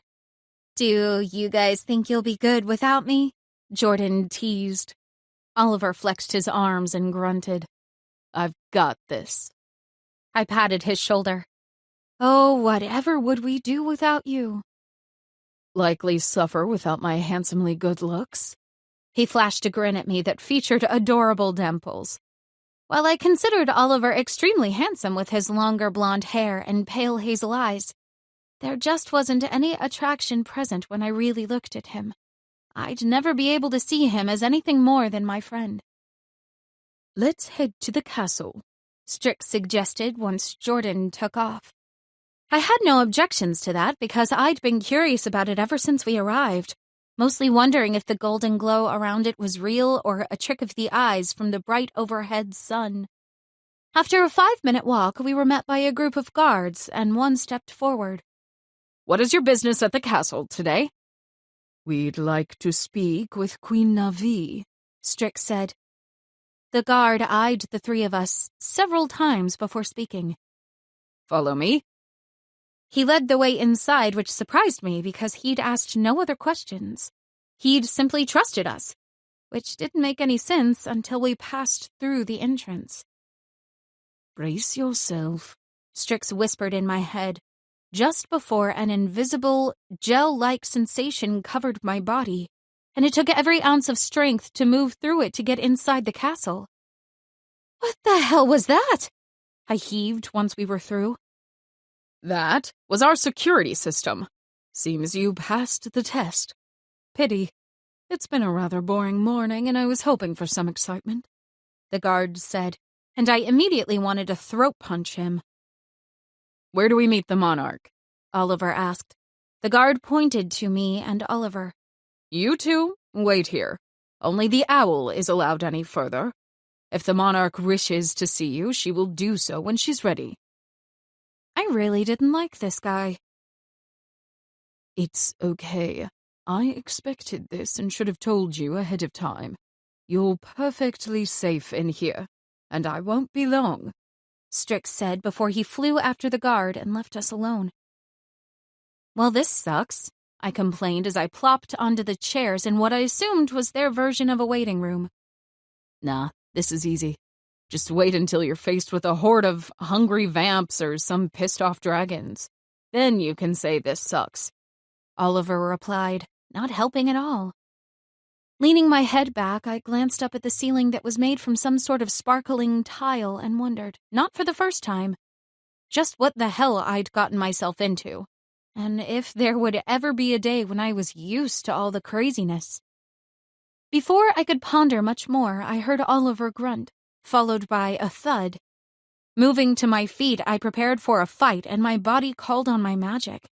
Then I froze when I laid eyes on an extremely pissed-off woman holding a knife to Oliver's throat. We were so screwed. Chapter 18. Within a second, I'd surveyed our surroundings and realized there was no one coming to our aid. The woman behind Oliver had sharp fangs and red eyes, causing me to assume she was a vampire. She was dressed similarly to me and Jordan, but had several knives tucked into places I didn't realize were pockets. She flicked her sleek burgundy hair back and glared green eyes at me as she whispered something in Oliver's ear. When his head shook, she yelled, "Don't lie to me!" I swear, Brooke, she already has a Meraki. We're just friends. He pleaded with her as a drop of blood trailed down his neck. Were they talking about me? Was this a woman scorned? I really wasn't in the mood to deal with a volatile woman, but maybe I could pretend I was on her side and reason with her for Oliver's sake. Brooke, is it? I'm Callie. Oliver is a new friend of mine, but we're not close enough that I wouldn't mind assisting in his ass-kicking if he's done something wrong, I said, hoping she'd ease her hold on him if she thought she had backup. Oliver's eyes widened at my statement, but hopefully he'd trust me enough not to stop me. I'd do my best to keep Brooke from hurting him. Her eyes widened. Did he tell you about me? No, but I've been there. Okay, I hadn't really been, but she didn't need to know that. So, how about you tell me what he did, And I'll help you get your revenge on him. That doesn't include getting you in trouble for murder. I smirked at the vampire, surprised I was able to remain as calm as I was on the outside, because internally, I was getting nervous. Her fangs were still out, and Oliver was sweating bullets. After a minute to think about what I'd said, she retracted her fangs and shoved Oliver, and he tumbled to the floor. I could never kill Ollie, but he does deserve to learn a lesson or two. Ollie? I was going to have to remember that nickname for the future. Brooke sat down across from where I had been sitting, and Oliver made himself scarce while I took my same place. Brooke spent the next 5 minutes giving me too many details about a night with Oliver I had no business knowing about. But when she was done, she informed me of how he promised to meet near the castle the following week and never did. That was a few weeks ago. I feel like maybe I need to apologize a little as well, I said. That's about the time I arrived in Arveta, and Oliver is part of my training team. It's been keeping him pretty busy. Wait, you're Kalia? The Light Fae descendant? She gaped, and I nodded. Holy hell, this just gets better and better. And why is that? I asked when I sensed heaps of sarcasm within her voice. Well, I'm part of your additional guard whenever you're in the other world. Queen Navi has been preparing for your arrival for the last year. She does not want to see Alark gain more power. Even though she doesn't have Fae magic within her, she's a powerful sorceress with an affinity for all things earthly. When her land hurts, so does she. This was great news. Well, for me, anyway. Sure, I'd been keeping Oliver busy, but he wasn't with me all day every day. He was just going to have to own his actions and apologize, then deal with the consequences. Because something told me Brooke wasn't going to be okay with a simple apology. Oliver crept back into the room, his neck cleaned up and only a pink mark left behind from where Brooke's blade had nicked him. Jordan is back and waiting outside, but Strix isn't. She said you need to go meet Queen Yela. So many queens around, and there I was, standing in a castle, wearing a crown, feeling like an imposter. You're not an imposter, Kalia. Go see Yela and tell Oliver to wait for me. Brooke can escort you and Jordan. Then we'll meet you out there shortly. Queen Navi won't be seeing all of us today. Strix said, somehow always in tune with my conversations and his own. It's a gift you'll learn eventually. Now, go before the Dragon Queen gets angry from waiting and decides to eat you for dinner. He added, You're a horrible mentor and bonded animal. I snapped before ignoring his soft chuckle and relaying the pertinent information to Oliver. Brooke wasted no time grabbing my arm and dragging me from the room. Please tell me he won't be with you every time you're in the other world. I can't say for sure, but I think so. She mumbled several incoherent thoughts as we moved through the main doors we'd come in earlier. But this time, there was no pressure. Jordan was waiting for us, and she eyed the vampire holding on to my arm. Who are you? Brooke, vampire and guard assigned to assist Kalia with whatever she needs in the other world. And you are? Brooke sized up my best friend. Both of them seemed to be on edge, and I had no clue if this was going to end badly. Jordan, Arvatan, guard assigned to Kalia no matter where she is, and her best friend. Their gazes locked while I held my breath, wondering what the hell was happening. But then Jordan cracked a smile, and Brooke let go of my arm. Nice to meet you. Now, let's go see Queen Yela. Last I heard, things weren't good with the dragons, Brooke said, as if nothing awkward had happened just 2 seconds prior.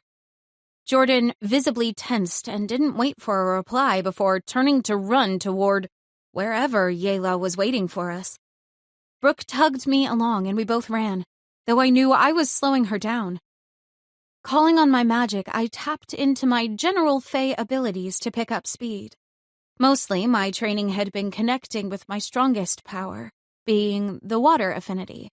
But a few hours had been spent explaining some things I may or may not be able to do that past Fae could. Thankfully, speed wasn't an issue, and my legs began to move faster until we caught up to Jordan. She didn't slow down until we entered a forested area still within the gates of the Peace Sector. The snarky little gnome said we needed to meet her near the trees. I swear, if he lied and this is a trap, I'm going to chop his knobby little fingers into bits. Jordan growled. But then a deep rumbling laugh came from the shadows and she relaxed. You haven't changed a bit during our time apart, the dragon said as she broke through the darkness of the forest. Jordan gasped, and I did the same. Yela had a large wound on her chest that was very fresh, almost 2 feet long. What happened? Jordan asked as I took in the rest of the massive beast before us. Deep teal scales covered her body and seemed to shiver with hints of dark blue and silver as she moved out of the shadows. From her clawed feet to the horns on her head, Yela was around 10 feet tall and packed with muscle. That weasel of a dark fae happened. I was going to travel to Arveta as soon as I was healed if I didn't see you before then, so I could tell you. Her massive head swiveled toward me as her silver eyes glistened. Kalia, I presume? That would be me? Would I ever grow used to people knowing about me before they'd even met me? Probably not. A lark caught word that the dragons would stand with you, and he took it upon himself to visit my land without permission to leave a message for you. But it was more for us and anyone who would love to see him dead. What message would that be? I asked, doing my best to hide the tremors from my voice that I felt on the inside. Anyone who dares to assist you in fighting against him will face his full wrath. He killed 8 of my best dragons and left me severely wounded. I have no doubt he's capable of doing as he threatened. While that should make any reasonable queen back away from this situation, I want you to know the dragons will still fight by your side. But it won't be until the last moment. I need to keep my people safe for as long as possible. I turned to Jordan. Do you think this is why no one talked to us in the market earlier? Most likely. If a lark is making threats and following through on them, our allies will be few and far between. Yela's massive wings ruffled. A lark is more powerful than any other being I've faced before. But I sense a greatness within you, Kalia. Do not let fear hold you back from your destiny. Nodding, I stepped away and let Jordan speak with her dragon friend, while I processed more of our craptastic situation. Or at least attempted to. More lives were being threatened because of me. Because some psycho fae thought I was the key to world domination. It wasn't exactly what I enjoyed hearing about. Are you okay? Brooke asked from behind me. Damn, I hadn't heard her come closer and she'd scared the hell out of me. Yeah, I'll be fine. It's just a lot to take in. Something tells me you're going to be just fine. She grinned at me, once again showing her fangs, but they were more subtle than when she'd been ready to kill Oliver.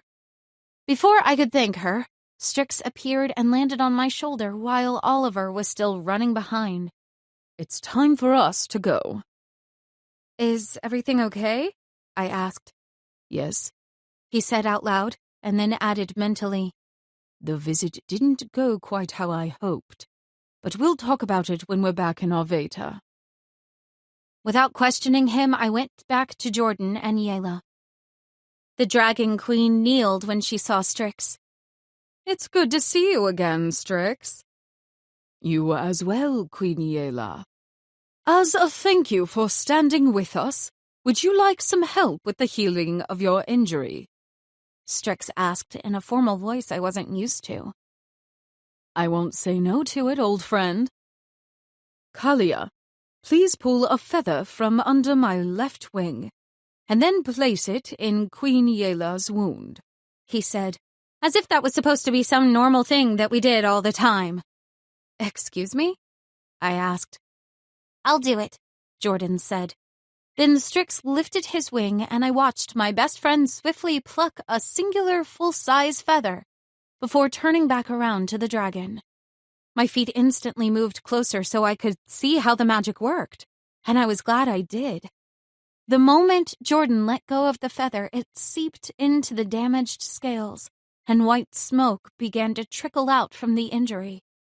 Yela hissed, and her dragon legs buckled until she was almost lying down in the dirt.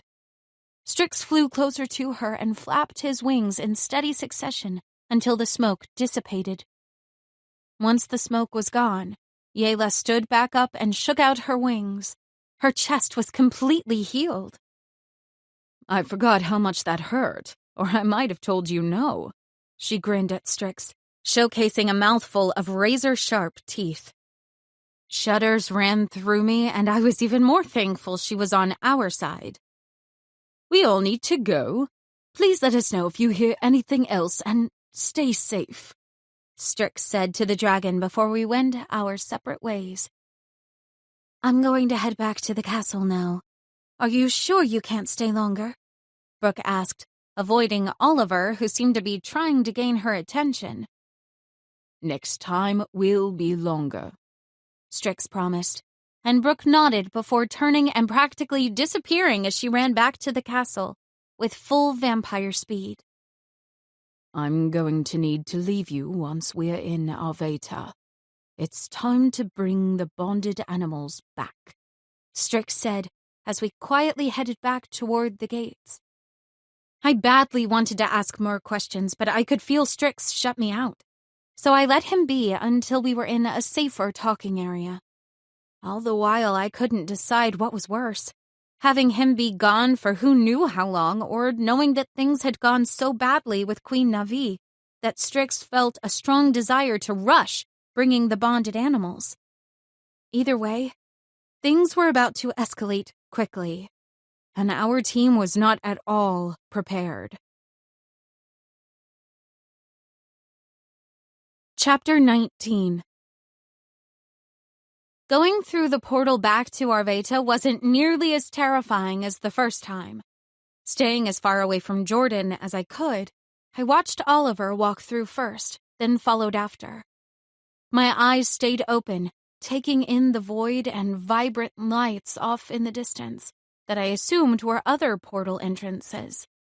When the light before me got too bright again, I closed my eyes and stiffened my body to hopefully stay upright and not stumble like before.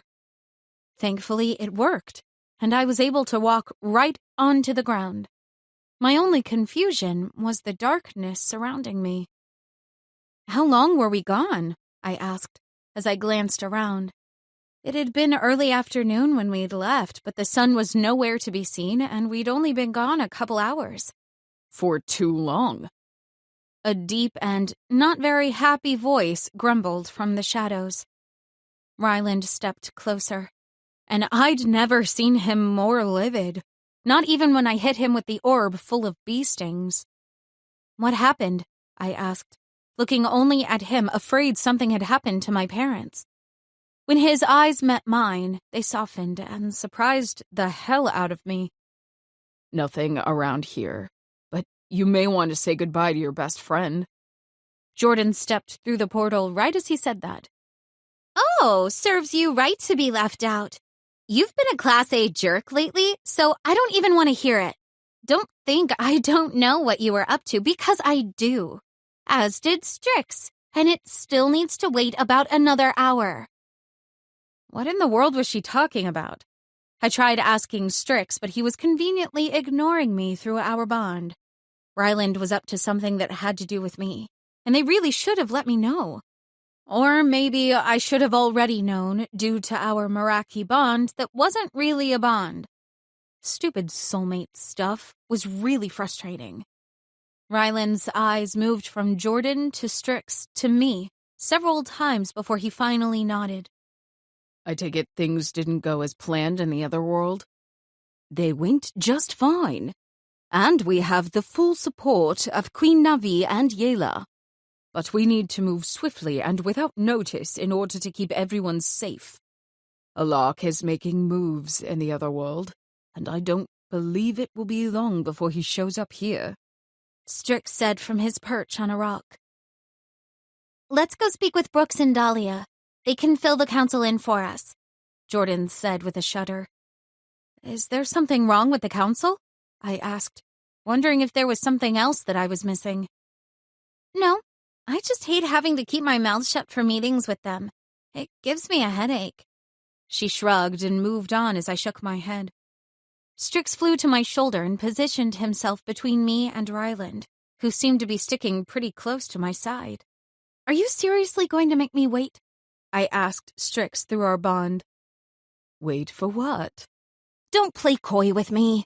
What is going on with Ryland, and why wasn't he allowed with us?" I demanded. "Ryland may have received some news that made him feel guilty for some of his actions. I knew from the fates, and Jordan figured part of it out on her own. I'm sure that once we're done speaking with your parents, you'll know all about it. Just be patient," he said, with a bit of a laugh at the end. We both knew I had zero patience. However, I was eager to get the full story about what happened with Queen Navi, so I stopped questioning Strix and we all ported to my parents' house. Our entire group entered through the already open back door, and everyone moved around the spacious living room in various places. I then understood why this part of the house was so much bigger than the one we lived in back on Earth. Oliver stuck close to Jordan, and they kept whispering about stuff that was really starting to irritate me. Strix took residence on the back of the couch near my parents, who continued to stand, even after they both hugged me tight. "You'll have to tell us what you thought about the other world later," Mom said, and I nodded at her before flinching at the shadow near me.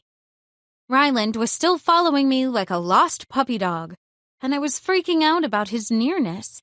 I really needed to know what was going on with him. At least my heart was happy about whatever was happening, even though my mind was thoroughly confused.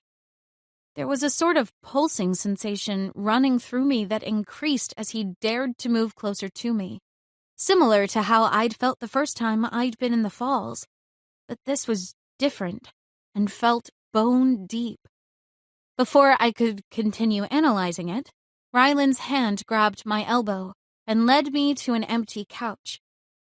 His touch was gentle but had my heart rate increasing, and when my eyes inadvertently met Jordan's, she was smirking. If she was finding enjoyment in this, then it couldn't be good. After I took a seat, I assumed Ryland would sit next to me. Instead, he chose to stand right behind me where I couldn't see him, further frustrating me. Before I could decide to stand myself, my dad began speaking. "We have the council on standby to go over what you've learned. Is there any imminent danger we need to warn them of?" "No, but we may need to prepare for it soon. Queen Navi has been sending her people out into the different sectors of the other world, and things are progressing quickly now that Kalia has come into her power.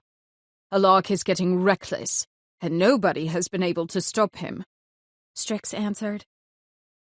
"The Dark Fae even attacked the dragons without provocation, killing 8 of them and severely injuring Yela. She will stand with us, but also asks that they only be required to help at the last minute, as not to put her clan further in danger," Jordan added. Mom nodded. "That's completely understandable, and the council will appreciate any help they're still willing to provide. What about Queen Navi, though? What support can we expect from her?" Strix took the conversation back over then, and I took in everything that I could.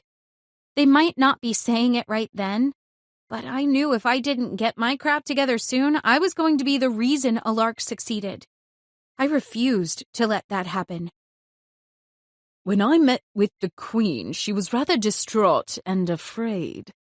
She feared that if she met directly with Kalia, that Alark would know and strike sooner. She still has her wits about her, and I'm not worried about her taking action, but the damage to her lands has her on edge," Strix said. "Rightly so. Is there anything we can do as a show of gratitude to help them?" Dad asked Strix. That is also something we talked about. Our capable fighting guardians aren't big enough to take over scouring the other world in place of the Queen's people. But I suggested we begin to work together. Send some of the guardians with Earth affinities to the most damaged areas in an attempt to heal the lands, while also assisting with patrols. It would not only give us direct access to what's going on over there, but it would also appease Queen Navi. I'm happy to lead a group of us over there if needed, Oliver offered. No, we need you here. The 4 of you need to stay together on the same world at all times, Strix answered sternly. So, what's your suggestion then, Strix? Mom asked. Tonight, I'll leave for Dasos, and when I return, I will be bringing the bonded animals back with me. Every fighting guardian will be matched, regardless of how much Fey blood they have. Each of them has at least a trace of their ancestors, and that's all I need to complete the ritual. Mom and Dad shared a worried look that had me wondering if maybe the bonded animals weren't such a good thing. But before I could question it, the conversation switched. As soon as we're prepared, we need to move on the other world. There are too many vulnerable guardians in Arveta, and if we can avoid it, we need to keep the fight in the other world, Strix added. But doesn't that give him the advantage? Can't we just ask those who aren't able to fight to at least hide? From what I've learned, Arvedans are strongest when powered by the magic of the Falls. If we leave the Falls, won't we be putting ourselves at an even greater risk? I asked, knowing that even if that wasn't all true for everyone, it seemed to be for me. The water gave me a boost like nothing else I'd found yet. Mom raised a brow. She has a point. And it will be an option we propose to the council. Ultimately, it's up to them. And we should get going so they can decide. Strix, do you need help bringing the bonded animals back? No, but I will be making several trips over the next 24 hours. By the time I get back, the council needs to be decided on how they want to move forward. A lark isn't going to give us much time. Mom and Dad nodded, then began moving around as they prepared to leave. I stood and moved toward Jordan and Oliver. Ryland was still right at my side, and I kept trying to avoid him, but it wasn't working. Can we speak privately, Callie? He finally asked. Sure, just give me a minute, I mumbled. He nodded, then walked toward the back deck. Jordan snickered, but Oliver seemed just as confused as I was. At least I wasn't the only one. What is happening? I yelled at her. Why don't you go find out? I promise it's nothing horrible. I don't know all the details, only what I could guess. And before there was time to ask questions, we had to leave, so I expect a full debriefing when you're done. Strix landed on my shoulder, interrupting our conversation. I need to go. Keep your crown on and do not bond with anything while I'm gone. I'm not sure how much that crown can handle. And you're not ready for your full powers just yet. But you're getting close. What? Bond with another animal? Of course I wouldn't do that, I said, even more confused. His head pressed against mine just like he used to, and I stroked his feathers as he changed the conversation. I've left your daggers that you'll need to start training with in your bedroom. Don't touch those before I get back either. Your power is volatile until certain things fall into place. But we're almost ready. Just wait for me. Is everything okay with you? I asked quietly. He was beginning to freak me out, and I couldn't lose him or I might really fall apart. Yes, or at least it will be. Now I need to go. Don't blow anything up while I'm gone. With those final words, he took off out the back door and disappeared into the night sky. Jordan nudged me. Go put that boy out of his misery. I looked back at Ryland, who was pacing on the porch and casting glances at us every few seconds. Okay, fine, but go find lots of chocolate. I'm sure I'll need it when I get done. remembering my last conversation with Ryland when he officially rejected me and told me about Sarah already had my heart hurting. Even though I understood his reasonings and couldn't really argue them, a deeper part of me was going to take a long time to heal from knowing I'd never have my soulmate. Though maybe if Ryland could have two, then so could I, even if I had to wait decades to find another. As soon as I stepped foot on the deck, Ryland stopped pacing and met my gaze. His eyes, still identical to mine, shone brightly in the dark sky and called to my soul. Yeah, there was no finding another soulmate. No matter how much we'd fought or how rude Ryland had been over the last few weeks, there had been one too many moments where I had brief glances of his kindness. Like when he'd helped that young boy near the fountain, or taken me to the falls when I'd been overwhelmed with power. Hell, I'd even seen how much it pained him to tell me he could never accept me. Somehow, though, we were going to need to work out a solution. Even if it was temporary until we defeated a lark. Then maybe I'd walk away, go back to Earth, or find a nice place in the other world, so we could let the bond break without having to be near each other. Callie, are you okay? Ryland asked, wiping a stray tear from my cheek. Crap. I hadn't even realized I was crying. Yeah, I'm fine. Just a lot going on. What did you want to talk about? I kind of assumed we'd sorted everything out earlier. He flinched at the hurt in my words. Can we go somewhere to talk? There's a place I'd like to show you. Sure. Suddenly, my palms were sweating and my heart was racing. This bond was going to be the death of me before I even had the chance to reject it. He grabbed my hand and ported us to a remote area surrounded by trees, and the rushing sounds of water could be heard over the pounding of my heart. The moon sat high in the sky, giving us just enough light to see about 10 feet in front of us. Where are we? I asked, very much aware of his hand still holding mine. The only hot springs within Arveta. I stumbled upon it one day when I'd been out hunting, and I come here from time to time when I want to think. I thought it might be somewhere you'd enjoy as well. I had no idea why he was telling me this, or even sharing it with me, and to be honest, I didn't like it. If he was simply trying to torture me so I'd disappear faster, it was working. I wanted nothing more in that moment than to run as far away from him as I could. My heart couldn't take his rejection, followed by his kindness. If he was trying to make up for earlier, he was doing it all wrong. Well, thanks for showing me, but I think I should head back now. I tried to pull away from him, but he tightened his hold on me. Will you stay a little longer? I'd like to apologize for earlier. No apology necessary. Let's just keep the interactions to a minimum and we'll sort out the details later. I said, once again trying to pull my hand away and just barely succeeding. The hurt on his face when I did that confused the hell out of me. I took a step away, trying to decide where I wanted to go before porting. I had no desire to face Jordan, because what I really needed was some therapeutic crying. The kind that was loud and ugly and included some yelling at the top of my lungs to help me get over whatever Ryland was doing to me and needed to be done alone. After that, I could have my time with Jordan, filled with wine and music and laughter, because even if nobody had said it yet, I knew in some way I was already bonded to her. She was my best friend's soulmate, and I'd count on her to see me through whatever came next. I'm sorry. I don't know how to do this.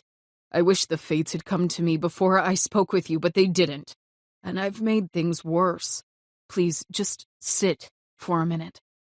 Ryland begged with not only his words, but also his eyes, as his hand reached for me once again, and my window to disappear was gone. My heart won, and I accepted his hand. When we touched, I embraced the power that flowed between the two of us, and briefly let myself pretend he was mine. He led us to a rock that overlooked the hot springs. Steam rose from the water and had me itching to dive in. But Ryland once again demanded my attention. As soon as he spoke, everything else around us disappeared. I don't know how else to explain it, so I'm just going to say it. Sarah was not my Meraki. One of the fates came to me today after I left your house and explained some of my past. I was deceived by Sarah, who had been working with a lark. The Dark Fae has been fighting to get you since long before you were even born. I'm sorry I fell for his tricks and hurt you in the process. I hope you can find a way to forgive me, but I understand if you can't. Though I need you to know that I will do everything I can to erase the hurt I caused you and earn your forgiveness. I won't be able to move forward without you by my side as my true Meraki. Cheese and rice. What was happening in my life? I could barely process his words. They'd hit me like a freight train and broke every bone in my body, leaving me unable to move or speak. My soul was dancing, but everything else was numb. Callie? Ryland waved his hand in front of my face, then grabbed both of my shoulders. Callie? The frantic tone in his voice had me snapping out of my stupor, but not in the best way. I have to go. Scrambling from his grasp, I wasted no time before I disappeared. His words were everything I had hoped for, but also everything I feared. Ryland held too much power over me. The Meraki bond was more than I could handle, on top of everything else, and I wasn't sure I could accept his apology. At least, not in the way he seemed to be expecting. Chapter 20. Porting without thinking of the exact place I wanted to be probably wasn't the smartest thing I'd done since learning how to use my magic. But I'd been in such a panic that I didn't care. Thankfully, I'd landed right at the edge of the falls and not somewhere I'd never been. Deciding I wanted to remain as unseen as possible, I searched for a spot near the rock wall and took a seat within the shadows. I needed time to think, time to figure out what I wanted or, more importantly, what was best for me. The one thing I was sure of was that the Meraki bond was starting to piss me off. Sure, the idea of it was great. Having one perfect match for yourself, finding them, and bam, happily ever after, like I'd read about in the princess stories. Even though I was, technically, a princess, this was no fairy tale. Things hadn't transformed into a utopia as soon as I saw my soulmate. Far from it. Ryland hadn't swooped in and saved the day, making me fall immediately in love with him. No, he'd pushed me away, because he'd been mad at himself. All of the nice things that I knew about him did not make the other stuff go away. At least, not easily. Leaning back against the rock, I closed my eyes, which probably wasn't a smart thing to do since it had been an extremely long day, and I was ready for bed. But I wasn't prepared to face my best friend. I knew I wouldn't be able to keep any of this hidden from Jordan, and once I said certain things out loud, I wouldn't be able to unsay them. I needed more time. But I didn't have more time. A lark wasn't going to wait for us to be ready, and I needed to make a choice. But it wasn't fair that I needed to forgive Ryland merely for the benefit of Arveta. When or if we decided to trust each other and really get to know each other, I wanted to do it because I knew without a doubt it was the right choice. Eventually, my thoughts slowed down and I drifted off. When I did, images flashed within my mind of happier and easier times back on Earth. Then they transitioned into my first meeting with Strix, and all those insane but very real moments that followed. Just when the weird slideshow of a dream was ending with my human death, the vision of my dying body burst into a vivid yellow light, and my eyes flew open. Except the light wasn't only from my dream, it was standing right before me, too brilliant to look directly at. Hello, Kalia. The angelic voice said softly, as the glow around her began dimming to a more manageable level. Hi? Do you know who I am? She asked, and my head shook, though she did look incredibly familiar. I'm your grandmother, Talia. Crap. Was I dead for a second time? If not, I didn't imagine her being in Arveta was a good thing, considering she was supposed to be in the in-between with the Fates. I certainly wasn't ready to be there myself. No, you're not dead. But you do need help, and that's what I'm here to give. She smiled softly, and I finally saw the spitting image of Mother in her. My heart softened and my throat burned as emotion built within me. This was my family. Family I'd never had the chance to meet. She had the same brunette hair as my mother, but she also had shimmering blonde running through it like I did. Her eyes were a light golden brown that stood out with the radiant light around her. Do you mind if I sit with you? I can't walk any further from the falls or I could disappear, she said. Of course not. There was no letting her disappear on me, so I scooted over, allowing her to sit nearest to the water. Then I immediately felt weird about having a past queen sit on the ground with me. She should be on a throne, not the grass. Definitely not, my sweet granddaughter. When I was queen, I was never higher up than my people. They were my equals. I merely helped to guide them when needed. Right here, next to you on the earth, is exactly where I want to be. Damn, she was even better than I'd heard or read about. Strix does the same thing where he can read my thoughts. Will I be able to do that one day to others? I asked, since she seemed to know what I was thinking as I thought it. Most likely, but you won't know for sure until all of your bonds are in place. You need as many trustworthy people by your side to help support the strength of your full force. Once you have accepted what is meant to be, there should be nothing you can't do. Ugh, so we were back to that. Take a man or be weak. Hell no. That's not what I meant. And it saddens me you feel that way, Kalia. Our kind was created by powerful women. Merakis were not created to make us less powerful, or show that we were weak without them, but to do the opposite, in fact. For you, Ryland would be your anchor to the worlds that you need in order to access your full power. He would cherish you and everything you're made of, protecting you from anything that means you harm. He would love you so fiercely your abilities would only grow stronger and more powerful, even though he is helping to carry the weight. Together, the two of you would become an unstoppable force, sharing a love and bond like no other in your lifetime. But only if you are open to the future possibilities, instead of being stuck in the past. I snorted. In the past? Him treating me like crap just happened this morning. I get what you're saying, and it all sounds great, but it seems to me that fate is the only one who wants us together. I had been open to accepting him, faults and all, before he flat out rejected me this morning. I'd like to show you something. Do you mind? She raised a hand and I nodded before she cupped my cheek. As soon as her skin touched mine, images rolled through my vision as if I was watching a movie.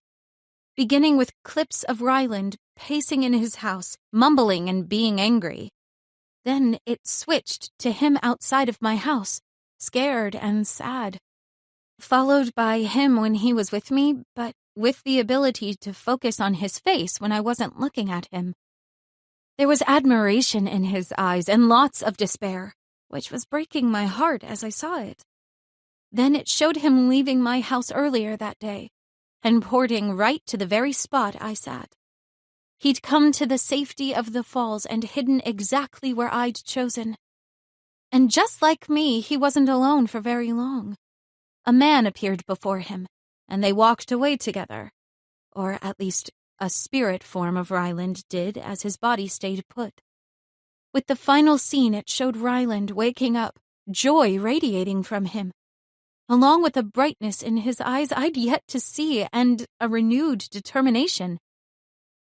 "Do you see what I see?" Talia asked when she was done with her mind invasion. What did I see? I witnessed a broken man, a selfish and angry at the world man. But I also saw someone fighting a battle alone. Though we weren't in his head, there was no way to know what he was fighting. He was fighting against you. I know that doesn't sound appealing, but Ryland knew from the moment he laid eyes on you that you were special. When he realized how much you were to mean to him, he ran from his feelings of love and turned them into anger. Anger at having to betray the one he thought deserved his loyalty, even though she no longer walks these worlds. While I wouldn't normally let my granddaughter settle for anything less than her worth, and Ryland hasn't proved he's deserving, I do believe he has realized his mistakes. I have full faith that he is capable of being a worthy Meraki to you, if you give him a chance. His loyalty was his downfall, but it could also be what keeps you safest. Damn it. She was completely right. But I was still having a hard time wrapping my mind around the fact I was supposed to just accept him as my soulmate after the last few weeks of rejection. In order to bond, you don't have to do anything you're not ready for. But you can accept him as your other half, which you're already fully aware of, and let the connection blossom naturally. You don't have to begin a serious relationship with him just because he's your Meraki. He still needs to win your love, and you're more than entitled to ask that of him while utilizing the benefits of a completed bond. Won't the bond push us together whether I want it to or not? I've had some serious feelings toward Ryland already, and I'm not sure how I feel about it. The bond will only strengthen feelings already present. There is a reason Ryland was chosen for you. He is your perfect match in every way. And maybe this has all worked out exactly as it needed to. Just forget about the bond and get to know Ryland as a person. You may just find the fates gave you the greatest gift you've yet to receive. Sighing, I leaned my head back and admitted to myself that everything she was saying was true. The moments I saw Ryland be his true self, the one who wasn't mad at the world, he was kind and gentle, yet strong all at the same time. That was a man I could love one day, and he at least deserved a chance to redeem himself. Thank you, I said, turning toward her, knowing she'd already heard my decision. Before I go, please know I won't be back. This was a loophole from the fates, because they'd already interfered with Ryland earlier. I wish I could be here to teach you all the things I knew, but I know you'll make a fine successor. Just keep learning as much as you can and be open to the impossible. You wear my crown as if it was made for you, and I eagerly await you showing the world what you're capable of. Her hand settled over mine, and a feeling of peace filled me. I wish I'd been able to grow up here with you and my ancestors. I'd be more prepared for what's to come, I said. She leaned in and kissed my forehead before giving me a firm hug. Just remember, everything happens for a reason, even if we don't understand or like those reasons. Bigger things are always at play. Accept that, and everything else will fall into place, my sweet granddaughter. She stood and we hugged, before whispering words of love and goodbyes. Once she was gone, I knew what I had to do, even if I wasn't looking forward to apologizing. Deciding to postpone the moment, I began walking back toward the town instead of porting. I had no idea where Ryland lived, but hopefully I'd pass by someone who could tell me. It wasn't like they wouldn't know who I was. Just as I rounded the first set of rocks past the falls, I collided with a hard body, and a scream ripped from my chest before I instinctually flung magic from my hands. My probably not an attacker fell to the ground, convulsing as if he'd been shocked by a defibrillator. When the moonlight landed on the face of Ryland, and I knew my mistake, I immediately withdrew my magic and apologized 1,000,000 times as he recovered from the blow. It's okay, Callie. At least we know your reaction time isn't going to be an issue. He smirked at me, and I was surprised. I thought he'd be upset that I'd disappeared on him right after he confessed his mistakes to me. Yeah, I was actually coming to find you. I forced out the words before I could chicken out. We needed to get this awkward moment out in the open as quickly as possible. At least it was awkward for me. I wasn't the most comfortable speaking about my feelings, so it was either going to be word vomit or nothing at all. Is everything okay? He glanced around, moving in closer to me without seeming to realize it. Yes, everything is fine, or at least it will be. Listen, you surprised me earlier, but I do understand where you're coming from. He cut me off. So, you accept the bond? Excitement poured from him, and I almost felt bad for what I was about to do. Yes and no. I accept that you're my Meraki, the other half to my soul, but it doesn't mean I'm ready to marry you or move in together or anything remotely close to that. We can date and get to know each other alongside my trainings, where I learn to manage my abilities with you at my side. I can't bring myself to just accept things because some higher being told me it's what's best for me. I need to know it without doubt for myself. If you can agree to that, then I'd like to move forward. The grin on his face grew wider with every rambling word I spoke. You want to be courted? No. We're not from the early 1500s or whatever. We can date like normal people. I realize I'm not human any longer, but it's how I grew up, so this is what I need. His hand reached for mine, and he lifted it to his mouth, placing the softest of kisses in my palm. There is no challenge I will let get in my way of making you mine. I accept your offer, and we can begin tomorrow by accepting our bond to each other in front of the council. Then I'll take you out to dinner for our first date. Cheese and rice. It sounded like we were getting married at the courthouse, then heading to the diner to celebrate like crazy people. What in the world had I done? Chapter 21. Rylan walked me back to the guest house, and we kept the conversation light. He mostly chatted about things around the town that I didn't know enough about yet, like the bakery who made donuts only on Sundays, and the Italian restaurant that had the best chicken tortellini in all the worlds. I had to give it to him. He seemed to already know the quickest way to my heart was through my stomach. When we arrived at the driveway, I stopped. Lights were on in the guest house and the main house, so remaining in the shadows was probably a good idea. I don't want to push you into something you're not ready for, but if you want to complete the bond, I can arrange everything with the council for tomorrow afternoon, he said nervously while avoiding eye contact. Like I said before, I'm willing to accept the bond and all that comes with it, as long as you're willing to take the relationship aspect of things slow. How does completing it work? We were already connected. I'd be a fool not to acknowledge the pull I felt toward him. So we might as well take advantage of the benefits while working out the details. It's like a ceremony where they bind our souls together. It can still be broken like the bond we have now, but it would take a powerful being to do so. And the suffering would be unimaginable. Huh.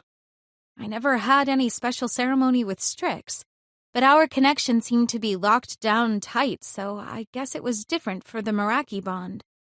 What was a little more hurt later if need be in exchange for more balance at the present time while we figured things out. I wasn't scared, and Ryland didn't seem to be either. though his confidence seemed to be more from believing nothing would tear us apart than anything else. I'm not worried about it. Do we want to train tomorrow beforehand or take the day off? I asked, then felt like an inconsiderate jerk for suggesting we work on the day we were practically getting married. The day off would be better since I have to coordinate things with the council. We can pick up the day after, though. The two of us will have a lot of one-on-one training with the help of Strix, as he releases more of your abilities and I help you from being overtaken by magic. Okay, well, I guess I'll see you tomorrow afternoon then? I had no idea how we were supposed to say goodbye. If he was my actual boyfriend, I'd be kissing him senseless. But he wasn't. He was more than that in so many ways, most of which were terrifying. His eyes took on a sparkle that was more mischievous than innocent, causing me to take a step back. It was a look I'd yet to see and didn't know how to read. I know this is a lot to take on, but I promise I'm going to be everything you need me to be, Kelly. He closed the gap between us and gently cradled my head between his calloused hands before pressing his lips to my forehead. When he pulled away, he winked, then disappeared from existence, taking my breath with him. I hadn't expected him to be forward, but that was the perfect amount of persistence for me, and if he kept it up, I wouldn't have a chance in fighting the attraction he was throwing my way. While walking slowly to the guest house, I thought about all that had happened throughout the day. It had been one of the longest in my life, yet it was turning out to be one of the best. When I opened the door, Jordan instantly pounced on me, shaking my shoulders with both hands. "Where have you been?" Out? Her head shook as she backed away and headed toward the fridge. "No, that doesn't work for me. You left with Ryland, then he showed up here looking like someone kicked his dog. Once he realized you didn't come home, he took off and you've been gone a long while. So tell me, where have you been?" During her little rant, she managed to grab a bottle of something unlabeled from the fridge, along with 2 glasses, and made it to the couch before drawing her next breath. I still hadn't even moved from the doorway. "Come on, we don't have all night. I've got Fey wine to loosen you up, and I'm not afraid to force it down your throat either." She grinned wickedly, and I held my hands up in surrender. Okay. Calm down before you catch the place on fire with an unintended orb or something, I teased, as I took a seat next to her on the couch, then proceeded to catch her up on the last hour or so of events. "Holy crap! You got to meet Talia? The Talia? I wish I had been there. And Ryland?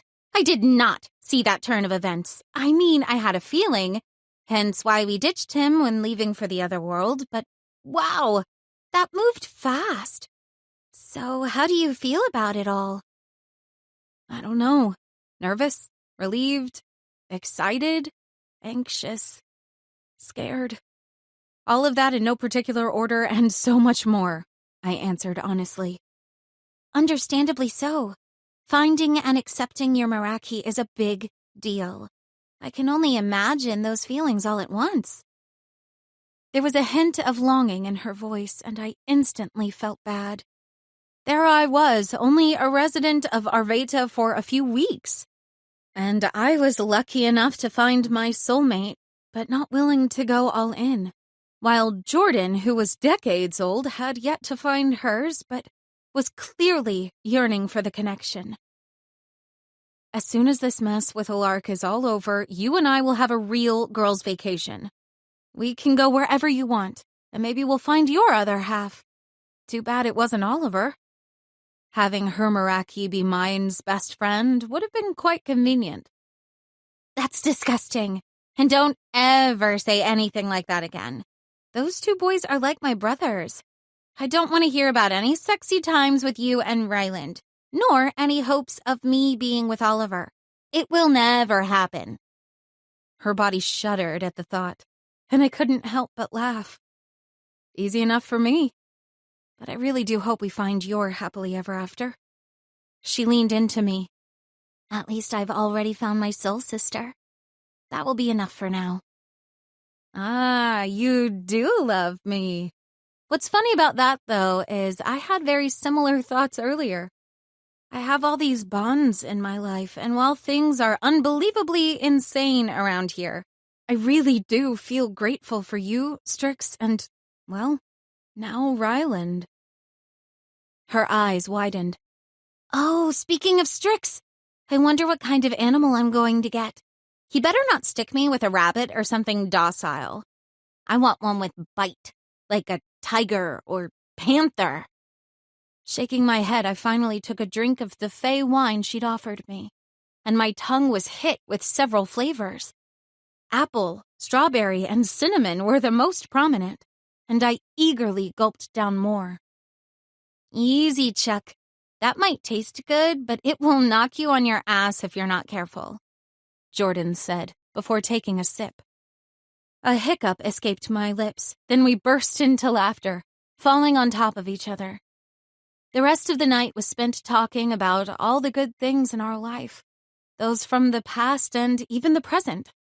Hours later, when I finally fell into bed and the room was spinning, I decided that no matter what came next, this was the best life I could possibly be living.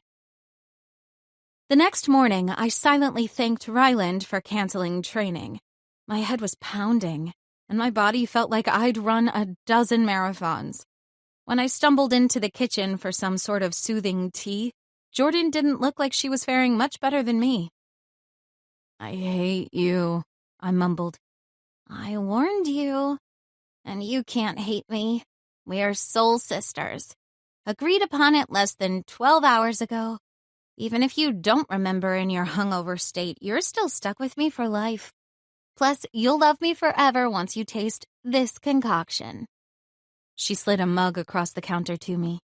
Lifting it up, I could see a clear liquid in the cup that was steaming and smelled like mint chocolate. Without hesitating, I took a long pull, then immediately spit it out. That's the most deceitful drink I've ever had. It smells delicious, yet tastes like death. Jordan smirked. If you can choke down a few gulps of that, the hangover will be gone. I promise it's worth it. Ugh, she better be right or I was going to pay her back. Trying once more, I plugged my nose and took 2 small yet quick drinks while attempting to swallow the warm liquid before tasting it. Now go get ready. You've got a date with the council, and I don't think your Meraki would appreciate it if you were late. My eyes widened and pulse quickened. Holy fates! I was tying myself to a stranger later that day. What had I been thinking? Oh, calm your tits. You're going to be fine. It's not like you have to have... Do not finish that sentence. I'm getting ready now. I stormed off, slammed my door shut, then stared at my closet. What does one wear to their not wedding? An hour later, I'd yet to come out of my room, and Jordan was throwing a fit because I wouldn't let her help me. Finally, a softer knock sounded, and I heard my mom's voice. "Kalia, can I come in?" she asked sweetly. Of course, I wasn't going to tell her no, but as I went to open the door, I realized I'd never told my parents what was happening. I was supposed to be officially tying myself to someone this afternoon, and I'd never told them. I was the worst daughter ever. When I opened the door, I instantly wrapped my arms around my mom. "I'm so sorry I didn't come see you guys last night. I don't know what I was thinking." She laughed and pulled back. "It's okay, sweet girl. Ryland came to see us before finding you, and we knew if you needed anything, you'd come to us. Your dad and I knew you'd need space to grow on your own if we truly wanted to see you succeed in Arveda. It's why we've been a little distant lately. This is your time to shine on your own, while making mistakes and becoming your own person. You didn't and still don't need your parents hovering over your every move, making you more nervous than necessary. We have faith we raised you well enough to know that if there is something important, you can make the right decision on your own. and know that we will be there to support you no matter what. You don't need any pressure from us." I snorted. "Yeah, just pressure from my grandmother." She gasped. "Talia visited you?" I nodded and once again explained everything from the night before. I was beginning to think I should just write it down so I didn't have to repeat myself. "Wow, I wish I had been there. I was young when she passed, but nobody I've ever known had a bigger heart than hers. I'm glad she was able to help you and you met her. It is my greatest regret not allowing you to know your heritage before it was time, but keeping you safe was more important." "What does Dad think of me pretty much getting married today?" I asked, hoping he wasn't going to go all Papa Bear on Ryland and me.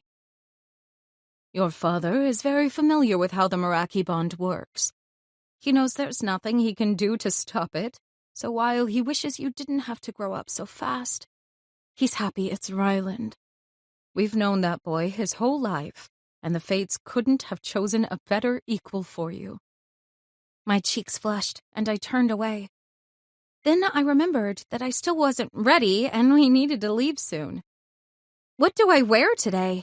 I asked, eyeing her silk green gown and really hoping she didn't recommend something from her closet. "Now that is something that I will gladly help you with."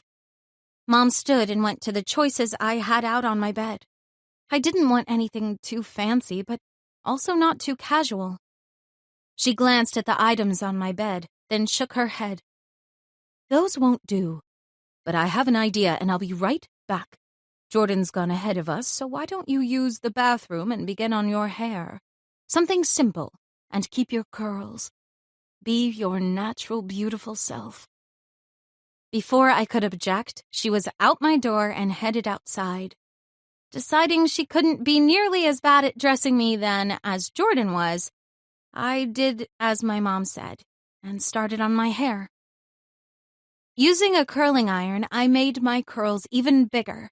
Then I braided 2 sections of hair, one on each side of my head, before pulling them back and tucking each plait under my crown, giving the appearance it was half up and down.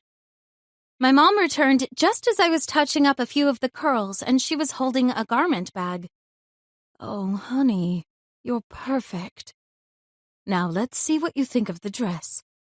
She shoved me into my room, excitement rolling off her in waves, which made me more nervous, even though I trusted her. She hung the bag from the back of my door and unzipped it slowly, revealing an icy blue dress that almost exactly matched my eyes. It was fitted with 2-inch straps at the shoulders. There was absolutely nothing flashy about it, yet the fabric was luxurious and far from casual. "Where did you find this?" I asked in awe. "I had it made just for you." She beamed from ear to ear. "How did you know? Or when did you do this?" She laughed. "Just now. I saw what you were considering, and I knew what it was missing. Your color choices here were too dark, or the fitting wasn't right. You needed a little something of everything you had laid out. I went to Carletta and asked for a rush. She magicked this right up and sent her well wishes." I didn't know who this Carletto lady was, but I needed to meet her. The dress was absolutely stunning, and I was shedding my pajamas before I even knew what I was doing. My mom helped me step into the dress and zipped me up. When she did, tears pricked at her eyes. "I hope you know how proud you've made us. Not just today, but everything you've done. The young woman you've become. Your dad and I are so honored to be your parents." Hugging her close, I whispered, "I love you, Mom. Thank you for everything." "There isn't anything in this world I wouldn't do for you. Now, let's get to the council chambers. The process is quick and painless. Assuming you already feel a connection to Ryland, it should be relatively the same, just amplified. Though how much depends on how close the two of you get, but you can work that out on your own. Or, remember, I'm here for whatever questions you might have." She hugged me once more, then took my hand as I followed her outside. My heart was bursting with love and joy.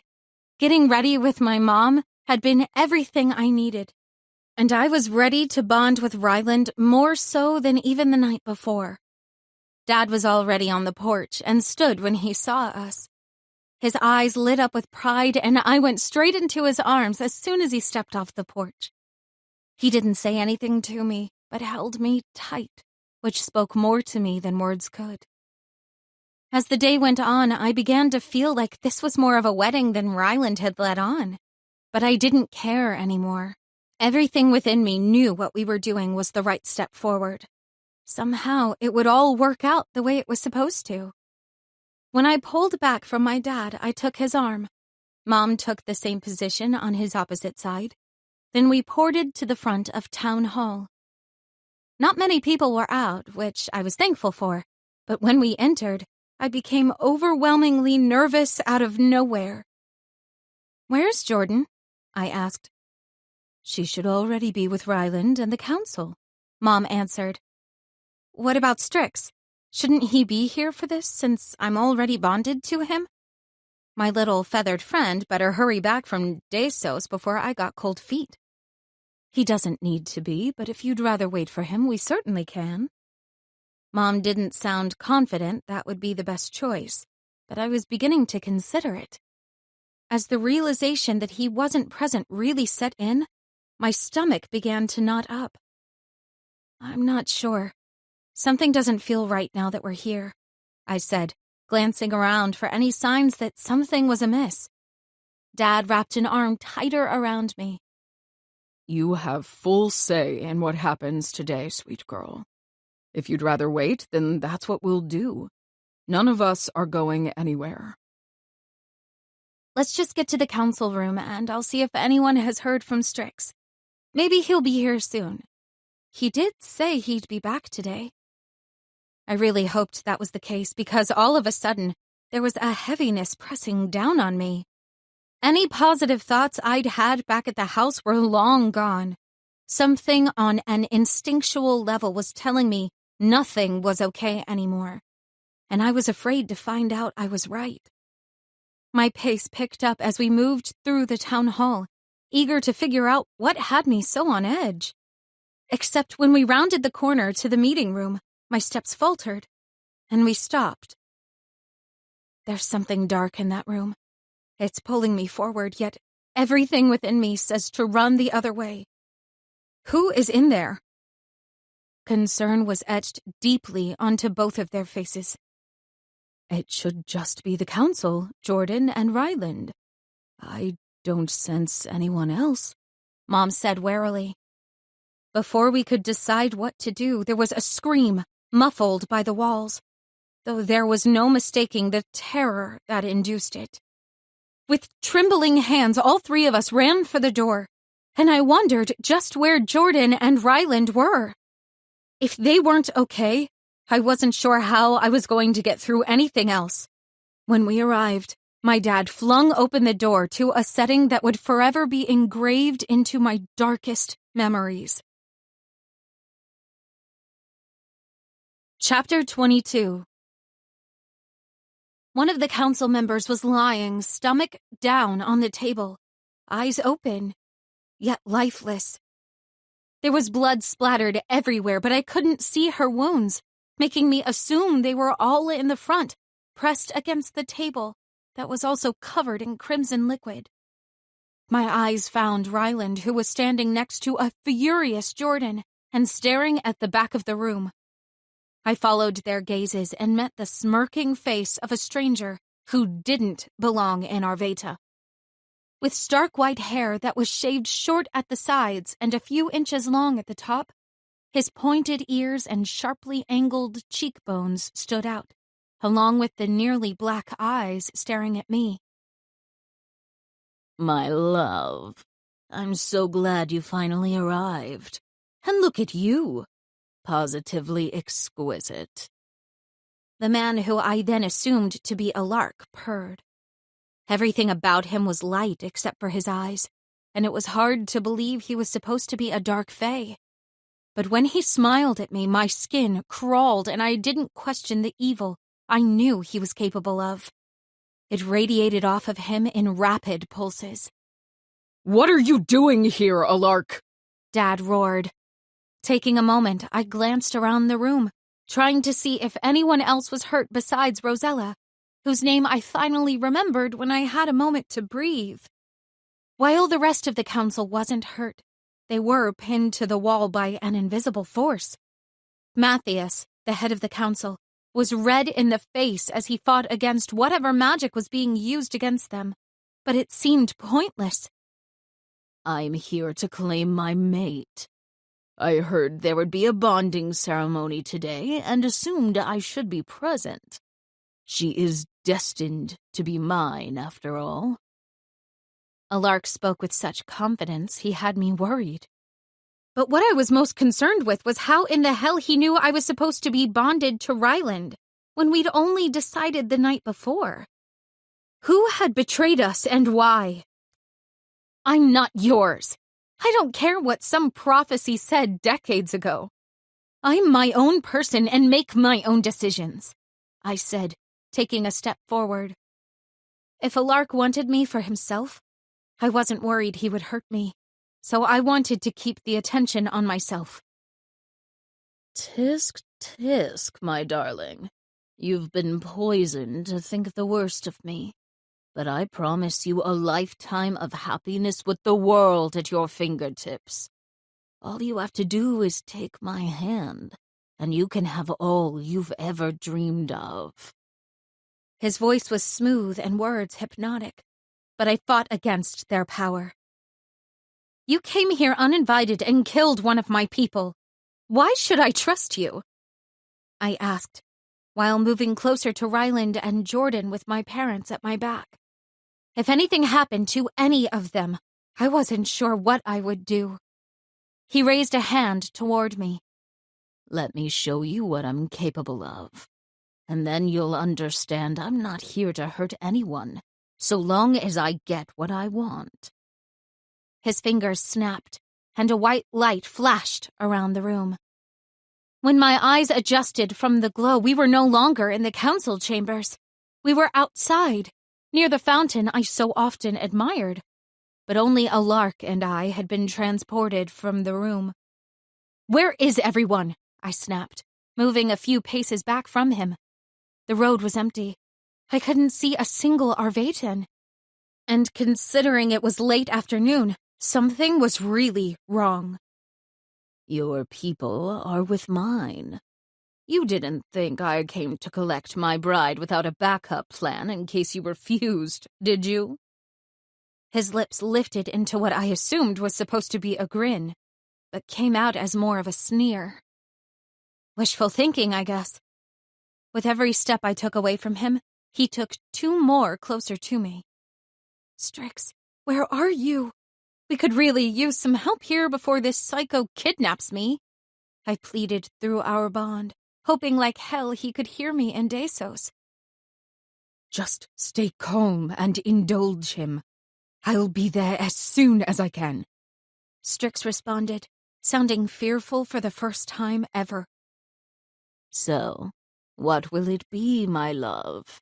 Will you come with me willingly, or will you have your people slaughtered, all because of your stubborn pride?" Alark asked when he was only an arm's length away from me. "Well, can I ask some questions before I decide? Ever since I arrived here, things have been decided for me, and while I appreciate that you're giving me an option here, I'd like to be well informed before I choose. You say I've only been told lies about you, so tell me why I should trust you."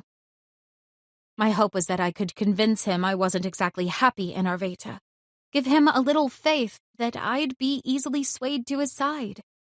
If the prophecy said I would be, he should hopefully buy my lies the first time around. "Because you're destined to be mine. Isn't that enough?"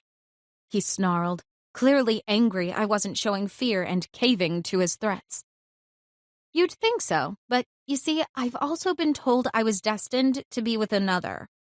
How am I supposed to know who's right? The only family I've ever known, or you. A complete stranger I'm inclined to get to know, but I need a reason. While I'm not happy here, I know I'm safe. Would I be safe with you?" His hand reached for me, and it took every ounce of strength within me not to flinch at the cold touch of his fingers on my cheek. "I'd never harm you, Kalia. I'd worship every inch of your body and give you all your greatest desires. There is nothing in all the world you'd ever want for with me." I forced myself to lean into his touch. "What would you expect of me in return for your graciousness?" His head moved closer until his lips were nearly touching my ear as he whispered, "Everything that you are would be mine, and everything that I am would be yours." Cheese and rice. If I wasn't 1,000,000% certain he wanted to destroy the worlds with our combined powers, then I'd have a hard time resisting him. The pull he had on me was real and powerful. Whatever magic he was using wasn't child's play. My eyes met his as he licked his lips before grasping my face. "What do you say, my love? Will you leave this world behind and be mine forever?" Just as I was about to answer him, a flash of light distracted us both as a portal opened. On the other side was a thick forest and a horde of fierce animals waiting to come through. Strix led the way, and as they poured into the center of town, the portal kept growing. More creatures than I ever imagined waltzed through the opening, and I began to let hope sink in that we could beat the Dark Fae. A lark grabbed my arm and jerked me into his chest, forcing my head up with his other hand. "Were you playing me, darling?"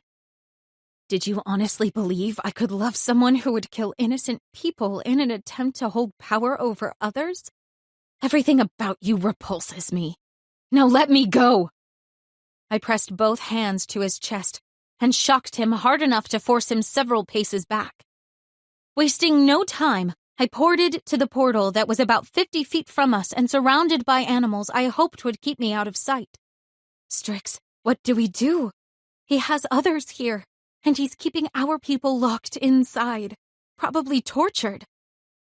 My whole body shook at the thought of what the others were going through while we waited for help to arrive. "The animals will go search for their other halves and help.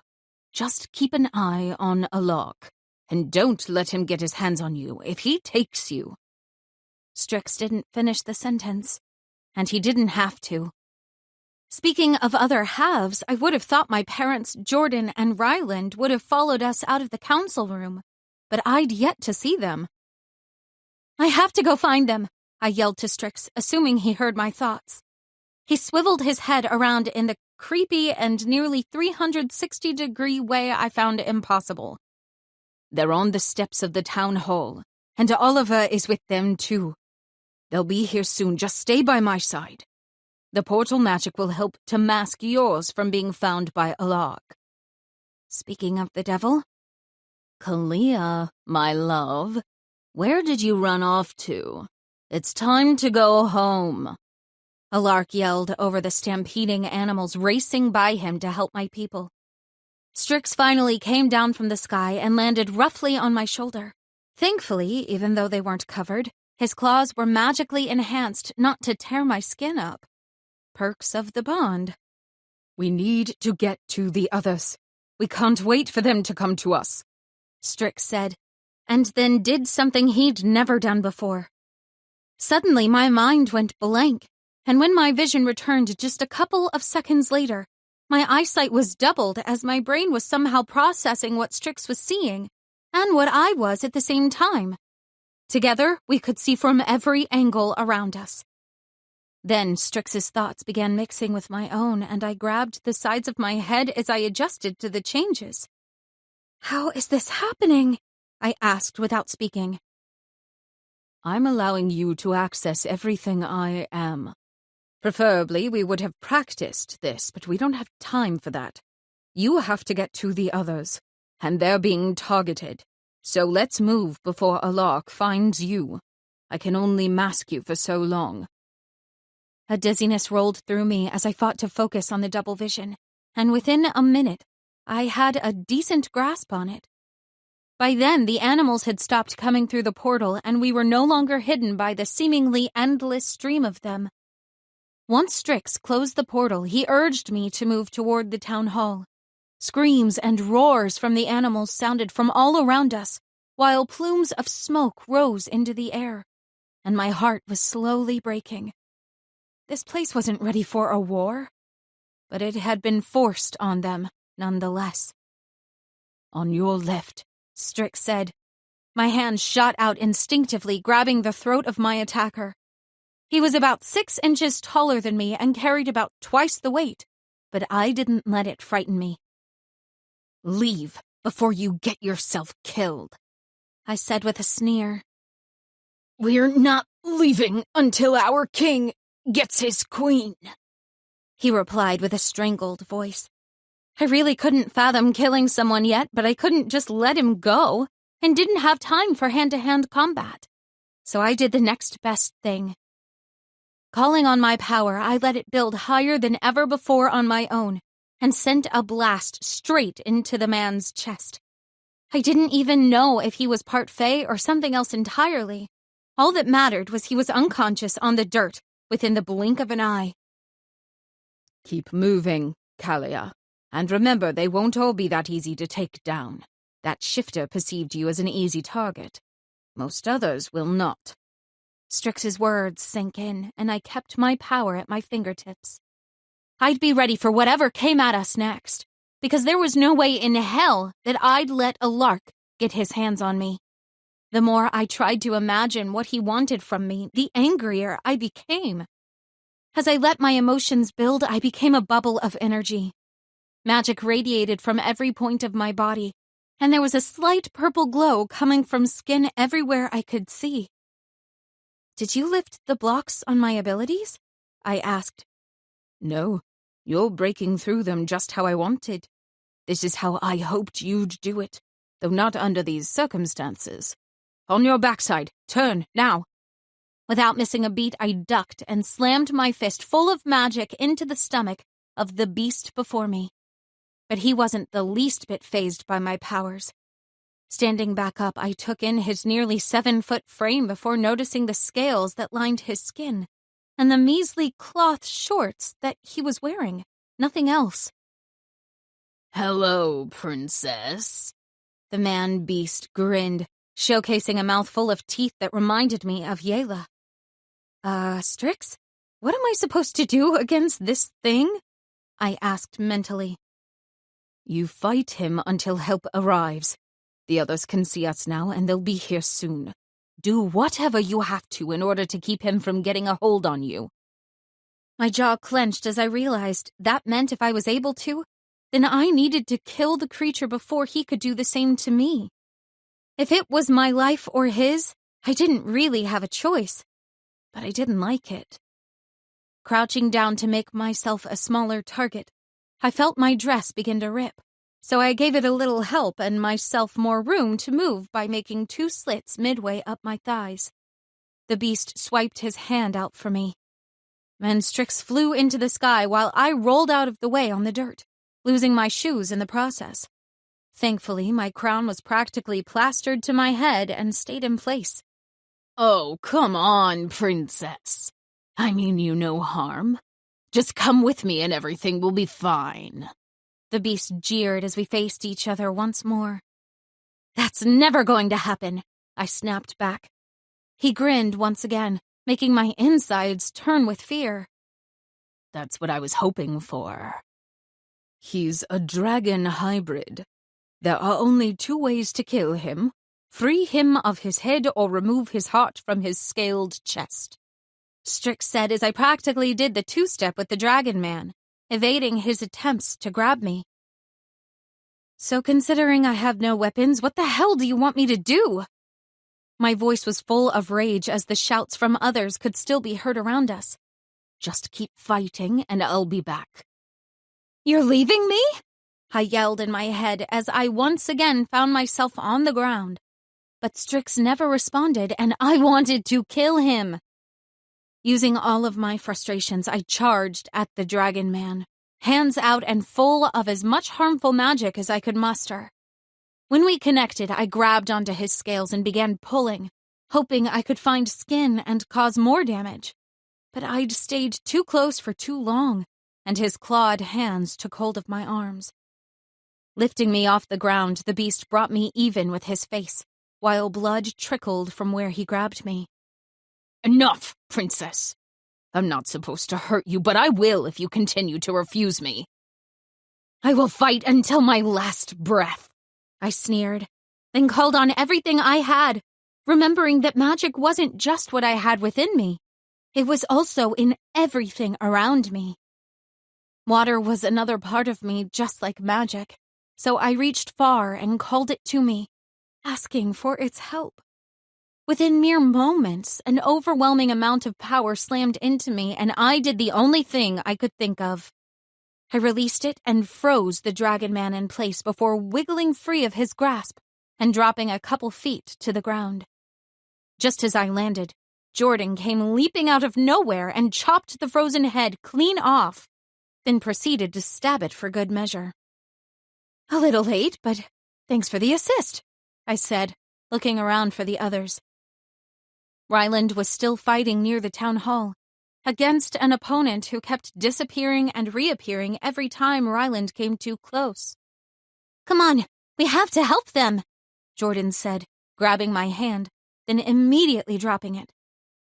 Care to turn the cold off, Chuck? Actually, no, I don't. Let's go. She grinned and nodded, then proceeded to plow through the crowd of fighting animals and creatures. Heat slammed into my back, but I ignored it because it didn't hurt. Though when the voice that followed spoke softly in my ear, I froze on the spot. You were made for me.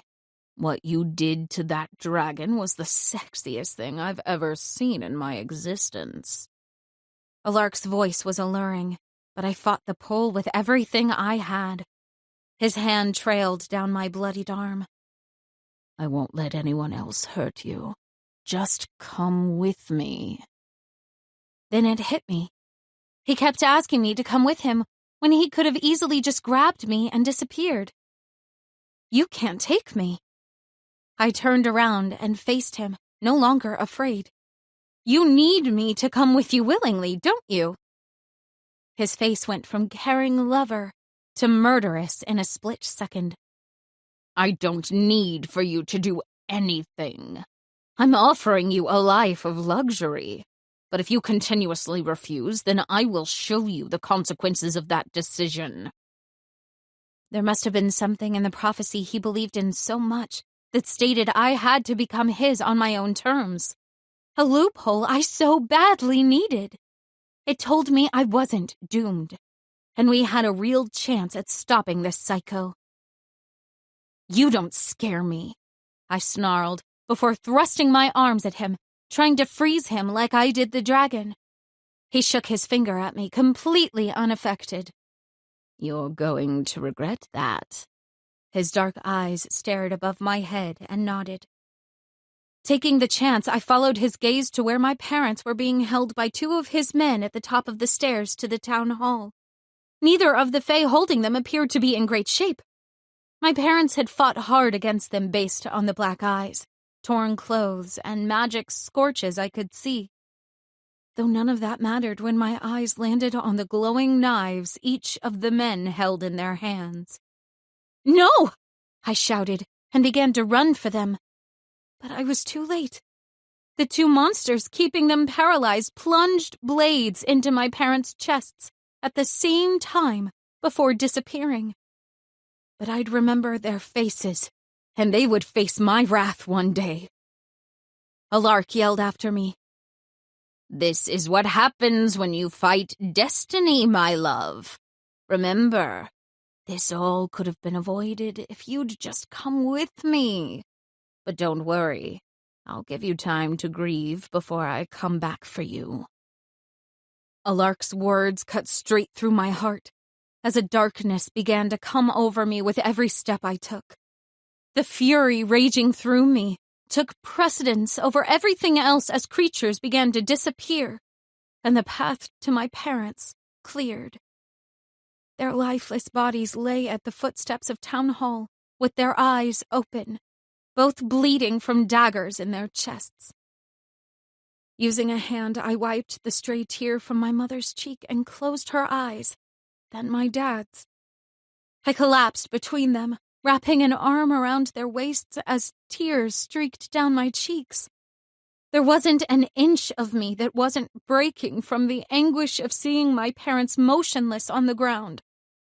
I could hear my name being called, but I ignored them as I let the hate for a lark rise to the surface.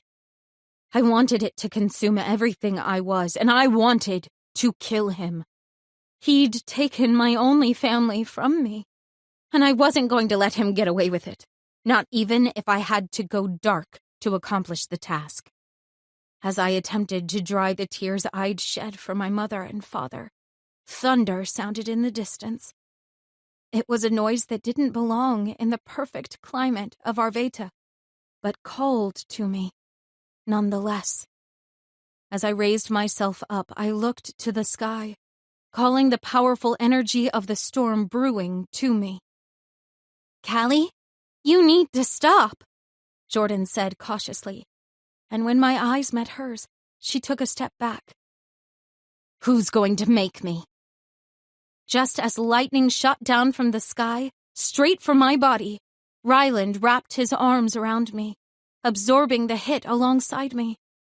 His hands moved to my face, and everything around us faded, except the glow of power I wanted all to myself in order to remove Alark's existence from the worlds. Let's do this together, Callie. You and me. We will end him. You're not alone, and I will help you carry this burden. His words were strong, forceful, and demanding. My head shook as tears still trailed down my face. He took them. I have to make him pay. And you will. I'll make sure of it, even if it's the last thing I do. His eyes called to the darkness growing within me, forcing it down by the second. When I finally nodded, the storm dissipated, and Ryland pulled me into his arms. I allowed him to take some of the weight from my shoulders, but as I glanced down at my parents' prone bodies, I knew it was just the beginning. A storm was about to rage, and I was going to destroy everything in my path. This has been Of Dreams and Sorcery, Royal Fae Guardians Book 1, written by Heather Renee, narrated by Casey Hollowell and Adam Gold. Copyright 2020 by Heather Renee. Production copyright by Heather Renee.